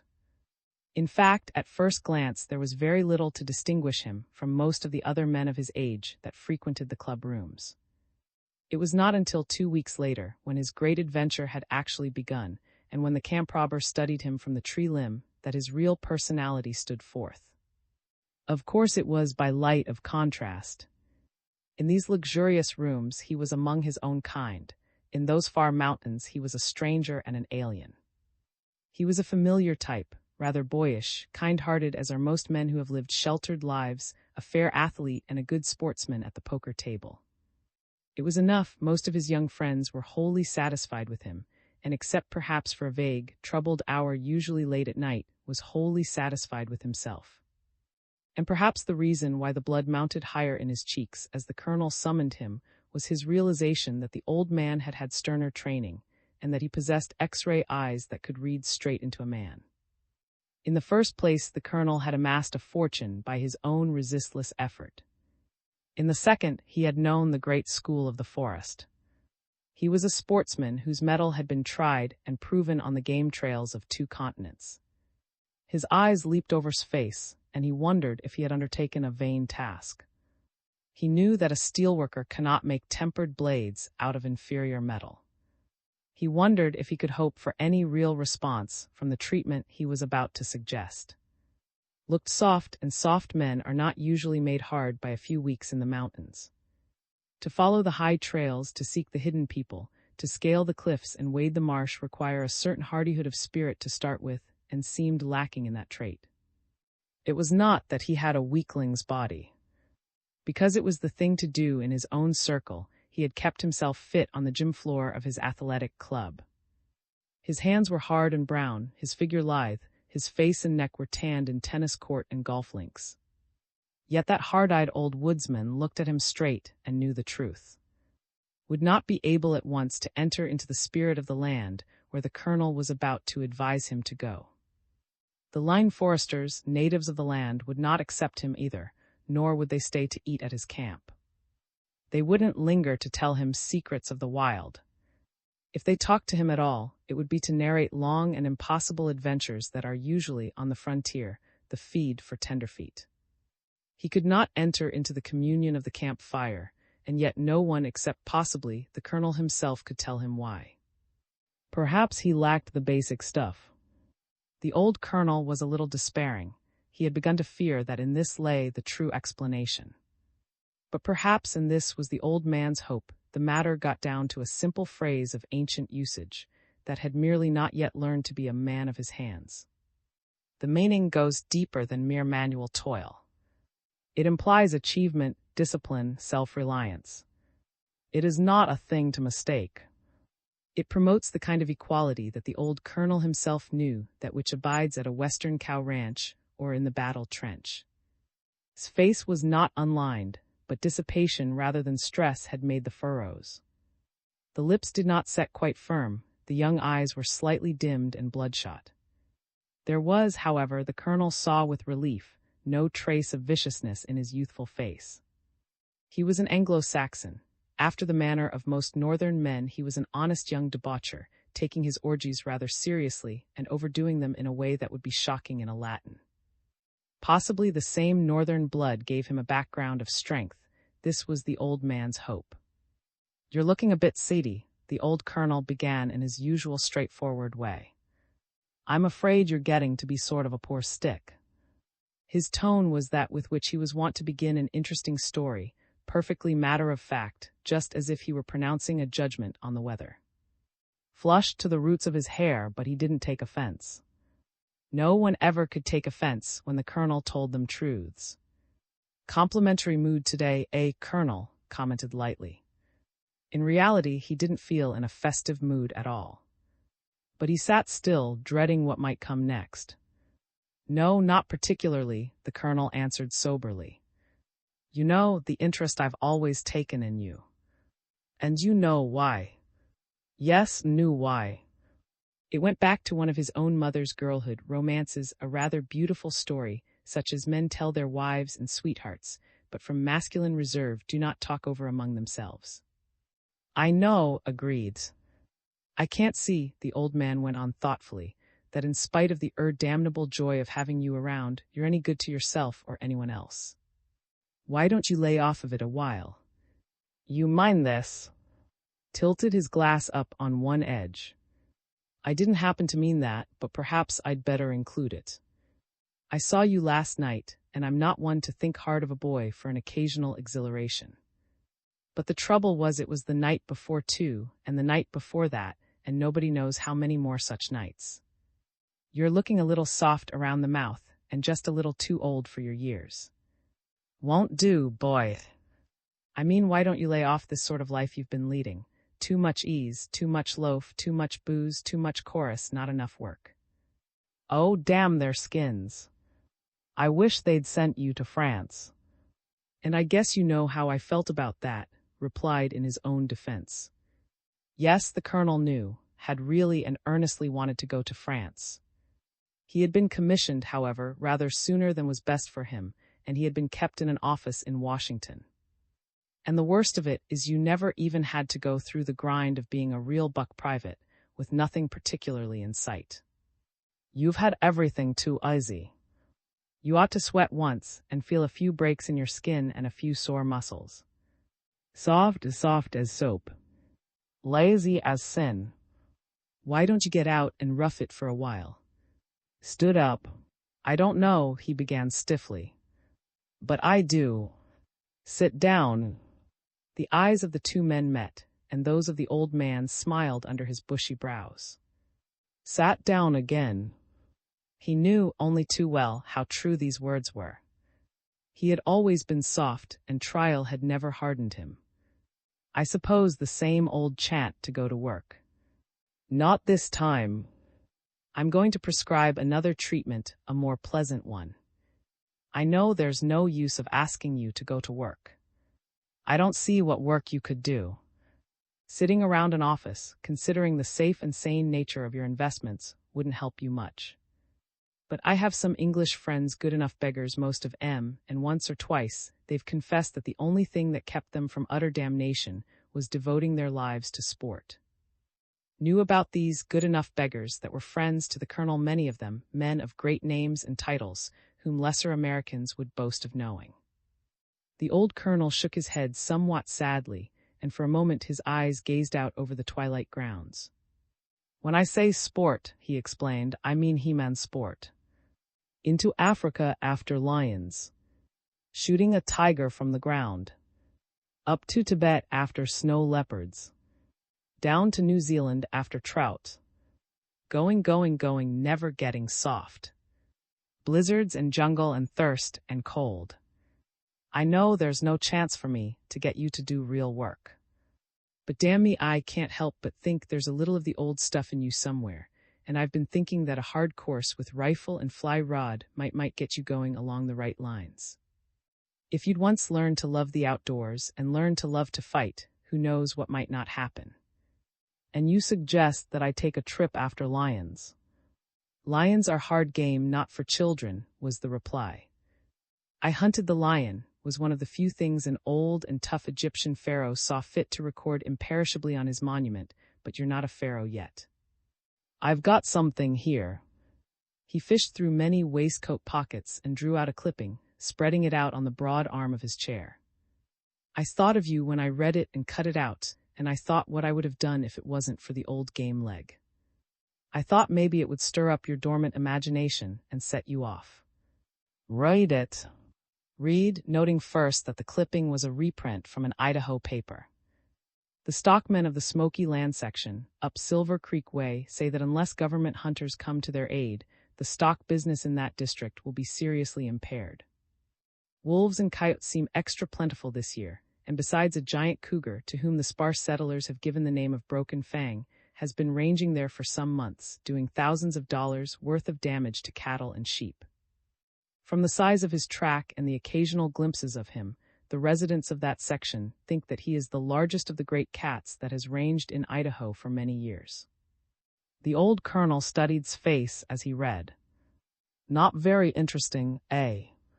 He commented at last. "My boy, he would be a trophy. I know something about that hairy old breed of mountaineers in the upper salmon country. They don't take the trouble to give a puma a name unless he's a moose. I know quite a little about pumas, too, or cougars, they call 'em. Usually they are about as dangerous as white rabbits. But once in a while one of them gets overgrown and thinks he bosses the range. If wounded, and sometimes, by a long chance, even if he isn't wounded, they put up a wicked fight. This big boy would be a trophy worth having. Besides, you might pick up a grizzly or a smaller puma. There are always trout, and this is trout time in the West. Why don't you go after him?"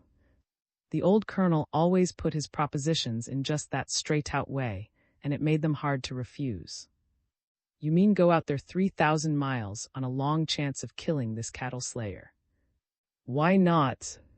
You're not paralyzed or anything. You ought to see Idaho. Every man should. As I said, there are worlds of smaller game. Every man ought to have an objective in his trip, so I say go to Smoky Land. These 2 weeks might teach you to love the woods, so you'd go again and again. And a few trips to the high ranges, once you really got to love 'em and play 'em right, might do wonders for you.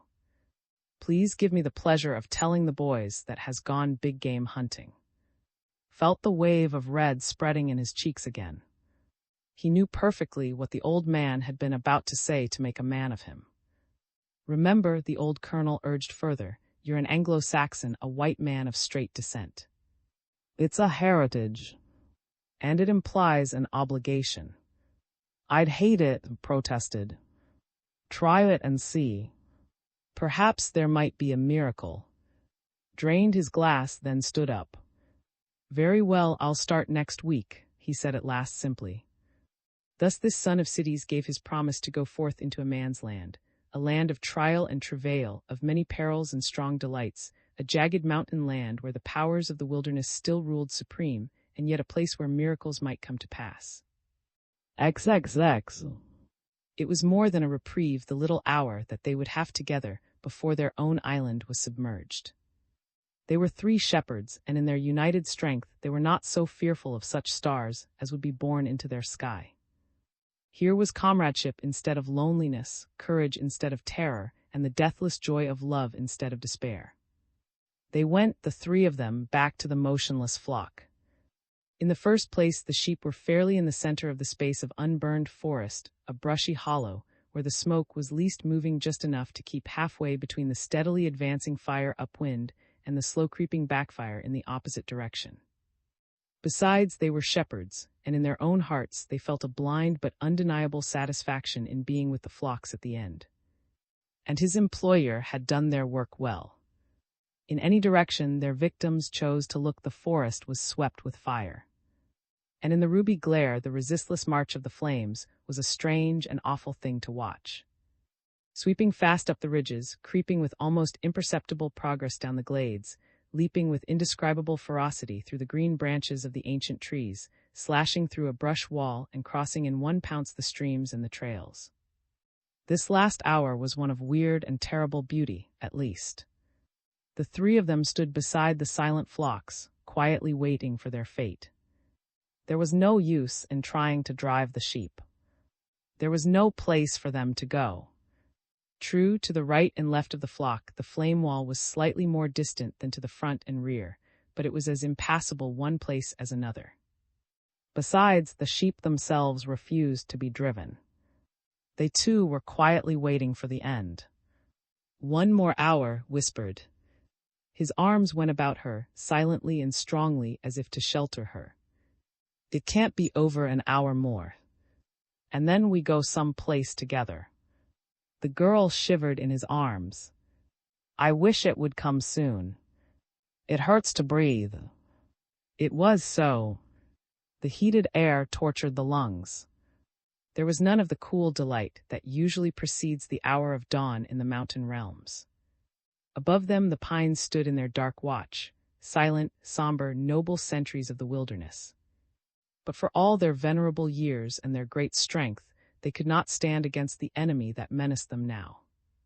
The red tongues would sweep through them, they would shudder and fall, and only black trunks, dismal and ugly, would remain when the red scourge had passed. The girl suddenly turned entreating eyes to his. There was only the dark shadow of fear in them now, none of the mad panic they had had in the nearby canyon. Listen, she whispered just in his ear. I have one thing to ask, the hardest thing of all. Flinched ever so slightly, and an immeasurable dread came into his face. Tell me what it is. I think I know. It's going to be hard because you love me. And you do, don't you? I can't be brave if you don't. I want to keep remembering it. He nodded gravely. No words were needed to assure her. This strong shepherd could only speak truth at a time like this. But we're mountain people, and you know it will be the best. And it's because you love me that I know you'll do it for me. To spare me and then yourself. I'd have done it back there if my hands hadn't been tied. He understood. Her hand stole around him and touched the butt of his pistol. For a long breath he waged an inward battle, and he called on all the powers of his spirit to give him strength. But it was true that they were of the mountains, and they saw issues straight. This was no hour for emotionalism and folly. The flames swept nearer, but with one press of his finger on the revolver trigger he could save this girl he loved the final horror of a fiery death. One shock, one sweep through the darkness, and then peace, not the slow agony of the unfolding flames. He could not do better service. He was the shepherd still. Yes, he promised. I'll do it at the end of the hour. And the dog, too. It was only fair to include the dog. He was one of the triumvirate. He had kept faith, he had stood the test. The moments were born, passed, and died. The tall trees caught, flamed, and fell. The smoke clouds gathered, enfolded the three of them, and passed on. They were nearly blind from the wood smoke. The heat had become almost too much for living flesh to bear. There was no need of waiting longer, perhaps to fall into unconsciousness from the smoke, and then to waken to feel the flames licking at the flesh. The wall of fire was still nearly a mile distant to the west, but its march was swift. His terror had gone, and he found himself longing for such cool peace as would follow the third revolver shot. The girl's lips pressed his. She knew the progress of his thoughts. "There's no use of waiting any longer," she said unwaveringly. "Let me be the first." "The dog first," he told her. He couldn't get away from an all-engrossing desire to keep her with him to the end, and to spring out of life with his hands in hers. Perhaps it would be kinder to spare her the sight of his death, yet his spirit lacked the strength. "The dog first," the girl repeated. "And don't wait any more." The dog's appealing eyes were upon them. Their own spirit, that of immortality itself, which only men seemed to possess, had pervaded him, and the dark eyes seemed unafraid. To the beasts, death is a darkness and a fear, but knew that these two masters would have only mercy and kindness for him. His hand reached back for the revolver. But the forest gods had not written that should die so soon. The drama of the flaming forest was not yet over. An interlude strange and startling past all words. Three figures vivid in outline and bathed in the fire's glow came speeding toward them from the thickets to the east. A gasp of wonder fell from his lips as he beheld them. Two of the forms were unfamiliar, but one of them was known and beloved of old. Couldn't mistake the trim figure, the curved, undeveloped horns of the first of the three. No break appeared in the fiery wall toward the east, yet Spot his own unmistakable form, and his wool unsinged ran steadily toward them in plain sight of all three. It was as if he had returned from the shadow world, a ghostly savior in the hour when his old followers hovered at the gulf of death. A great wave of hope swept the man's frame. But in an instant he saw the explanation. Spot and his ewes had not come unaccompanied. A tawny form loped swiftly behind them. It was Broken Fang, the monarch of the cougars, and he had simply driven the three bighorn down into his own hunting ground at last. "If there's a way in, there must be a way out," spoke sharply. "Stand still so the L come in range." Suddenly he seemed to know that in some invisible and secret way that he could not trace, the whole issue of life and death had centered down to his war with Broken Fang. He couldn't have told why.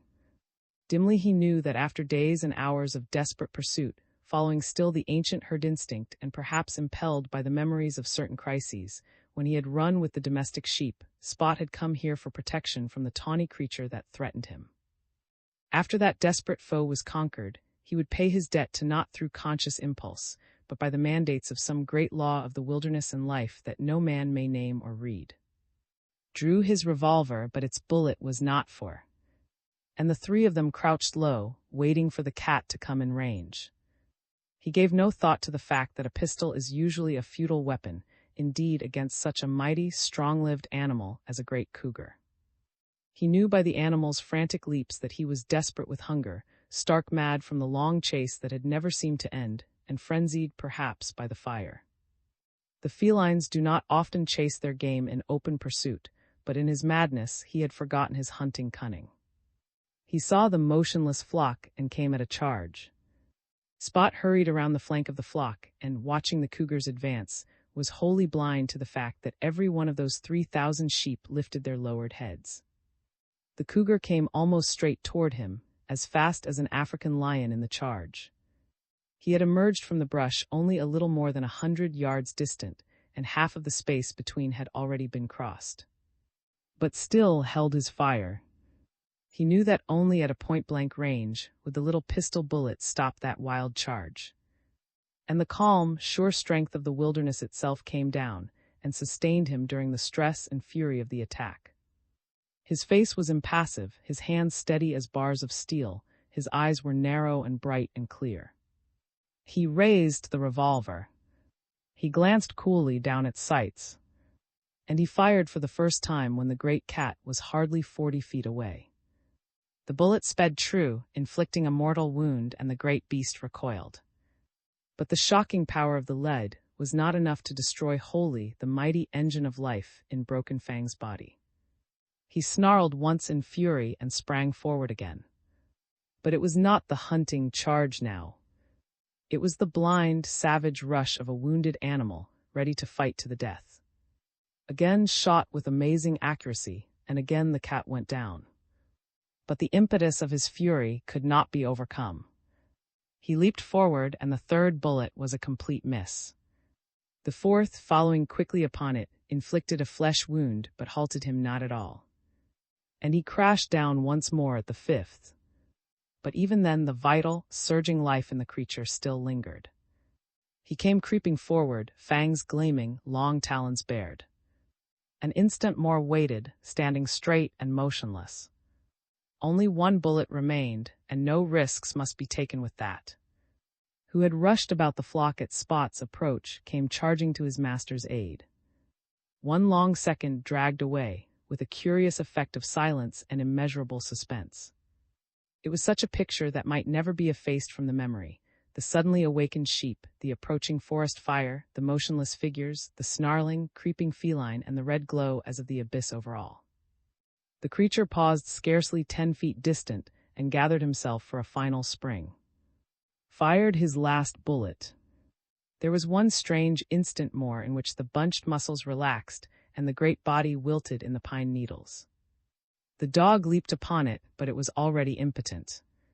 A strength such as but rarely comes to man had held his hand steady, and the shot had made a clean passage through the creature's brain. Broken Fang's trail of rapine and carnage had come to an end at last. He all that was most deadly and terrible in the wilderness, and he had fallen in fair battle with the breed whose strength in such regions where they venture has conquered the wilderness. He was a forest monarch, but his foe was the shepherd. Talon and fang and supple strength had not been availing. He would linger no more about the white flocks, and the little people along the game trails had seen him steal by for the last time. No more would the deer know his long, shuddering scream as the night came down. He lay as if fallen in battle against the flocks, a token of man's dominance of the wild. Turned from him to find a strange stir and excitement among the sheep. It seemed to him that in those invisible ways no man may trace, a knowledge and a message was being passed from one to another, and a new hope and spirit was sweeping the flock. There was no concerted movement as yet. Still the sheep stood motionless, but their heads were raised. The only moving forms were those of Spot and his ewes, running along the flank of the flock. And suddenly Spot turned back in the direction that he had come. And every animal in that flock of 3,000 leaped after him in pursuit. The whole expanse of white lurched forward like an avalanche starting from the high peaks. Cried out in irrepressible wonder, and thrill after thrill coursed like electricity through his frame. An unspeakable rapture flooded his being, and he whirled about to find a white flame no less miraculous than this sudden sweeping forward of the flocks mounting in Alice's face. The dog raced forward, barking. By instinct rather than reason the shepherds understood. Their old leader had for the moment at least returned to the sheep, they as instinctively as soldiers at the sight of their beloved general, and they were ready to follow him even into the flame. It made no difference that he was leading straight toward the flaming wall to the east, a dreadful region where the fire raged fiercely, and whence without his leadership they would have been afraid to go. They ran as if with renewed spirit. Perhaps they remembered him of old and gave him their trust. Perhaps he brought them word of some new hope that lay even in the jaws of death. Swiftly the flock fell into its old formation, the strongest in front, every black marker in its place. They swept like a foam-covered sheet of water into the red dusk of the distant forest. "Come," shouted Spots, showing us the way. XXXI. The little people show the way was the saying of a more credulous race in an older West, and knew its truth at last. This was no blind lead the westward course of the bighorn ram in the van of the sheep flock. He led them straight to a pass that only the wild creatures knew, a course already taken by such of the animals as had been trapped between the converging walls of flame and through which Broken Fang had pursued him.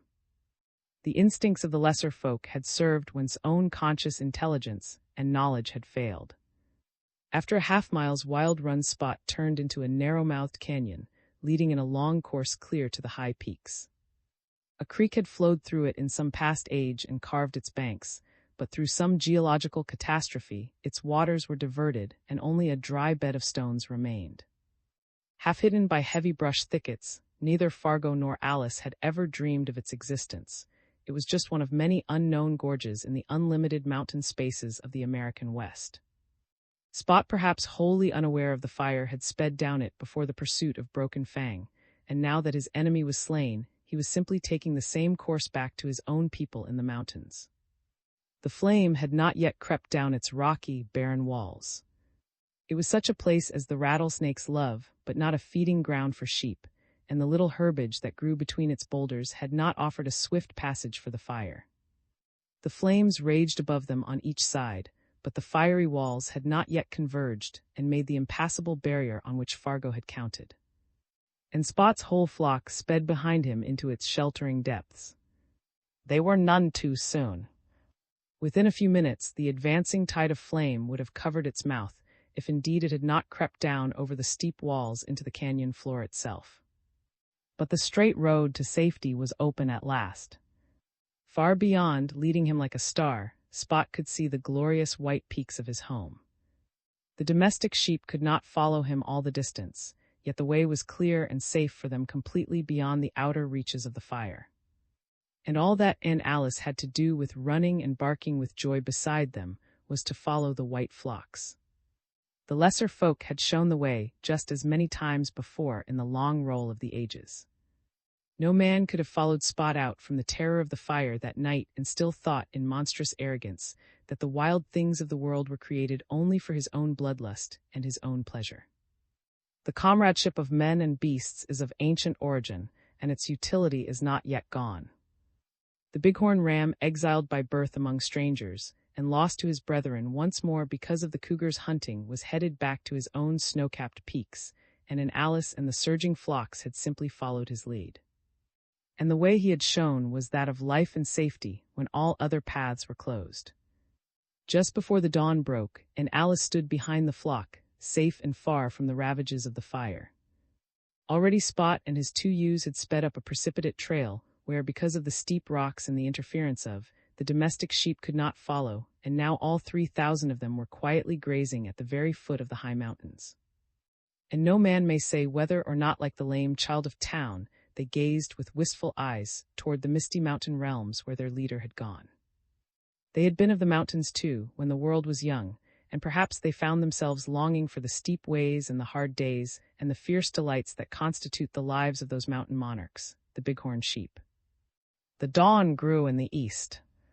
The white peaks glowed and gleamed, and the girl's brown hand crept into's. "Did you know," she asked him, whispering, "that we've won?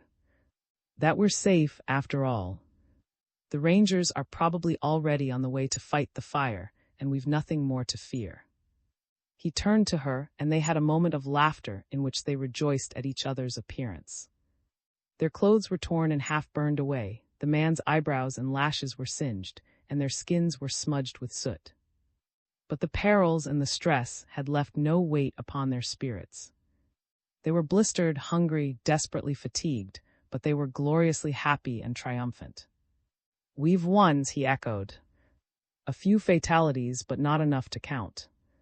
He had engaged in much folly in his time, but it was to be said of that he wasted no emotion or maudlin words over the dead body of in the burning brush behind.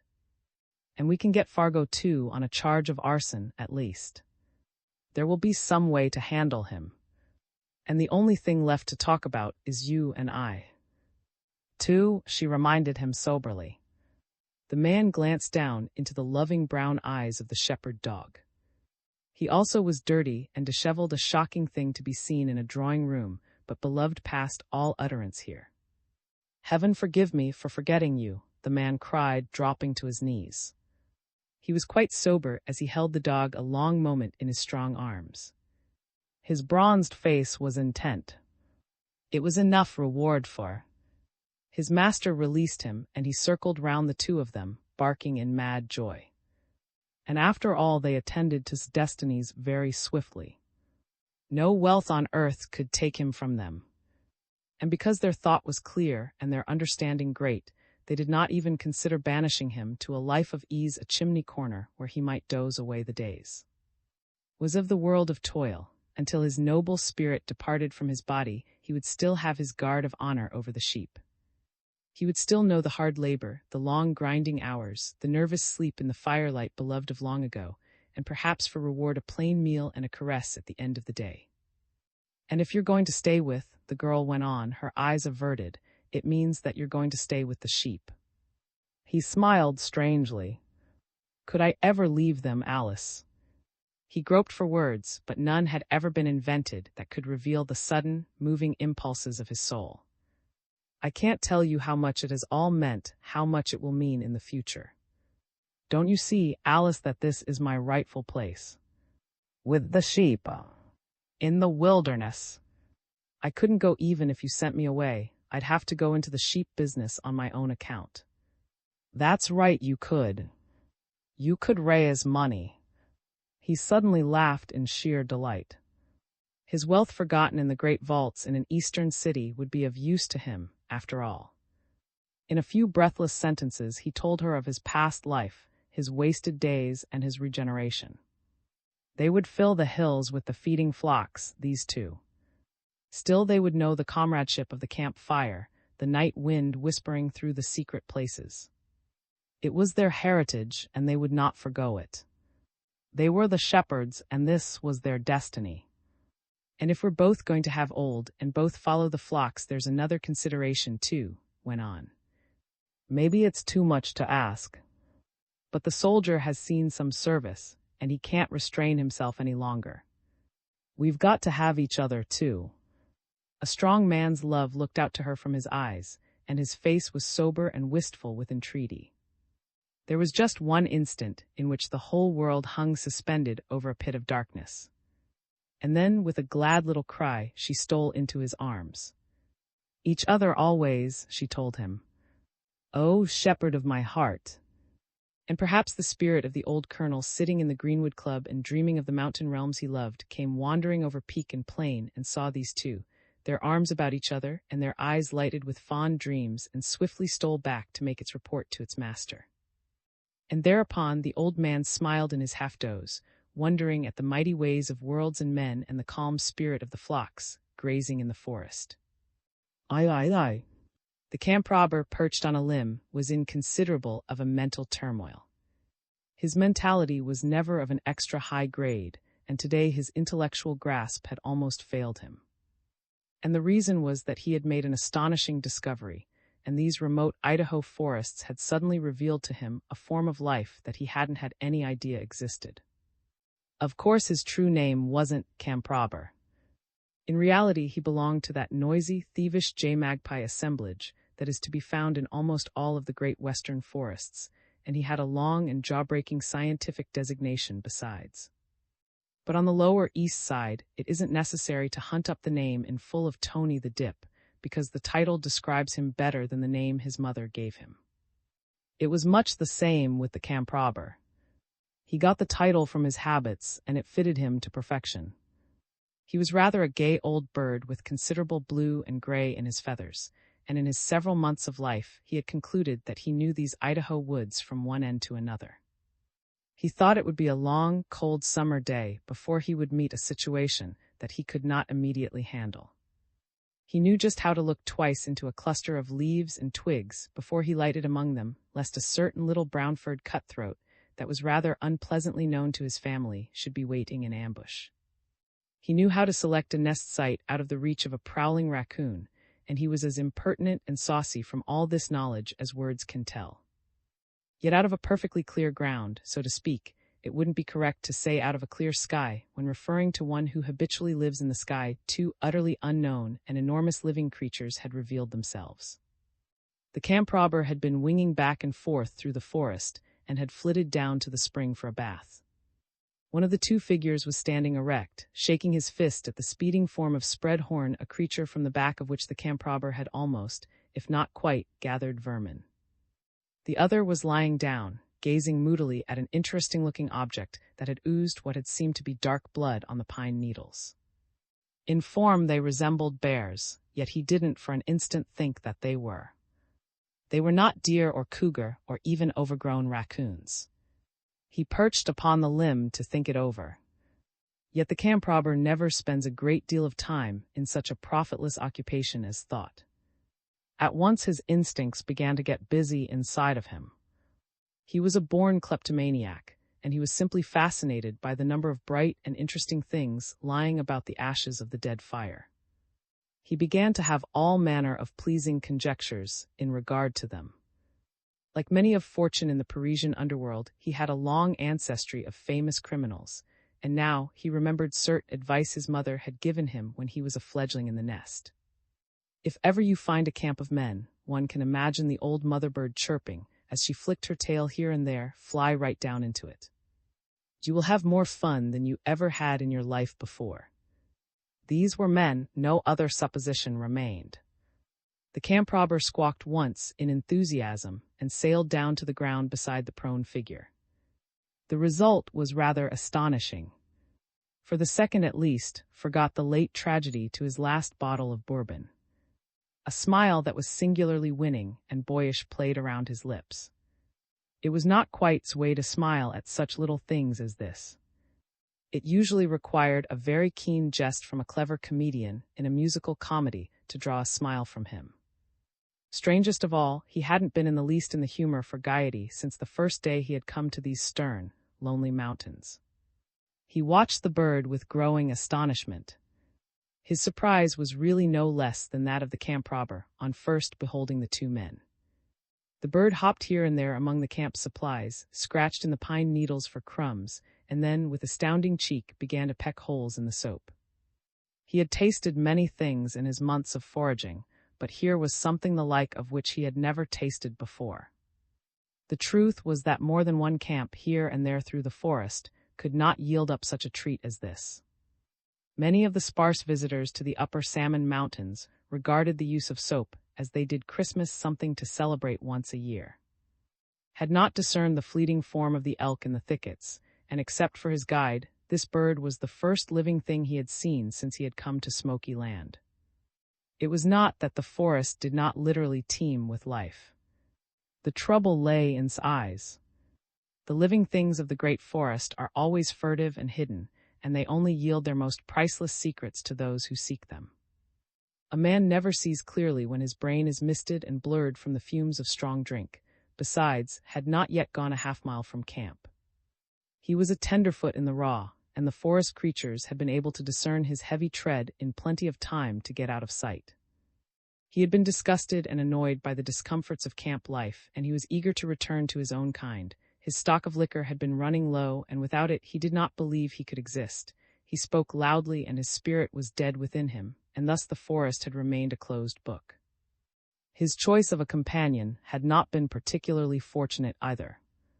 Pete had good blood in him, the blood of as brave and hardy a race as ever lived, but degeneracy was upon him and his people.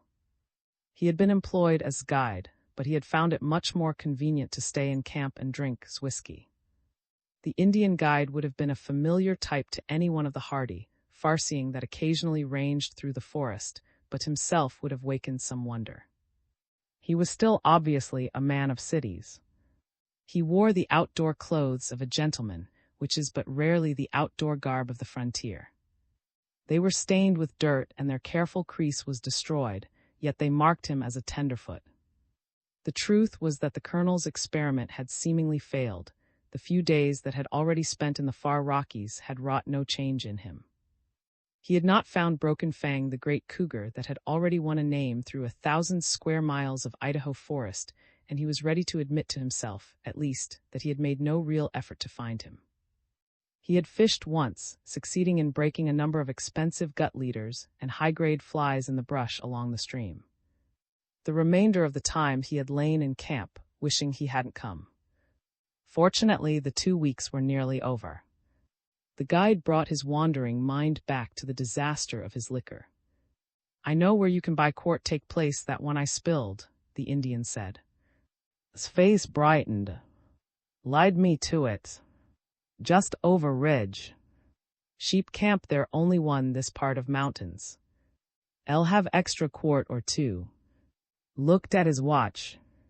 "We can get over and back by dark. Maybe soon after.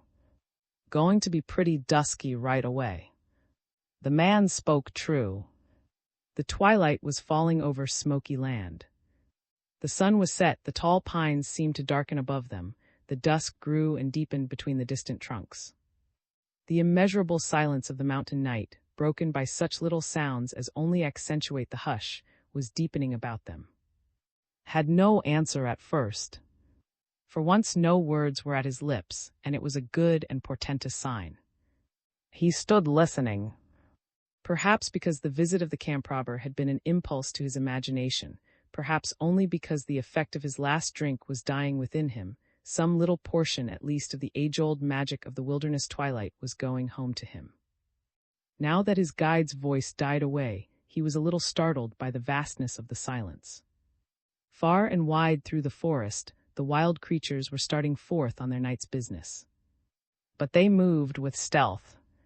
Had an instant's dim realization that thickets moved and rustled in the ultimate reaches of hearing, that dim shadows wavered so far distant that he could not be sure of them. The wilderness forces were coming to life. He lifted his face. As usual in the twilight hour, the faintest breath of wind came slipping, light as a deer tread itself, from the further mountains. He saw the 2 long ridges that enclosed his particular part of the plateau, and the last light of day gleamed on their tall, white, snow-laden peaks. These were the high Rockies, Sentinel Mountains grand and austere. These mountains looked just at hand in the daylight, but now in the gathering gloom they seemed to be receding into the infinite distance. The attention of was not usually held by mere scenic beauty, but tonight, for a lone, long instant, he felt vaguely stirred. Then a faint, sharp sound reached him through the growing silence. It came from an amazing distance, and but for the fact that all his senses had been unusually alert, he would not have discerned it at all. All that was left of it was a faint prick in the eardrums, a noise that a beetle might make in the leaves. "Did you hear something?" he asked his guide doubtfully. "Yes," the Indian replied. "Little noise. Know who made it?" "A shot. Yes. Maybe another hunter, but they don't often come here. Over toward sheep camp. But hurry heap get whiskey come back while plenty light to see." Nodded, and they headed up the ridge. IV.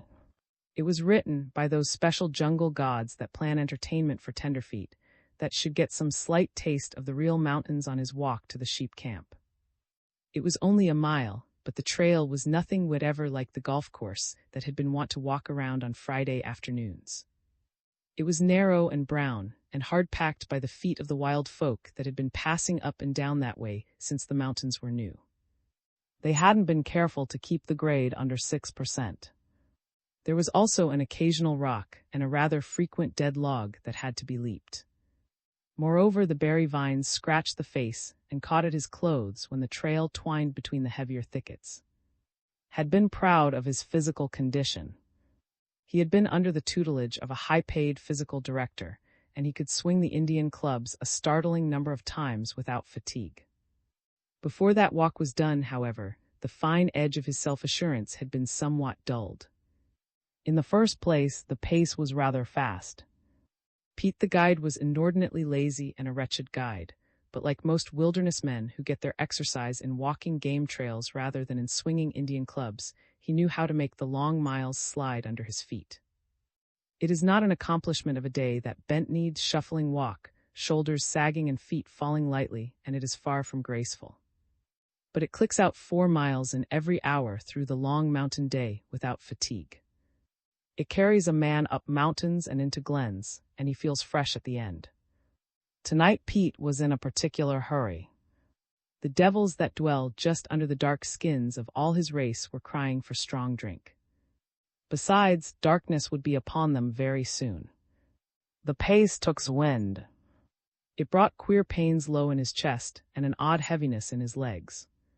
But for all that, a physician could have prescribed no better medicine for him. The sweat leaped from his white skin and felt prickly at his neck and forehead, and the fumes of alcohol departed from his brain. The truth was that in this deepening twilight saw more clearly than any time since his arrival at Smoky Land. His senses became more alert, his eyes began to penetrate deeper into the thickets. He began to notice dainty mountain flowers, and he took a singular delight in the tracks of the wild things that had been left in the trail. Here a coyote had skulked, here a wolf had raced along in some chase of death, and here a cougar had crept by in some dreadful business of a few nights before. His hearing was sharper, and once the rustle of leaves above his head called his attention to a family of gray squirrels disporting on the limbs. He found himself watching, with unexplainable interest, his guide. For the first time he marked clearly the silent tread, the peculiar alertness of his carriage, and most of all the dark surface lights in his eyes. As they headed deeper into the thickets, a strange change seemed to come over the man. Perhaps the liquor was dying in him, too, or possibly imagination was playing tricks upon him. He received an odd impression that hitherto his guide had been asleep and had just now wakened. They were near the sheep camp now. They could hear the faint bleat of the bedding animals, and the Indians seemed to forget the other's presence. All at once he began to stalk in earnest. He slackened his pace, behind him slackened his. The moccasined feet had fallen softly before, now they seemingly made no sound at all. The dark eyes brightened, the muscles rippled under the dusky skin, a new vitality seemed to come over him. The truth was that this son of a savage race had not so great degeneration, but that he still responded to the age-old intoxication of the falling night. It was the hunting hour, and could imagine the tawny cougar Broken Fang, whom he had come to slay, responding in the same way. Abruptly the Indian paused and held up his hand. "Crept near." "Big animal close," the guide whispered. "Maybe you get a shot." Stood still, listening. Far distant he heard the usual faint, mysterious sounds that the early night hours always bring to the wilderness world, but if anything, the primordial silence was more heavy and portentous than ever. The snow peaks still gleamed faintly, and he sensed their majesty and grandeur as never before. It was not alone an impression of beauty. Beauty is an external thing alone. In this moment of farseeing, he understood something of their mighty symbolism, their eternal watch over the waste places. He saw them as they were, grand, silent, unutterably aloof. "How do you know?" he asked in reply to his guide. "I don't hear anything." The truth was that Pete would have found considerable difficulty in telling just how he knew. Rather it was a sixth sense, an essence in the air that blunter senses could not have perceived. Where near flock may be lot of varmints hanging close. Always is around sheep. Don't know what animal came near just now, cougar, I think. Maybe old Broken Fang himself. I don't know. Heap maybe not. Country's big. Pete was given to telling lies on occasion, but he had told the truth for once. His eyes leaped from peak to peak, and he began to realize something of the vast, tremendous distances of the region. They pushed on, over the ridge, and through the last of a heavy wall of brush. They came out on the edge of a small meadow, one of those grassy, treeless stretches that are so often encountered in the high ranges. Silver Creek ran through it, a stream that was a creek only in the western sense. In reality, it carried more water than many a famous river. It was narrow, however, lined with thickets, and evidently deep and swift. 500 yards beyond the great forest encroached again, and the meadow was even more narrow, parallel to the creek. And at the first glance, might have thought that the meadow was covered with deep snow. It was the sheep. They were bedding down for the night, a flock that could not contain less than 3,000 ewes and lambs. They had crowded so close together that they occupied, in all, a space hardly more than 100 yards square, and the only break in the white drift was an occasional spot of inky black. These, in a moment's inspection, revealed themselves as black sheep animals that occur in every western flock and are generally used by the herdsmen as markers. Their numbers staggered. He wondered how any one herder could care for them. And he was suddenly amazed at the strange thoughts that flooded him. The truth was that was an exceedingly sensitive man, finely tuned to all manner of external impressions. Something about that snowy band touched a side of his nature of which he had never been aware before. He couldn't quite identify the thoughts that stirred him. They dwelt in an unknown realm of his being. He grasped for them, but always they flitted away. He held hard on himself and tried to understand.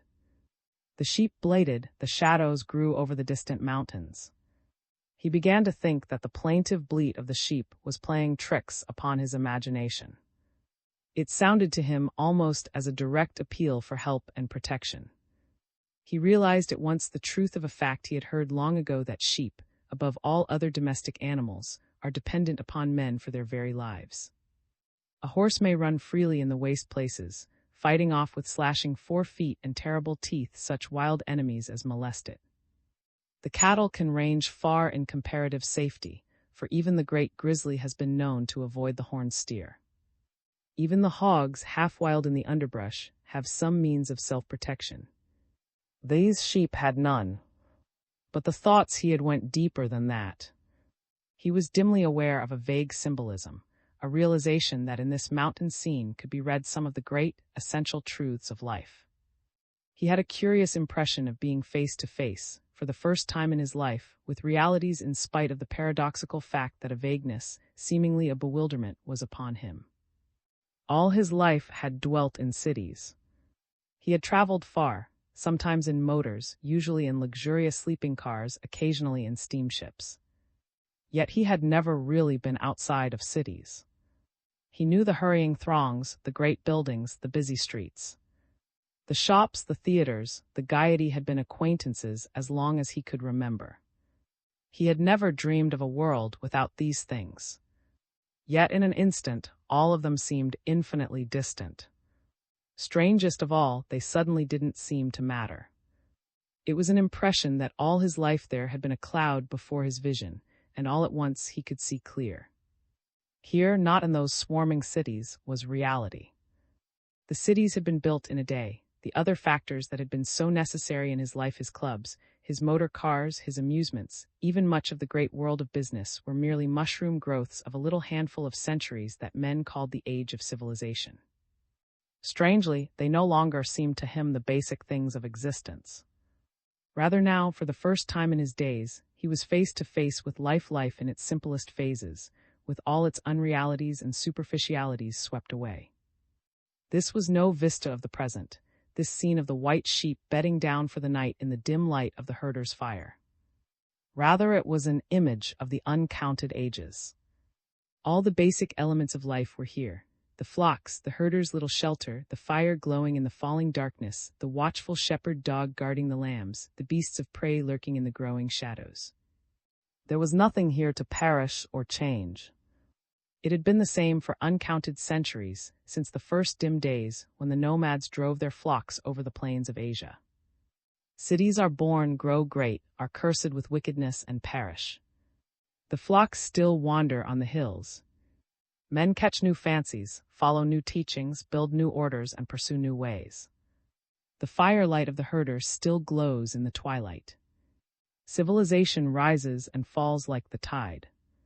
The beasts of prey still lurk in the thickets to slay the sheep. Fashions, hobbies, pleasures, habits and modes of life, faiths and doctrines, even kingdoms and palaces start up, flourish, change and die, and still the shepherd dog keeps his watch. He was suddenly called from his reverie by the voice of the guide beside him. "Fire about out," the man said. Time herder put on more fuel. It was a commonplace remark, yet it compelled attention. His startled eyes turned to the Indian's impassive face. "It's not cold tonight," he replied. "What's the need of the fire?" The Indian made no immediate reply. He did, however, hold up his hand. Listen. Somewhere back of them in the thicket, a twig broke with miniature explosion.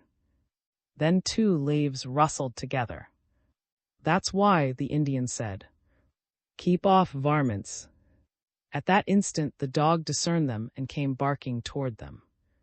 He was a beautiful shepherd from his unusual size, evidently a crossed breed, and the light was still good enough for them to see his lustrous coat, his powerful form, his intelligent head, his fine brush that he carried high. The dog slowed to a walk and spoke to him. A moment more the animal was at his knees. Had always been a dog lover, giving his regard to an ill-mannered, savage German police dog that lived a parasitical life at his city house, and he knelt quickly to caress the shepherd's head. And for the second time that night he had a series of impressions that he could not trace or name. They arose from the behavior of the dog. The animal seemed oddly nervous and shaken, and the great, brown, lustrous eyes were full of singular appeal. He ran from them a little way, barking, then returned as if he desired them to follow him. What's the matter, old boy? Ask me. What's up? The dog barked again, coming to his arms for more petting. Then the Indian dropped to his knees with a curious little cry. Pete the guide had an exceedingly good command of English for a half-breed. But in that moment of astonishment, the use of the language fell away from him, and his only utterance was an exclamation in his own almost forgotten tongue. He rubbed his hand over the animal's shoulder. What is it, Pete? Asked quietly. His creased. Dog's been shot, bullet took away a little skin. The shot we heard. No, that rifle shot. The dog shot with pistol. And how in the world did you find that out? Not no sure, looks heap like a scratch by small caliber bullet. Couldn't hear pistol shot so far. I've heard, said thoughtfully, that it isn't good form for a herder to shoot at his own dog. Maybe not that, the Indian went on. His tone was so strange and flat that whirled to stare at him. Fire burning out, 2 sheep getting restless. Maybe better see where herder is. Don't you suppose he's in his shelter tent? We'll look and see. They started out into the clearing, the dog running in front of them. The sheep, after the manner of their kind, paid no attention to them. They walked swiftly toward the little tent beside the stream. The dog stopped, sniffing at something that lay in a little clump of thicket. When still a few paces distant, thought it was one of the black sheep, separated from the flock. The Indian, however, made no such mistake, and he hardly turned to glance at it. The herder's other dog, he explained. Knew there ought to be 2. Better shooting this time. Felt a little stir of excitement. The black dog had been slain by a small-calibered bullet, and his body was still warm. The Indian increased his pace. A second more, and they were at the door of the tent. It was hard for them to see clearly at first. The shadows were quite deep inside, and at first they were only aware of a heavy, strange silence that seemed to grow and deepen as they stood looking. The herder was not standing up to greet them. Neither was he busy at any of his late evening tasks. They made out his figure dimly, sprawled on his blankets in one corner of the tent. By Jove! Exclaimed, I believe the beggar's asleep. But he didn't speak quite the truth. In reality, he believed something far different. It is the way of a certain type of man to avoid at all costs any appearance or semblance of hysterics or sensationalism. Was of that type, and he unconsciously shrank from the utterance of his true beliefs. Not asleep, the Indian replied bluntly. He stopped, walked into the tent, and turned the man's body in his hands. No wonder the camp fire was dying. Its tender, the sheep herder, had been shot and killed a few moments before. V had never known a more mysterious hour than that in which the darkness fell over the sheep camp. At the end of it he felt as if he had lost himself in a dim and eerie dream, and only the eternal reality of the sheep, bedding down and bleeding in the falling shadows, made it credible to him. But the mystery did not lie in the qualities of the scene itself. Rather, it was in his own attitude toward them, a feeling of familiarity and long acquaintance that he could not understand. It all seemed so natural and real. Even the dim twilight and the glow of the dying fire seemed something vividly remembered from long ago. Yet there was nothing here of the world he knew, the world of cities and gaieties and throngs. There was nothing in his past life to explain the intimacy he felt. At the edge of the little meadow, the dusk deepened between the trees.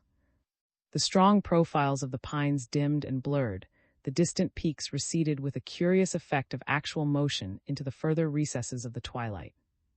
Here and there the stars were pushing through, and he suddenly regarded them with some wonder. He couldn't ever remember noticing them in particular before. Perhaps the smoke that ever hung over his city mostly obscured them. Possibly he had never had occasion to think about them. Now he was startled by the same curious sense of familiarity, as if he had lain beneath them 1,000 years, and they were old friends come back to talk to him again. They grew inexpressively bright. Their numbers increased, they filled the sky, they grouped themselves in patterns and designs, dropping down as if on invisible threads to the spires of the distant pines. For one little instant, as he raised his eyes aloft, he was an astrologer of old, and a knowledge of the ages was upon him. He felt stirred to the depths of his being. He dropped his eyes to regard the sheep.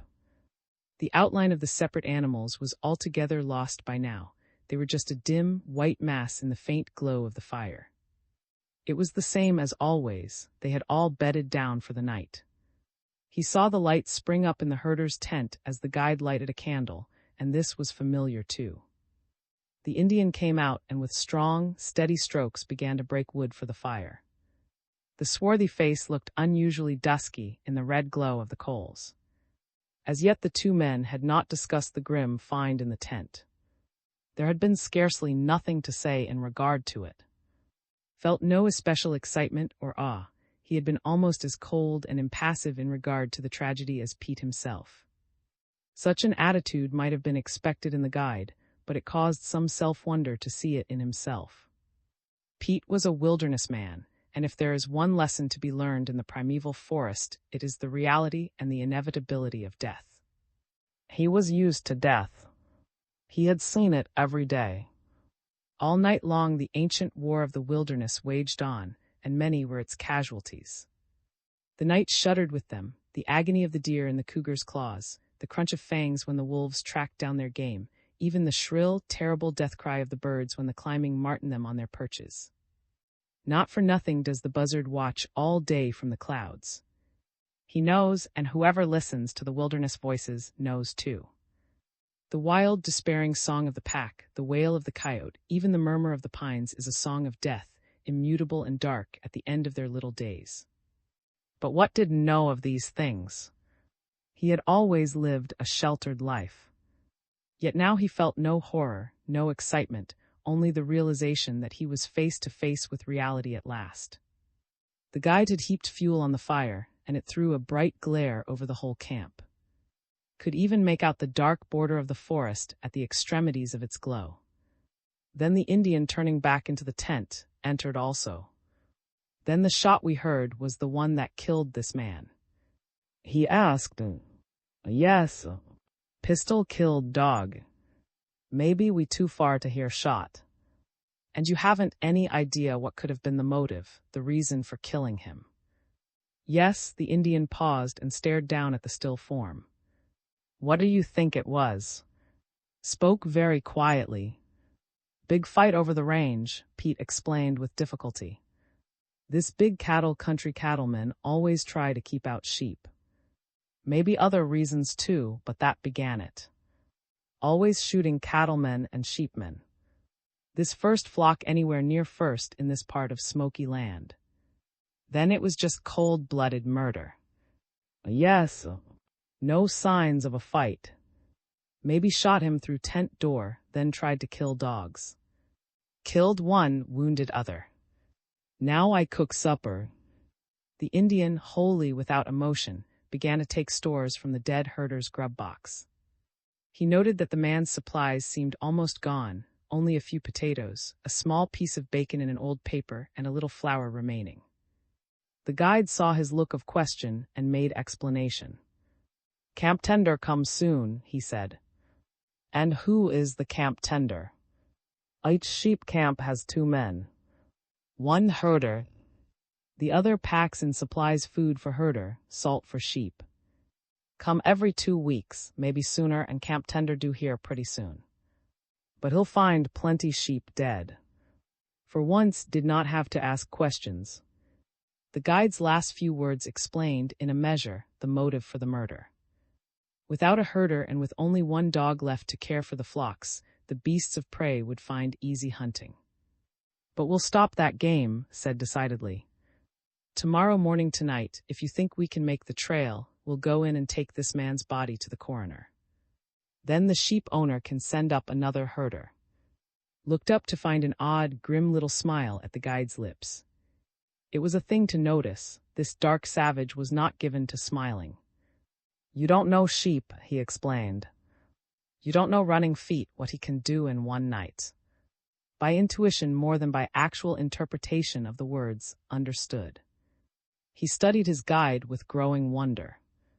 For the second time that day Pete had dropped back into his own speech.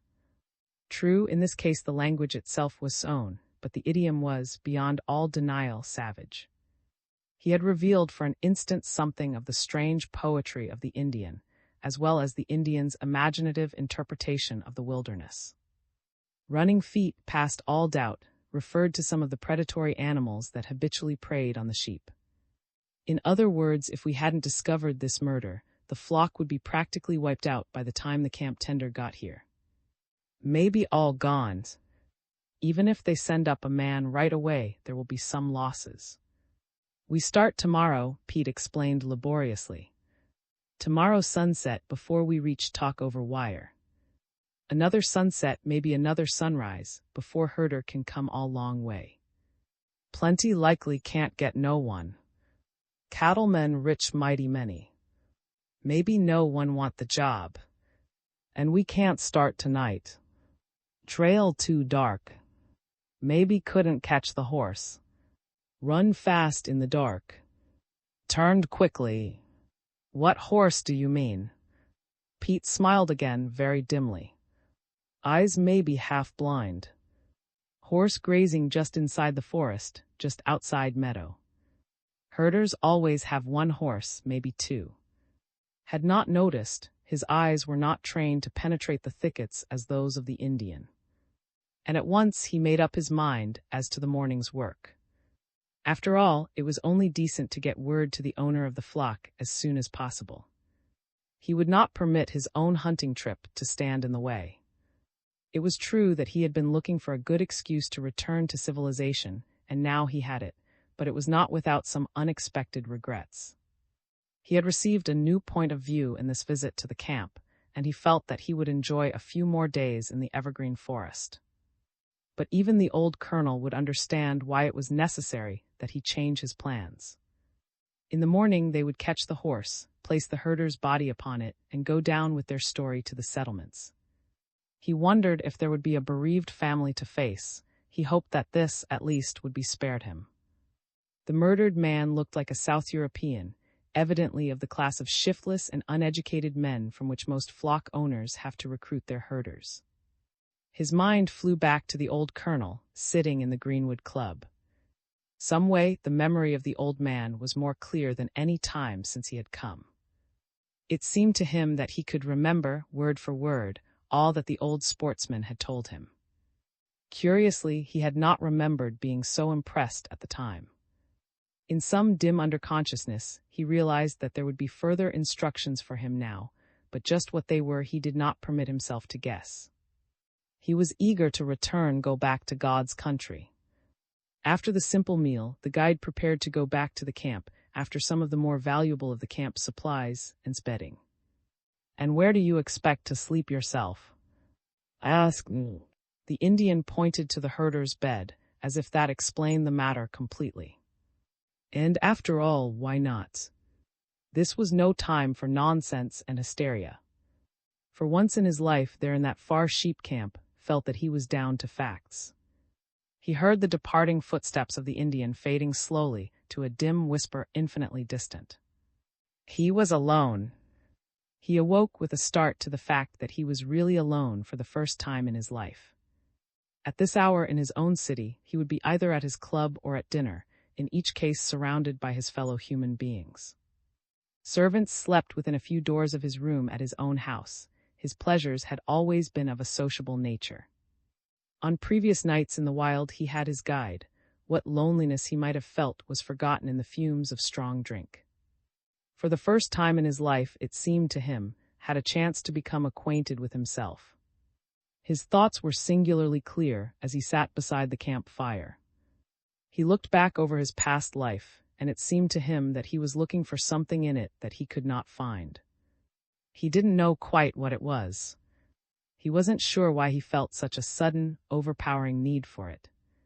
Perhaps the name of it was justification, and yet he could not have told what was the high offense he wanted to justify. There beside the sleeping flock new knowledge came to him, a realization of the great themes and purposes of existence never known before. He felt vaguely uneasy about his wasted days, wishing that he could see some destination, some height, some star to which they were pointing. He had an obscure feeling that all his life he had shirked responsibility, and stranger still that in the deep realms of his spirit he was shirking it now. The great shepherd dog came and crouched beside him, and the man held the soft head in his hands. His thought went back to the pedigreed, savage, characterless dog that he himself owned, and unconsciously he compared the animals. The thought returned to him again and again, try as he might to repel it. It haunted and disturbed him, and he didn't know why. His own dog had won numerous ribbons at the dog shows, he had been bought at a fabulous price, and his pedigree went back many generations. Yet by what fairness could the two animals be named in the same breath? One was a slacker, the other a brave and faithful servant of a great cause. One was an ornament in a dog show, the other guarded with his life if necessary the grazing flocks. From dawn till dark he was at his toil, through the blasting heat of summer and the bitter winter cold, watching through the night and running through the day. Was not blind to the fact of his present fidelity, that although his master lay murdered and he himself had been slightly wounded, the brave animal still kept his watch over the sheep. He had been busy at it when the two men had come, and even now his intelligent eyes studied the shadows of the encroaching forest. Felt a sudden glow in his heart. His hands pressed at the soft ears. A word came to his lips, and he spoke it in the silence. "Service," he said softly. "Old fellow, you give service." Suddenly he knew that this was the great debt that all living things owed, service in the great cause of existence that no man fully understands. He tried to remember what service he himself had given. Dim regrets swept over him. He rose to throw more wood upon the fire, then stood listening to the voices of the forest. They were so faint and obscure that he had to strain to hear them. It was strange that he had been deaf to them before. They came whispering through the mighty silences, and they filled him with haunting memories. At first the crackle of the fire had obscured them, but as he waited the separate tones became more distinct and permitted some measure of interpretation. He heard the rustling of the thickets, the noise of flicking leaves dim as eyelids winking against a pillow, the sad murmur of the pine limbs scraping together. Behind them all was the faint murmur of the wind, a little wind that had sprung up in the snow fields and was making a secret march down through the thickets. Something of the same sense of familiarity that had come to him on first observing the sheep returned to him now. It seemed wholly natural that he should be sitting here in the silence. Beside the flocks throughout the ages, men of his breed had sat the same way, the firelight playing on them, the faithful dog beside them.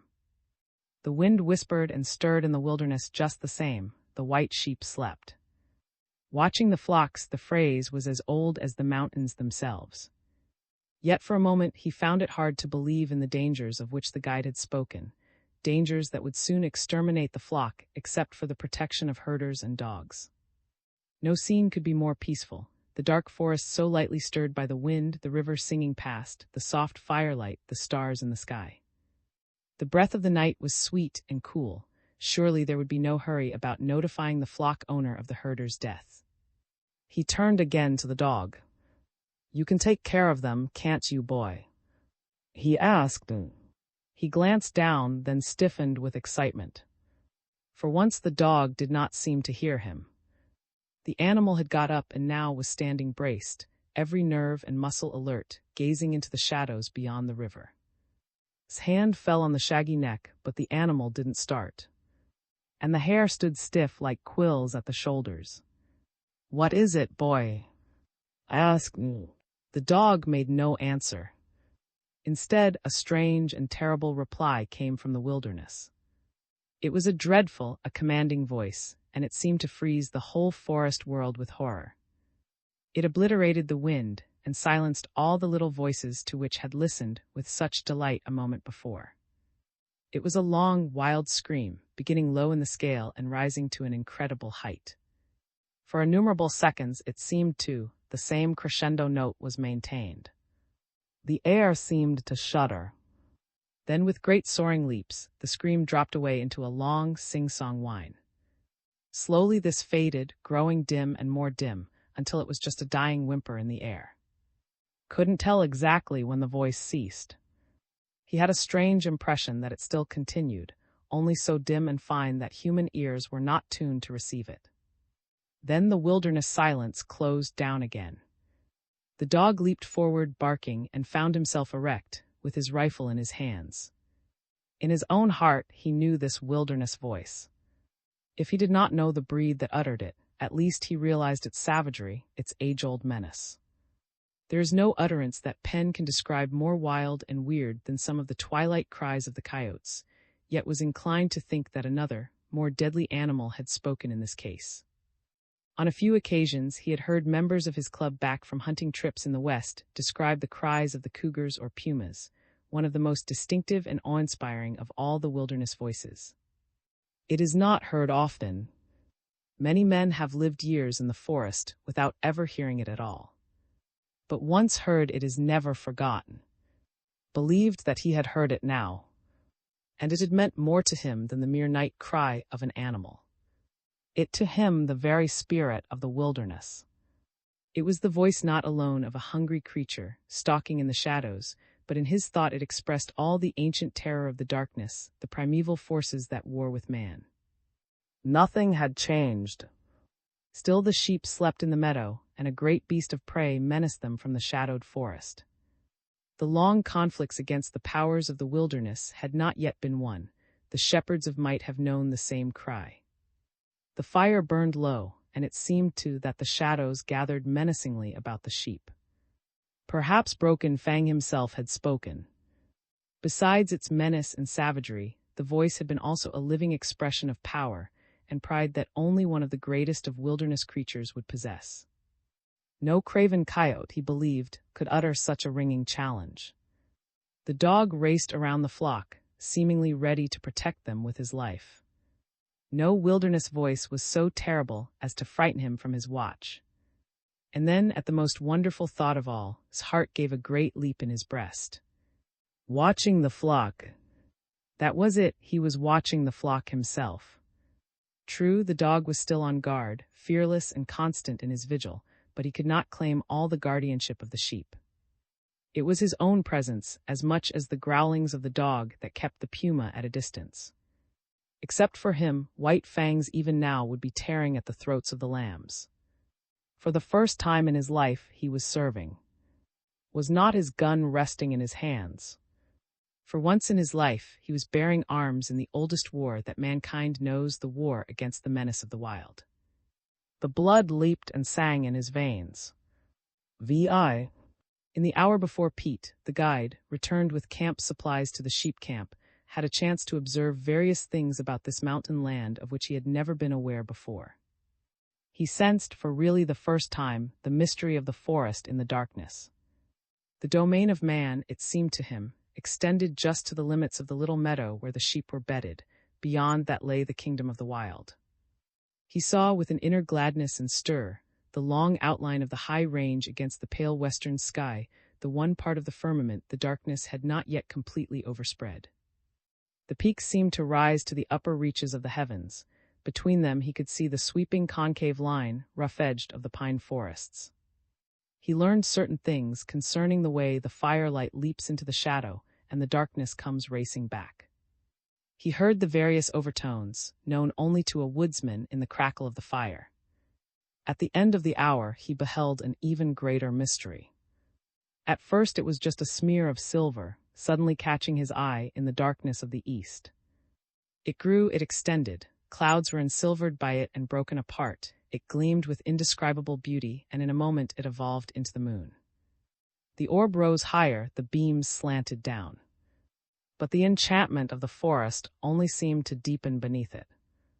Only at intervals could the beams penetrate between the trees, and the silver patches that came, now and then, between the trunks only the eyes. And it soon became an indisputable fact that these patches were not motionless and unvarying in outline as might have expected. Sometimes they blended and moved, and once or twice a swift shadow flicked across them. There was only one explanation. Living creatures, beasts of prey, such as always linger about the sheep flocks, hovered at the border of darkness, ready to swoop forth. Pete returned soon after and began upon the simple tasks of the night.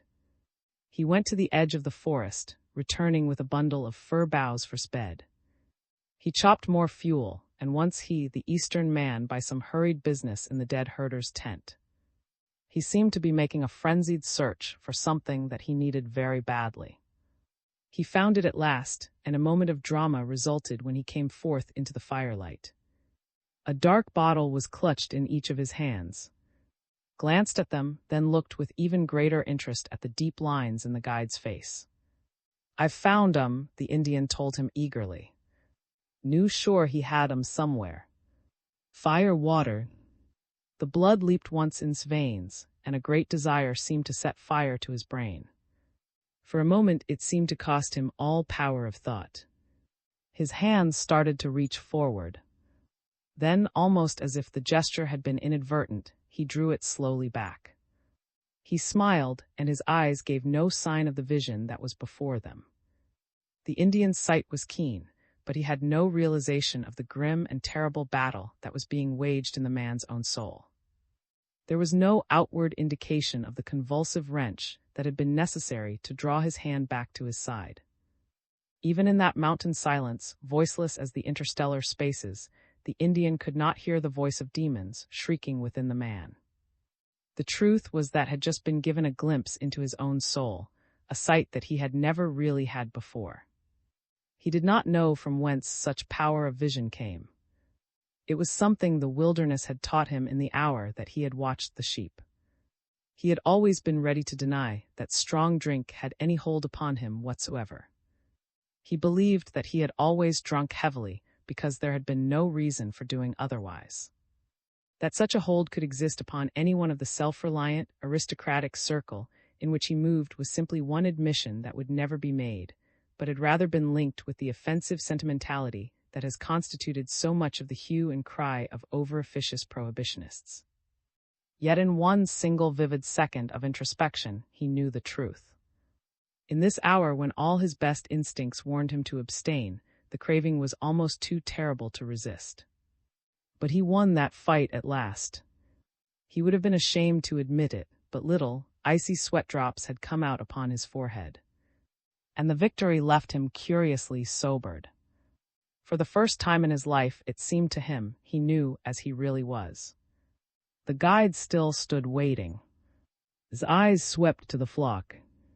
The two of them were on guard tonight, and this was no time to blur the senses with heady liquor. A hard task awaited them on the morrow. Besides, it was dead man's drink. "Put it back," directed quietly. The Indian stiffened, and his dark face grew sullen. Watched him coldly.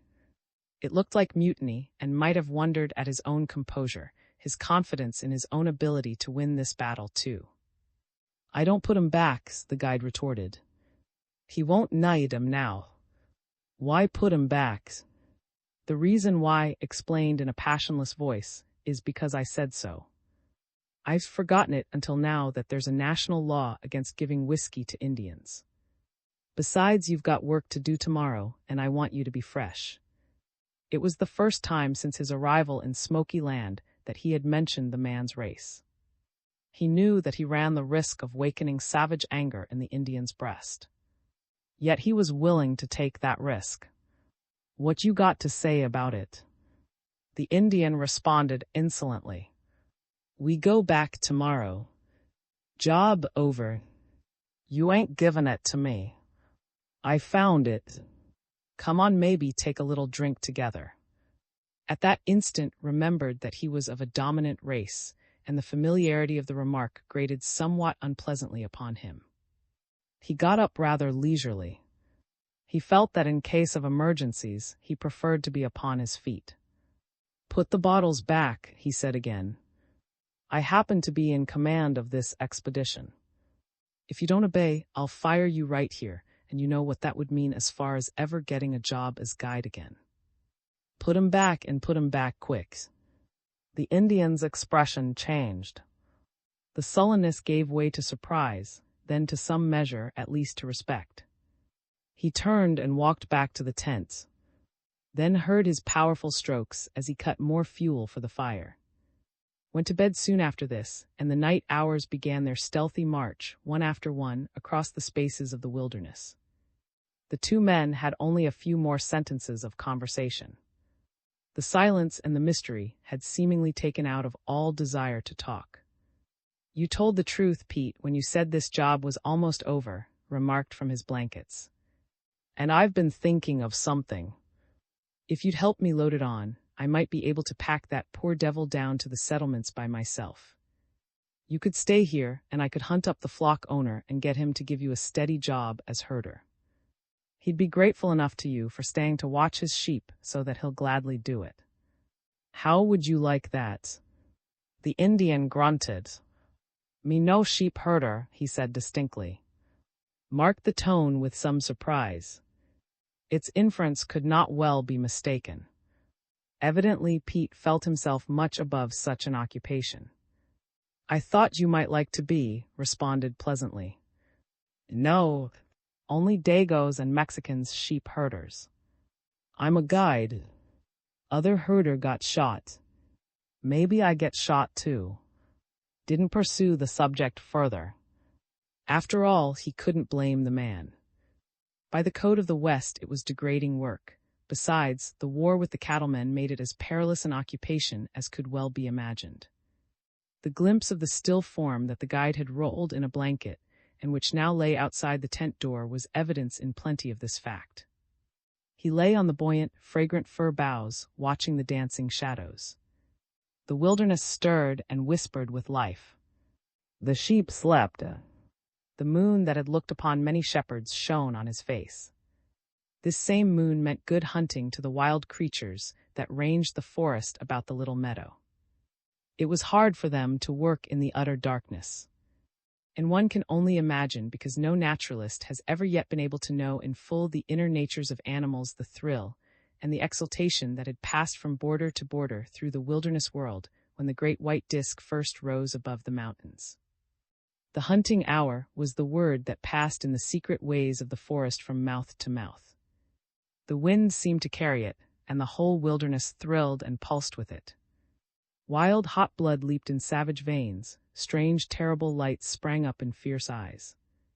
"It is time to start forth," the whisper passed, and the whole wildlife kingdom seemed to go mad. It was a rapturous and exultant thing, and human beings jaded with too many centuries of repression that men call civilization find it hard to understand.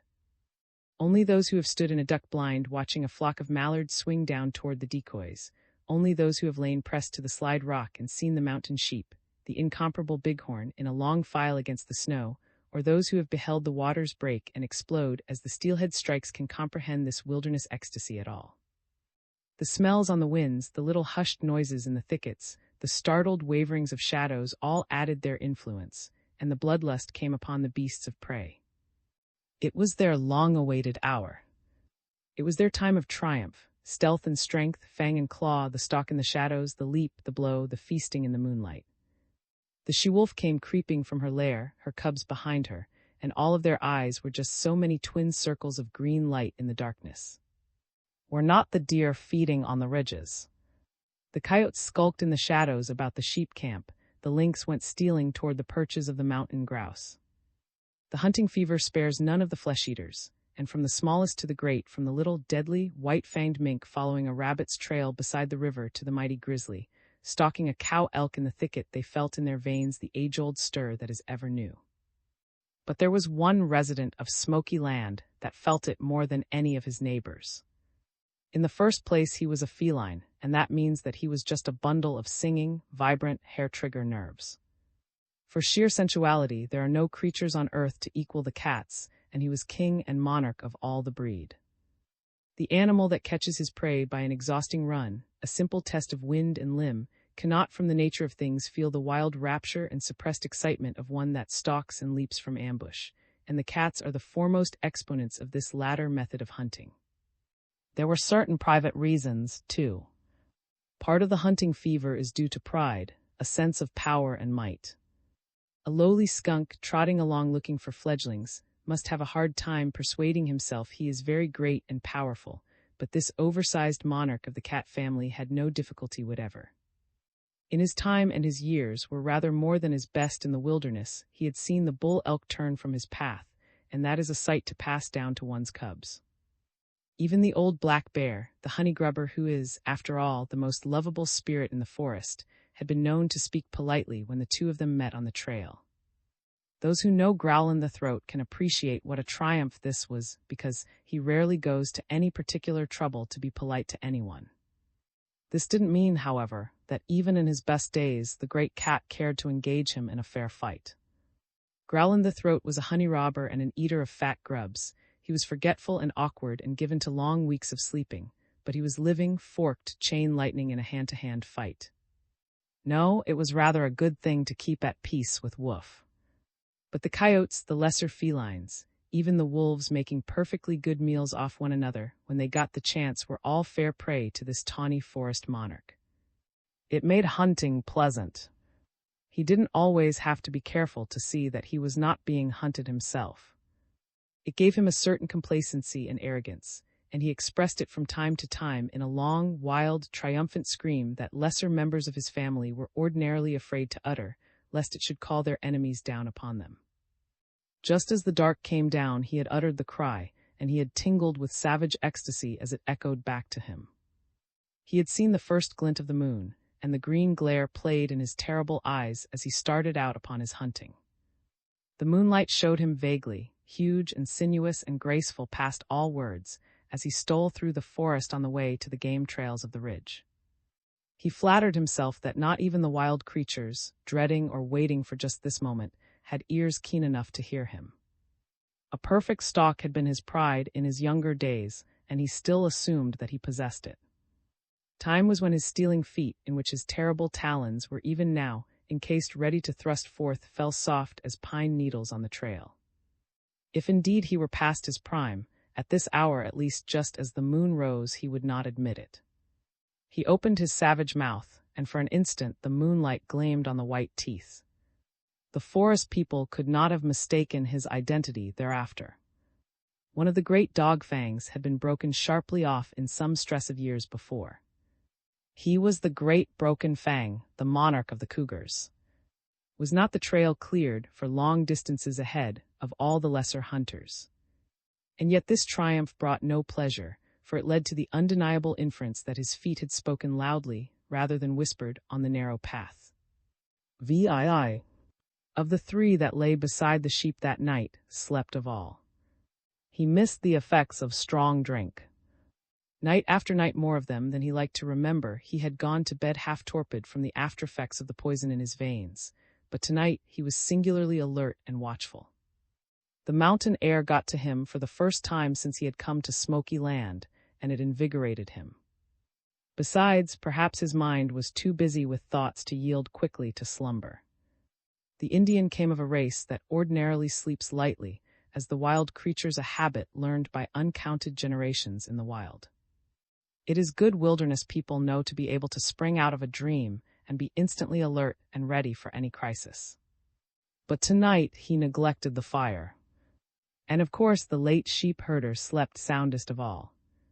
Loud must be the alarm to waken him. The night hours passed, and stirred and muttered in his half-sleep. He was troubled with curious dreams, and even on wakening he didn't know quite what they were. It seemed to him that someone had been trying to tell him something to which he did not want to listen. He kept trying to shut his ears, yet the words got through. They were accusing words, damning him for shirking a great responsibility that had been put upon him.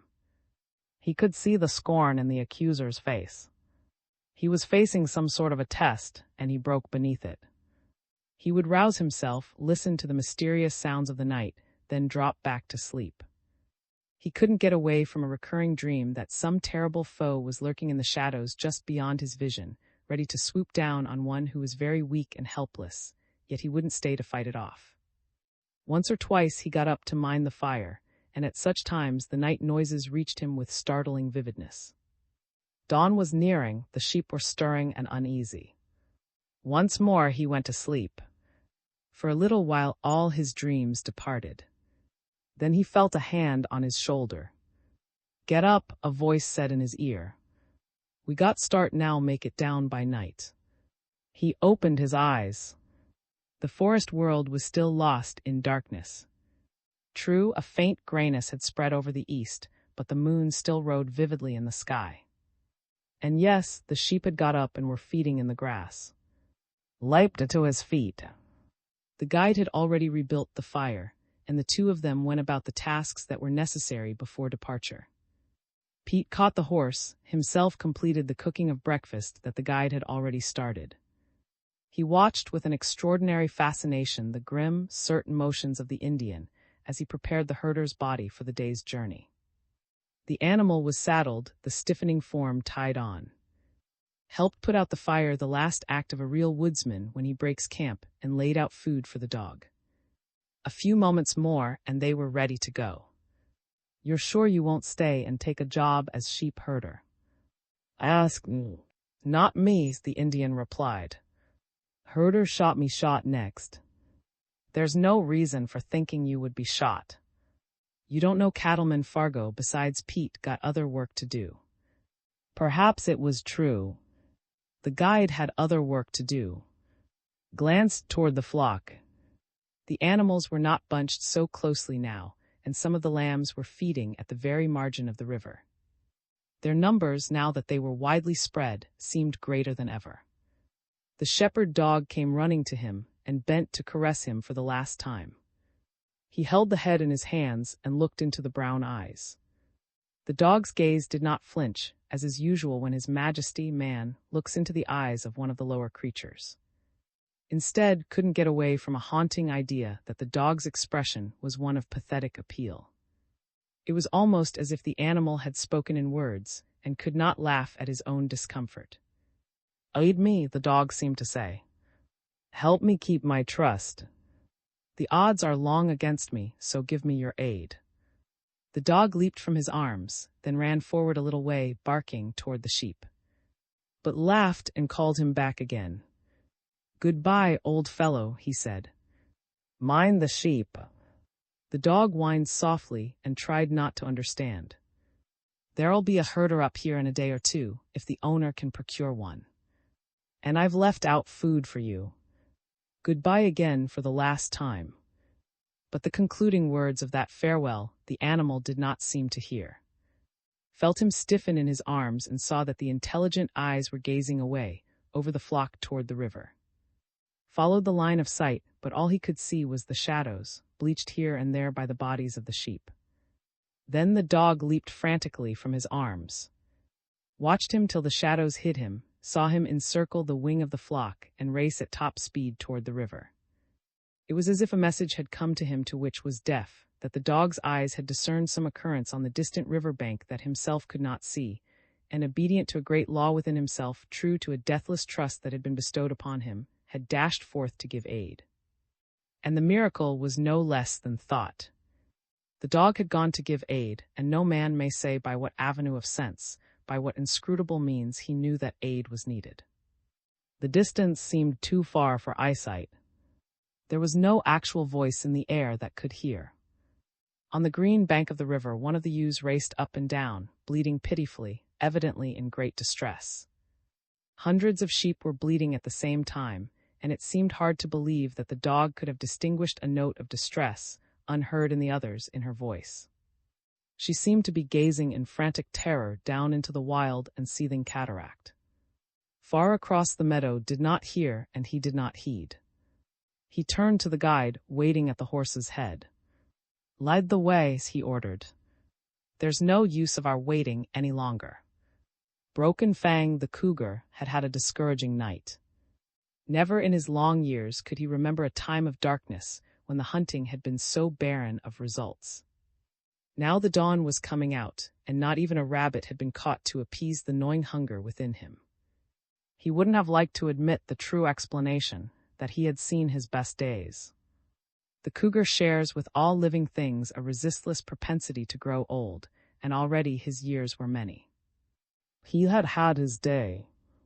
The deer that had died in his talons, even the elk that he had laid low with one lightning, terrible bite to the throat, would make a number not pleasing to contemplate by lovers of the wild game. It is to be remembered that an ordinary cougar will kill 2 deer a week, year on year, until the buzzards come to feed upon him. Broken Fang was no ordinary cougar. For more years than the swan could remember, he had ranged through smoky land, killing as he went. He had felled the horned cattle. In one starving winter he had fought Cryan the Night, the wolf, and had mastered him. He had taken the old tusked boar gone wild in the underbrush. He knew the hunting craft to the last while, and time had been when a cattail plume, falling on the reeds, made more noise than his own step. But he was old. His unusual size proved that fact. By the same token was revealed his past prowess. Only an animal that had surpassed in all the wiles of hunting and self-preservation could live to attain such a growth. But tonight the deer had fled from him before he ever got within leaping range. The wind had been right, the thickets had hidden his advance, the magic and the thrill of the hunting hour had been upon him. No human ear could have discerned his approach on the winding trail. But the difficulty lay in the fact that the deer have not human ears, but rather marvelous receivers as sensitive as the of a wireless outfit. Broken Fang was growing old, some of his marvelous muscle control was breaking, and no longer could he accomplish a successful stalk. The triumph that he had felt the first hour of the hunt was quite dead in him now. He would have welcomed any kind of prey. Just before dawn he had come upon a porcupine, but even this unprepossessing game had escaped him. It didn't make a story that he would care to tell to his cubs. There is a certain legend in the forest regarding those who cannot catch a porcupine. When Quillback escapes the hunter, the saying goes, the buzzards will be full-fed tomorrow. The meaning is wholly simple to one who knows porcupines and buzzards. There is no more awkward, stupid, guileless creature in the woods than Quillback, and the only reason why the beasts of prey haven't wiped out his breed centuries ago is because he is so fiendishly awkward to kill and eat. One spine in the nose means days of agony, a few in the mouth is apt to bring on slow starvation.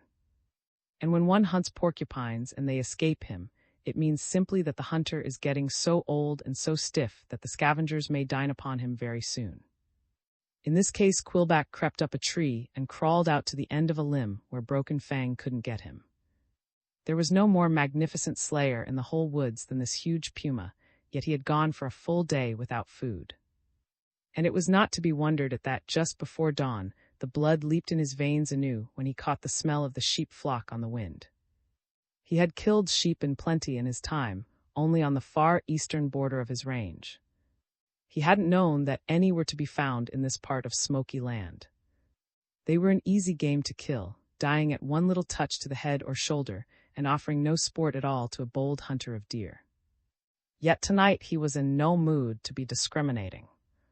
And it was wholly possible that the smell of that flock seemed to grant a new lease of life. To linger at the outskirts of the band, to kill when he chose, perhaps even to know that most terrible of all wilderness lusts, the feast of death. All forest creatures know this feast. They have an inborn passion for it that simply must almost tear them in twain. In all the world of carnage and wickedness, there is no debauch that is half so terrible, and the first laws of the forest have decreed against it.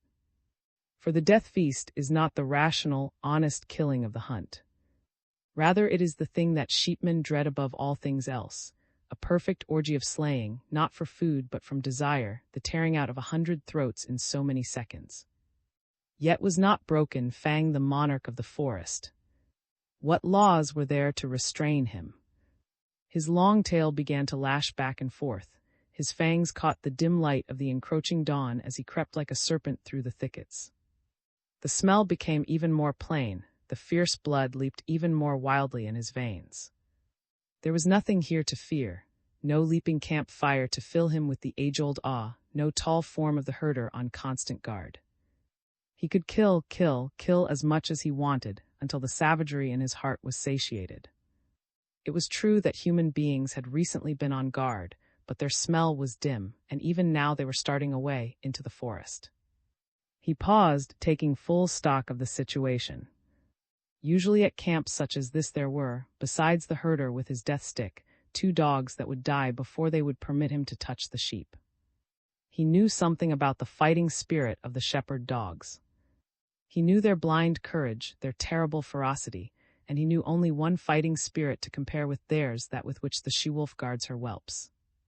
Such dogs always seemed to partake of man's own unconquerable spirit, and they were terrible to face. But tonight only one of the dogs was on guard, and he could find killing in plenty before they should come to grips. Then he drew up short, scarcely able to restrain a yowl of disappointment. He was on the wrong side of the river. A veritable torrent, deep and swift, flowed between. He came of a breed that has no love for water. Of course he could cross in time. He could wander up and down the bank until he found a dead tree stretching the full way over, but he was in no mood for delays. There was a log here, true, slanting down from his own shore, but it thrust down into water but a few feet from the bank and offered no crossing. And his passion almost consumed him at the sight of a ewe and lamb, just out of leaping range, feeding at the very margin of the river on the opposite bank. He shivered all over with excitement. He knew already the taste of the red ecstasy in their veins. He knew in his dark beast fancy the feel of their soft flesh beneath his own terrible talons. He lay still, watching greedily. But the forest gods were good to him after all. He couldn't see just what happened. The whole tragedy had occupied but a miniature fraction of a second. Perhaps the bank gave way, possibly the sure little feet missed their hold, or a rock rolled and struck from behind. No matter the cause, the result was the same. The ewe stood alone on the margin. The lamb, a white, dainty creature whose flesh was soft and warm as a bird's, had fallen into that raging torrent, had been swept down the stream, and as if by a miracle had been hurled into a thatch of dead sticks and driftwood that had been wedged between some of the great boulders of the river bed. The glaring eyes beheld its struggles and his own triumph. It was as if the forest gods had planned the whole disaster for his especial benefit. The barrier of the river was an advantage now. Such guardians as kept watch over the flock could not cross those frightful waters to fight him off. He had only to steal down the log that slanted into the water, stretch out a paw to the white, struggling figure half submerged in the raft of driftwood, and snatch it up to his own remorseless fangs. For the first dozen paces up, the trail tried to shut his ears to the frenzied barking of the dog. He found it hard to believe that the animal was merely rounding up the sheep, keeping them in a compact herd as he had been trained to do. It wasn't the same cry that he had listened to before. It had an angry, warning quality, a threatening note as if it were trying to intimidate some enemy of the sheep. Then began to believe that his own fancy was carrying him away. For it seemed to him that the animal's voice had an actual undertone addressed to himself, an appeal for aid before it was too late. But after all, he was not responsible for the flock. They were not his sheep. He had not been employed by the flock owner to care for them, and the idea of member of the Greenwood Club acting as sheep herder was simply laughable. It was not his war that in which the herder had been struck down. He was anxious to go back to his own kind, to take up anew his old carefree life in his home city. The dog's bark rose to a veritable clamor. Then he came racing back toward. He approached within 20 feet of him, barking, then started back toward the river. Still did not follow. The dog rushed forward again and again turned. He didn't seem to be able to understand. Always before the men that he knew hurried to his aid at a time like this. Felt a sudden rush of blood to his face. "Good Lord, Pete," he exclaimed. "I've got to see what's the matter with that dog." He caught up his rifle, then followed the dog to the water's edge. The river itself was a thing to stir the fancies. The dawn had not yet broken, and in the dim, eerie grayness the stream had lost all quality of reality, all semblance to the sheet of sparkling water flowing between green banks that had beheld the previous night. He felt a sense of deepening awe. Rather, it seemed like some river of a beyond, a sinister and terrible cataract in a twilight land of souls, a Lethe flowing darkly at the edge of a hereafter.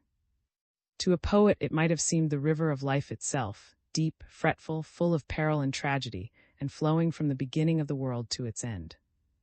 When the waters struck the great boulders of the river bed, the foam gleamed a curious, pale white in the twilight, otherwise the waters would have seemed like a dark void. The dog raced up and down the bank in excitement, then half entered the water. Saw his difficulty at once. He could not make headway in that raging torrent, and was trusting for aid. "What is it, old man?" he asked quietly, just loud enough to be heard above the noise of the waters. "What do you want me to do?" The old ewe brushed close to him, as if she too looked to him for aid. If the light had been better, he could have seen the despair and agony in her quiet eyes. He studied closely the white patches on the river. He did not have the feline's eyes to see plain in the half-dark, and the dog were better able to penetrate the gloom than his. But slowly he grew accustomed to the half-darkness, and he knew the truth. The lamb still struggled in the driftwood. And for one fraction of a second, he thought that he saw something else. It seemed to him that two strange, sinister lights suddenly glowed from the thickets on the opposite bank, then went out. They were close together, and they were round, and they were just alike.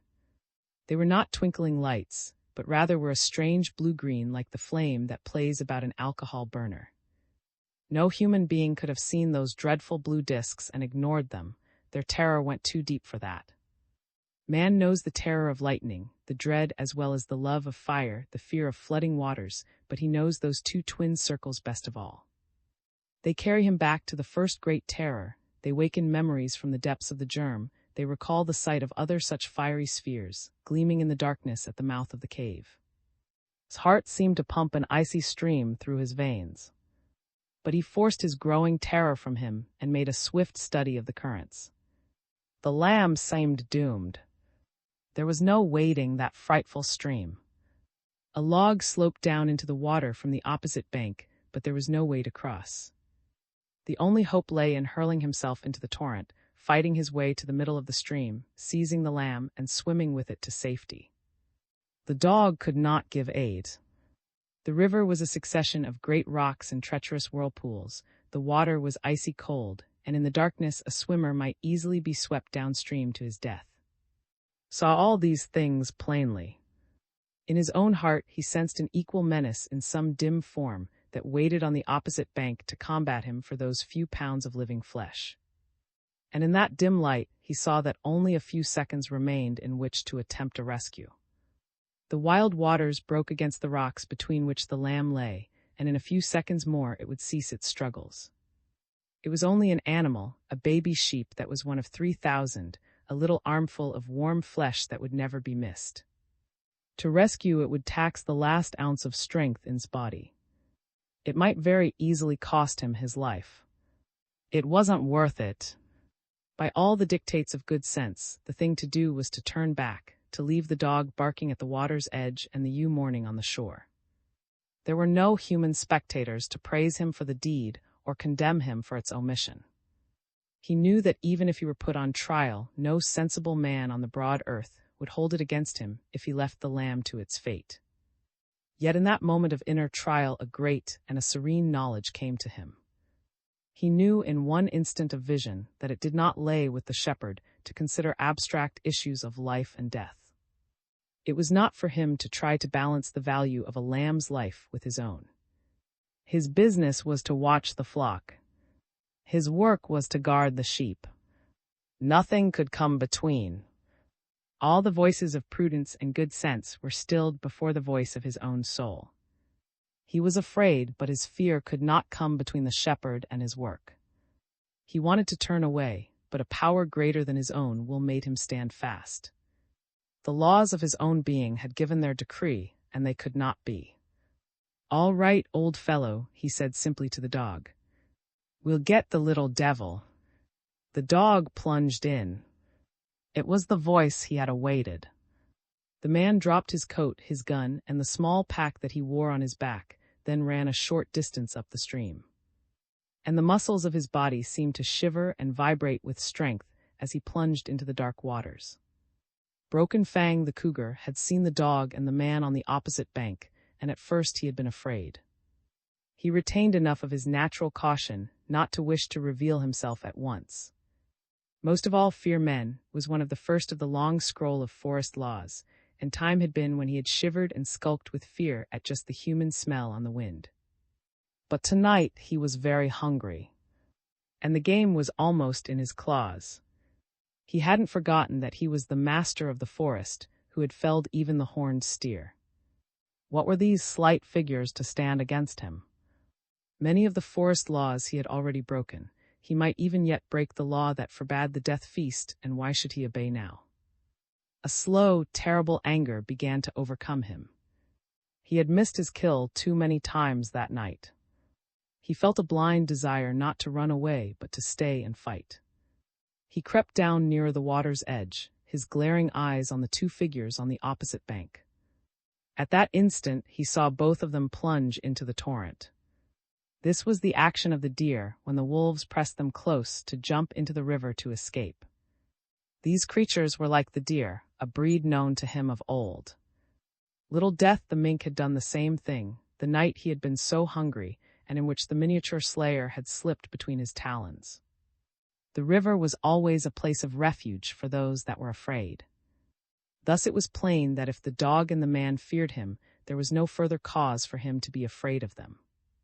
He crept out boldly, a magnificent, tawny figure in the dim light, onto the log that led down into the water. His eyes shone with blue fire. Perhaps the dog saw him first. He swam with wide-open eyes. He had jumped in almost opposite the little pile of driftwood where the lamb lay, and was immediately swept downstream. However, had leaped in farther up, and he had had a chance to work into the middle of the current as he was carried down. He had always been a strong swimmer, and he needed that strength now. The water was icy cold, it gripped him with resistless strength. He fought it with powerful strokes, but it seemed to him that he was tossed about like a straw. Even he headed upstream and out, not hoping to make headway, but only to offset, in some degree, the incredible power of the current. He had never done such swimming as this before. Silver Creek was not at all like the swimming tank in his athletic club. He gave his whole strength, and it seemed to him that he was fighting for his life. His plan was to seize the log that extended down into the water, brace himself while he rescued the lamb, and either climb up the log or be carried on down and swim to the bank. He didn't know that the log was already occupied, that a great forest creature had come down to contest the lamb's life with him. He was full in the middle of the current by now, and then, with a powerful lunge of his body, his arms swept about the log. He braced himself, then turned in order to reach the lamb. He reached for a hold higher on the log. Something brown with extended talons rested upon the rough bark within a few inches of his hand, and at first he did not understand. Then the spray cleared from his eyes, and he knew the truth. It was not a thing to forget, that wilderness scene in midstream in which Broken Fang and this man of cities came face to face for the first time. It made a grim and moving picture, the magnificent outline of the great cat in silhouette against the slowly brightening eastern sky, the lamb struggling in the little patch of driftwood, the watching forest, the dark river with its ivory foam, and the gray half-light of dawn casting dimness over all. Yet there was no such folly as mistaking its reality. The form on the log was not just a shadow, an image, a drunken fancy.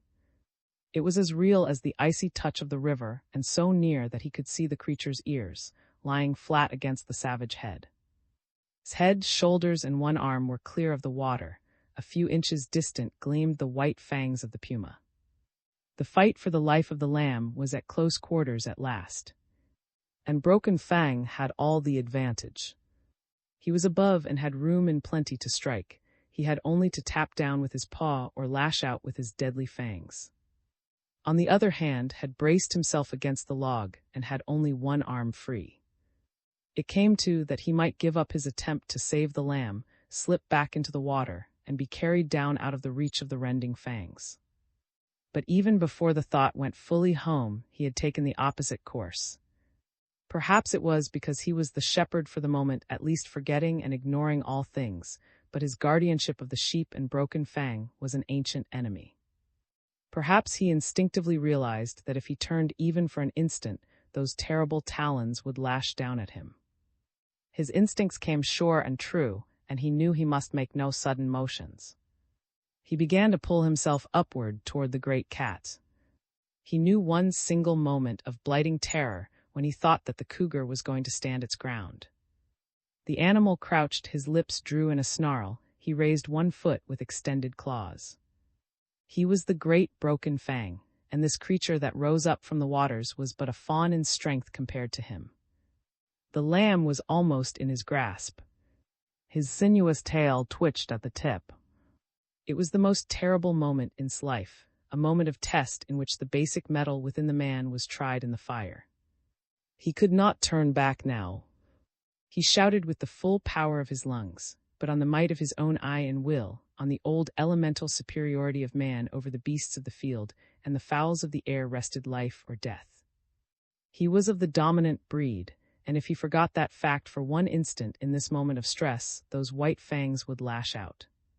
For the first time in his life, had to rely on his own manhood for success or failure. His wealth, his influential social connections, breeding and birth and class could not aid him here.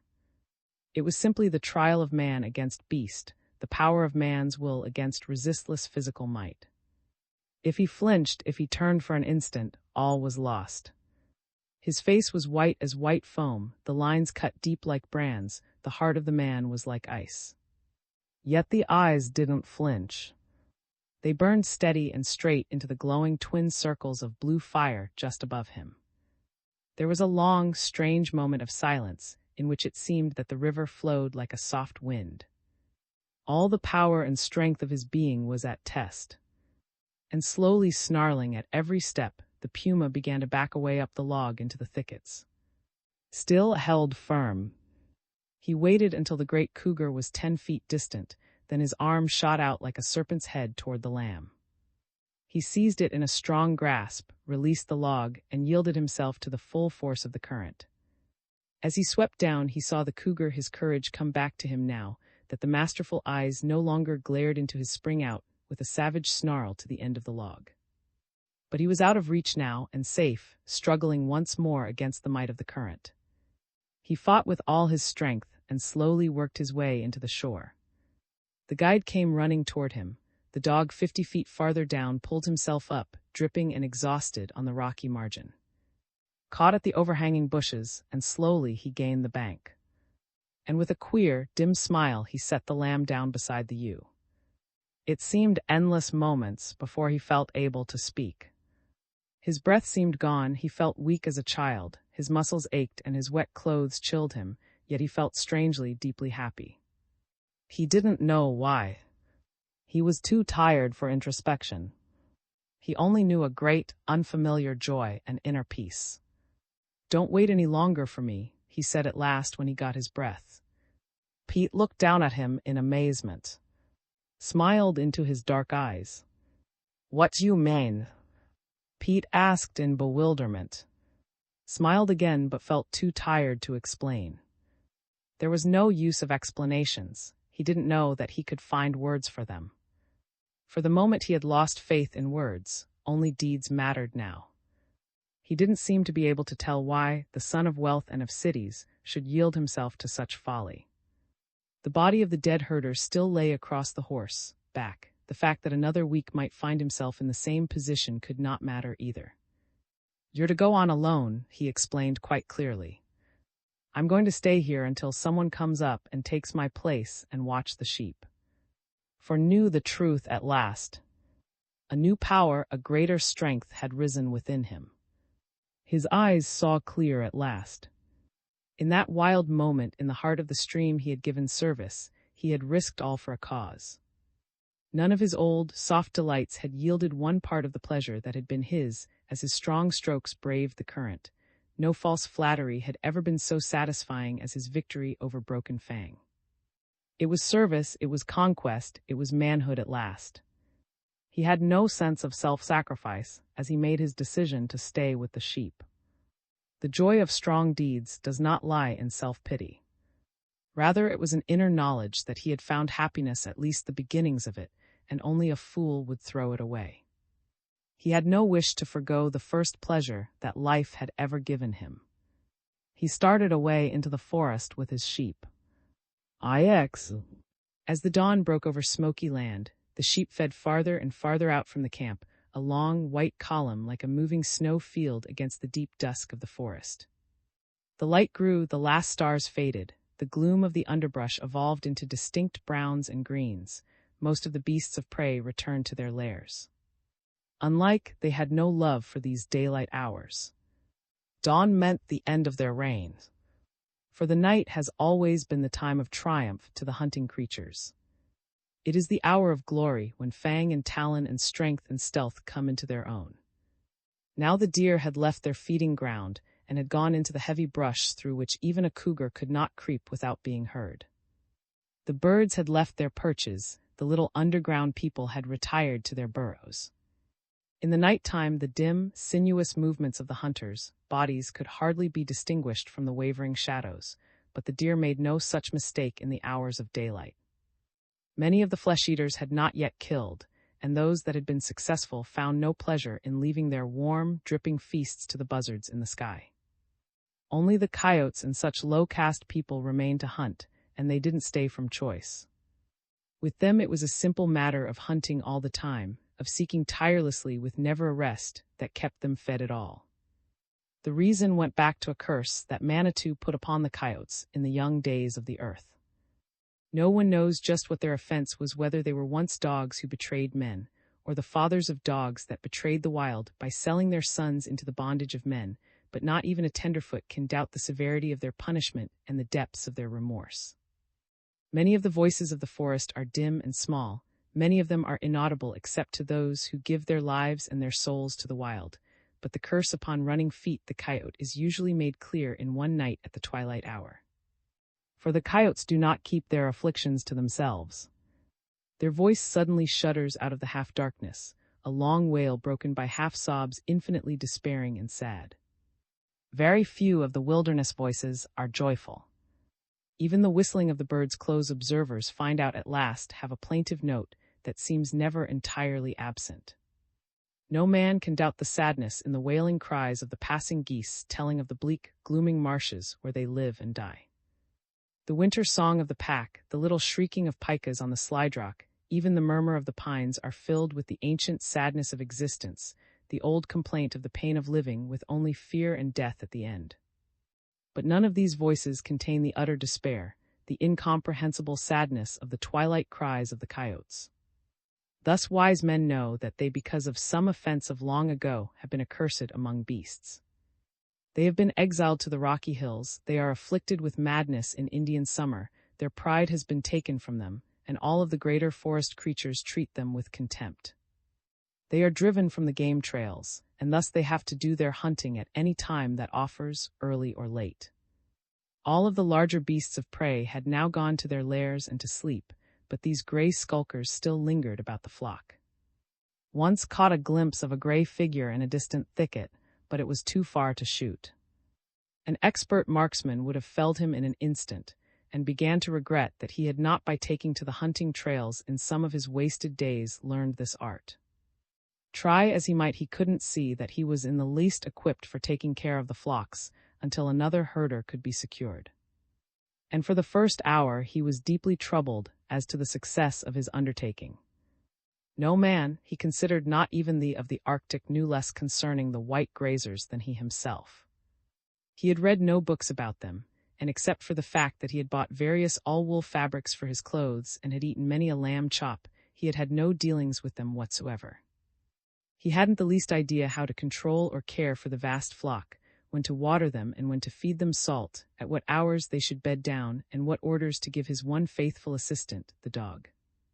This animal, he concluded, knew worlds more about the business than he himself. In his new humbleness, he seriously regretted that the barrier of speech prevented him from taking orders from the dog. Fortunately, was blessed with a sense of humor, and soon it came to his aid.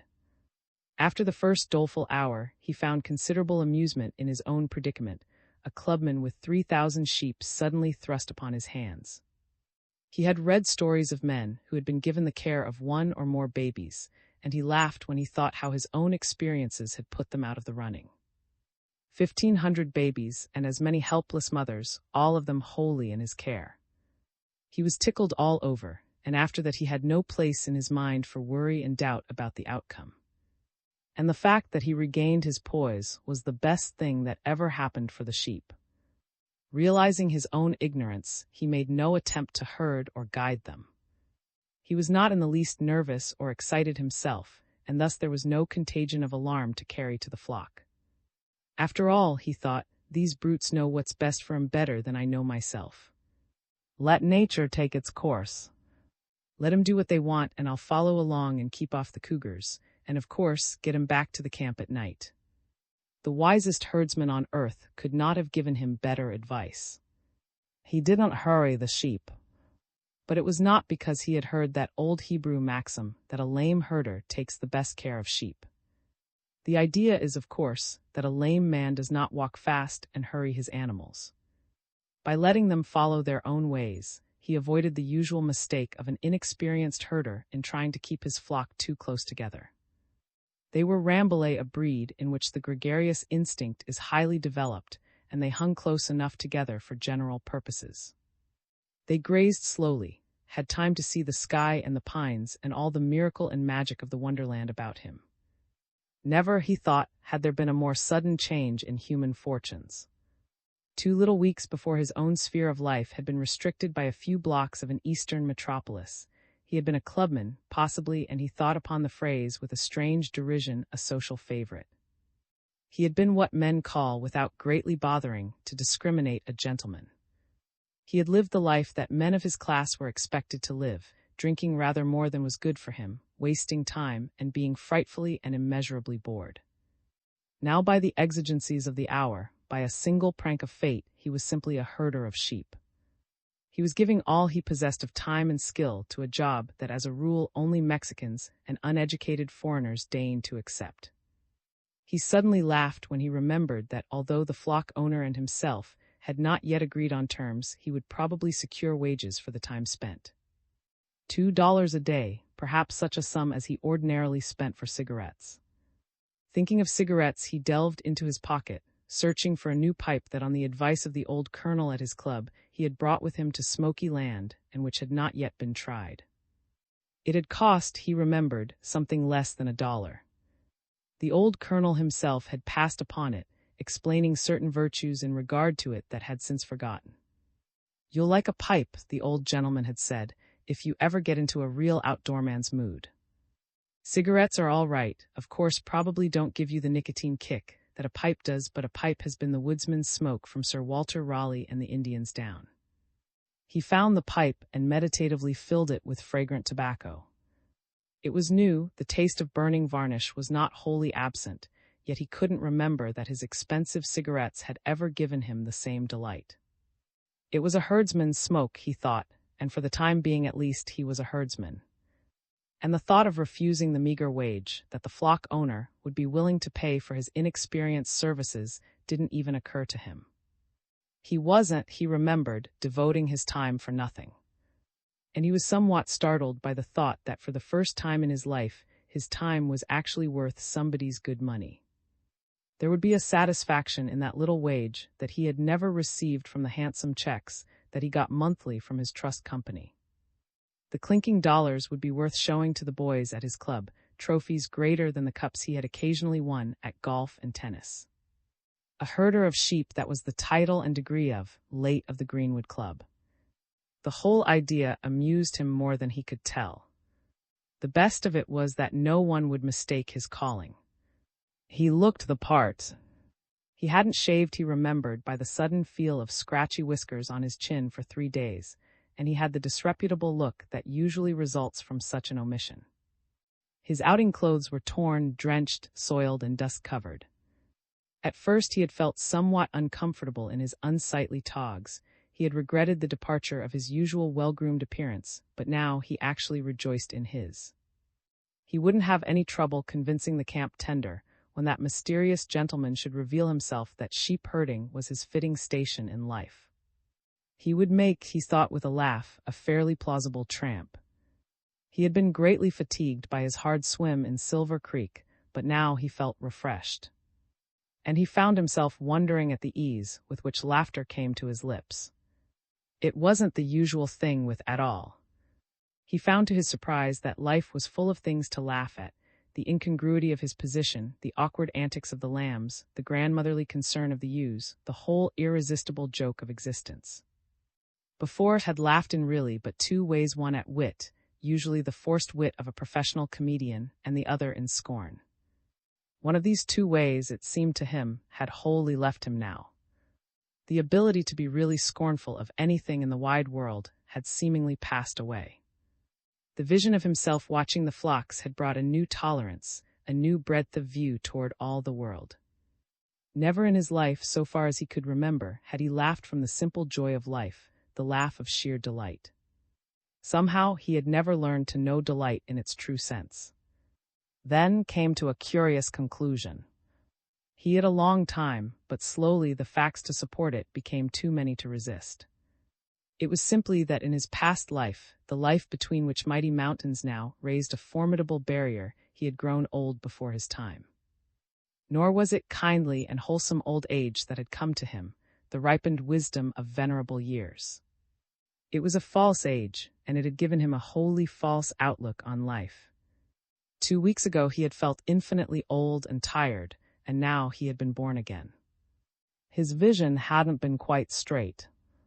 He had taken his own little sphere of life to represent the whole magnificent sphere in which the continents rise above the sea. Unlike all truly great people, unlike the most worthy even among his own set, he had adopted an attitude of what he flattered himself was sophistication. But he had not been a true sophist, one who could immutably separate the gold from the dross, one who knew the infinite good humor as well as the remorseless travail of life. He had thought that everything was dross.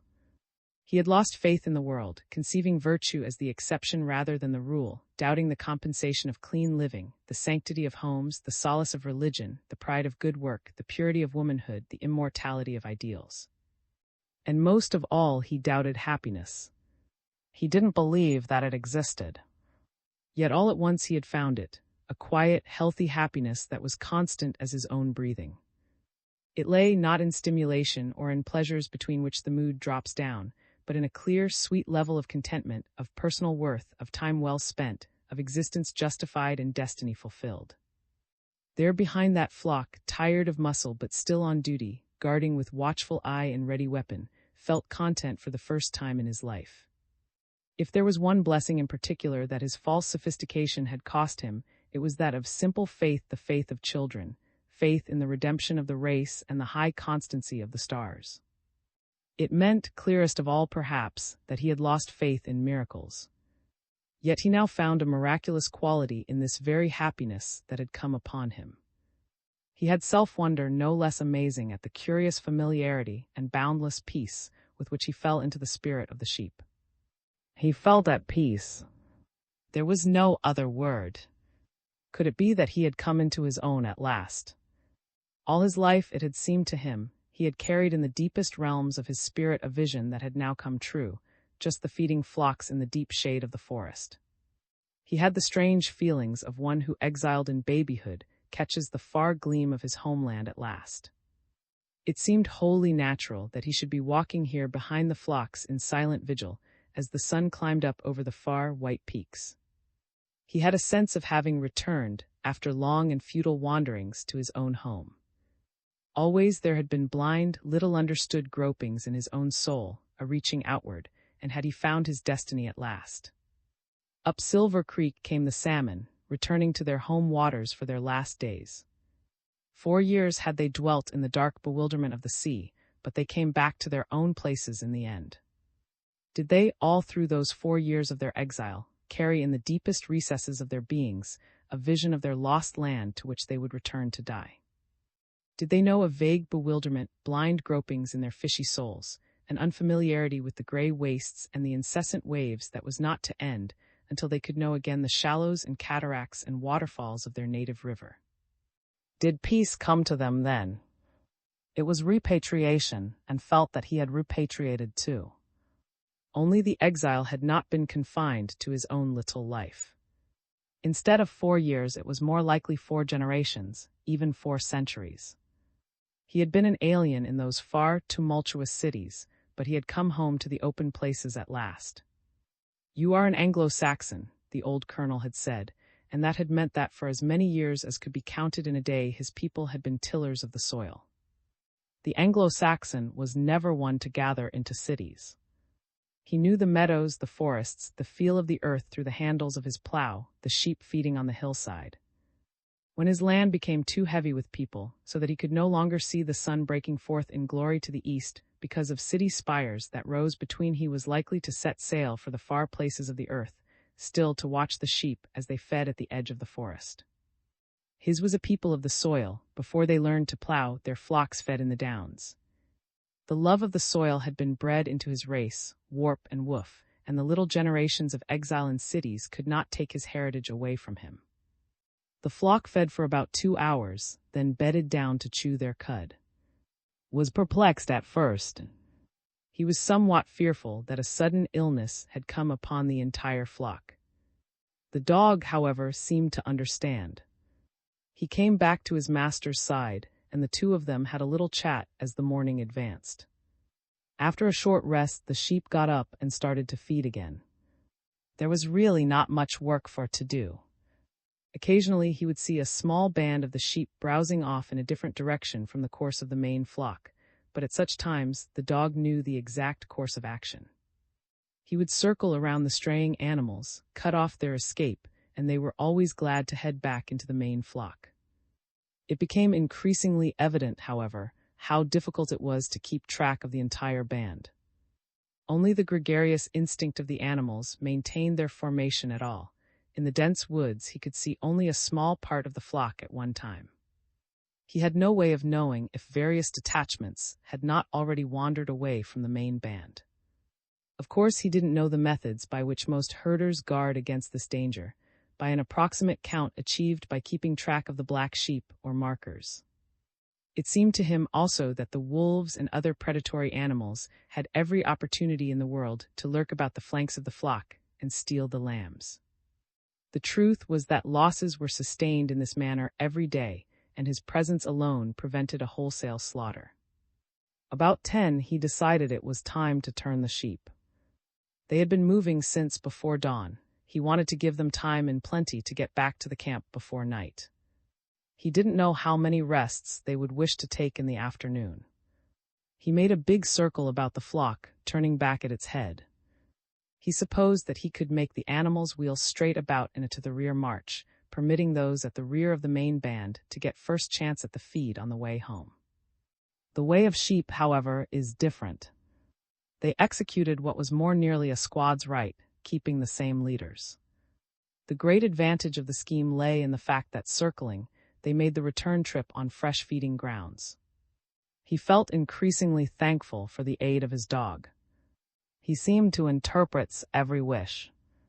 And when at the head of the main band, the man got his first glimpse of Spot.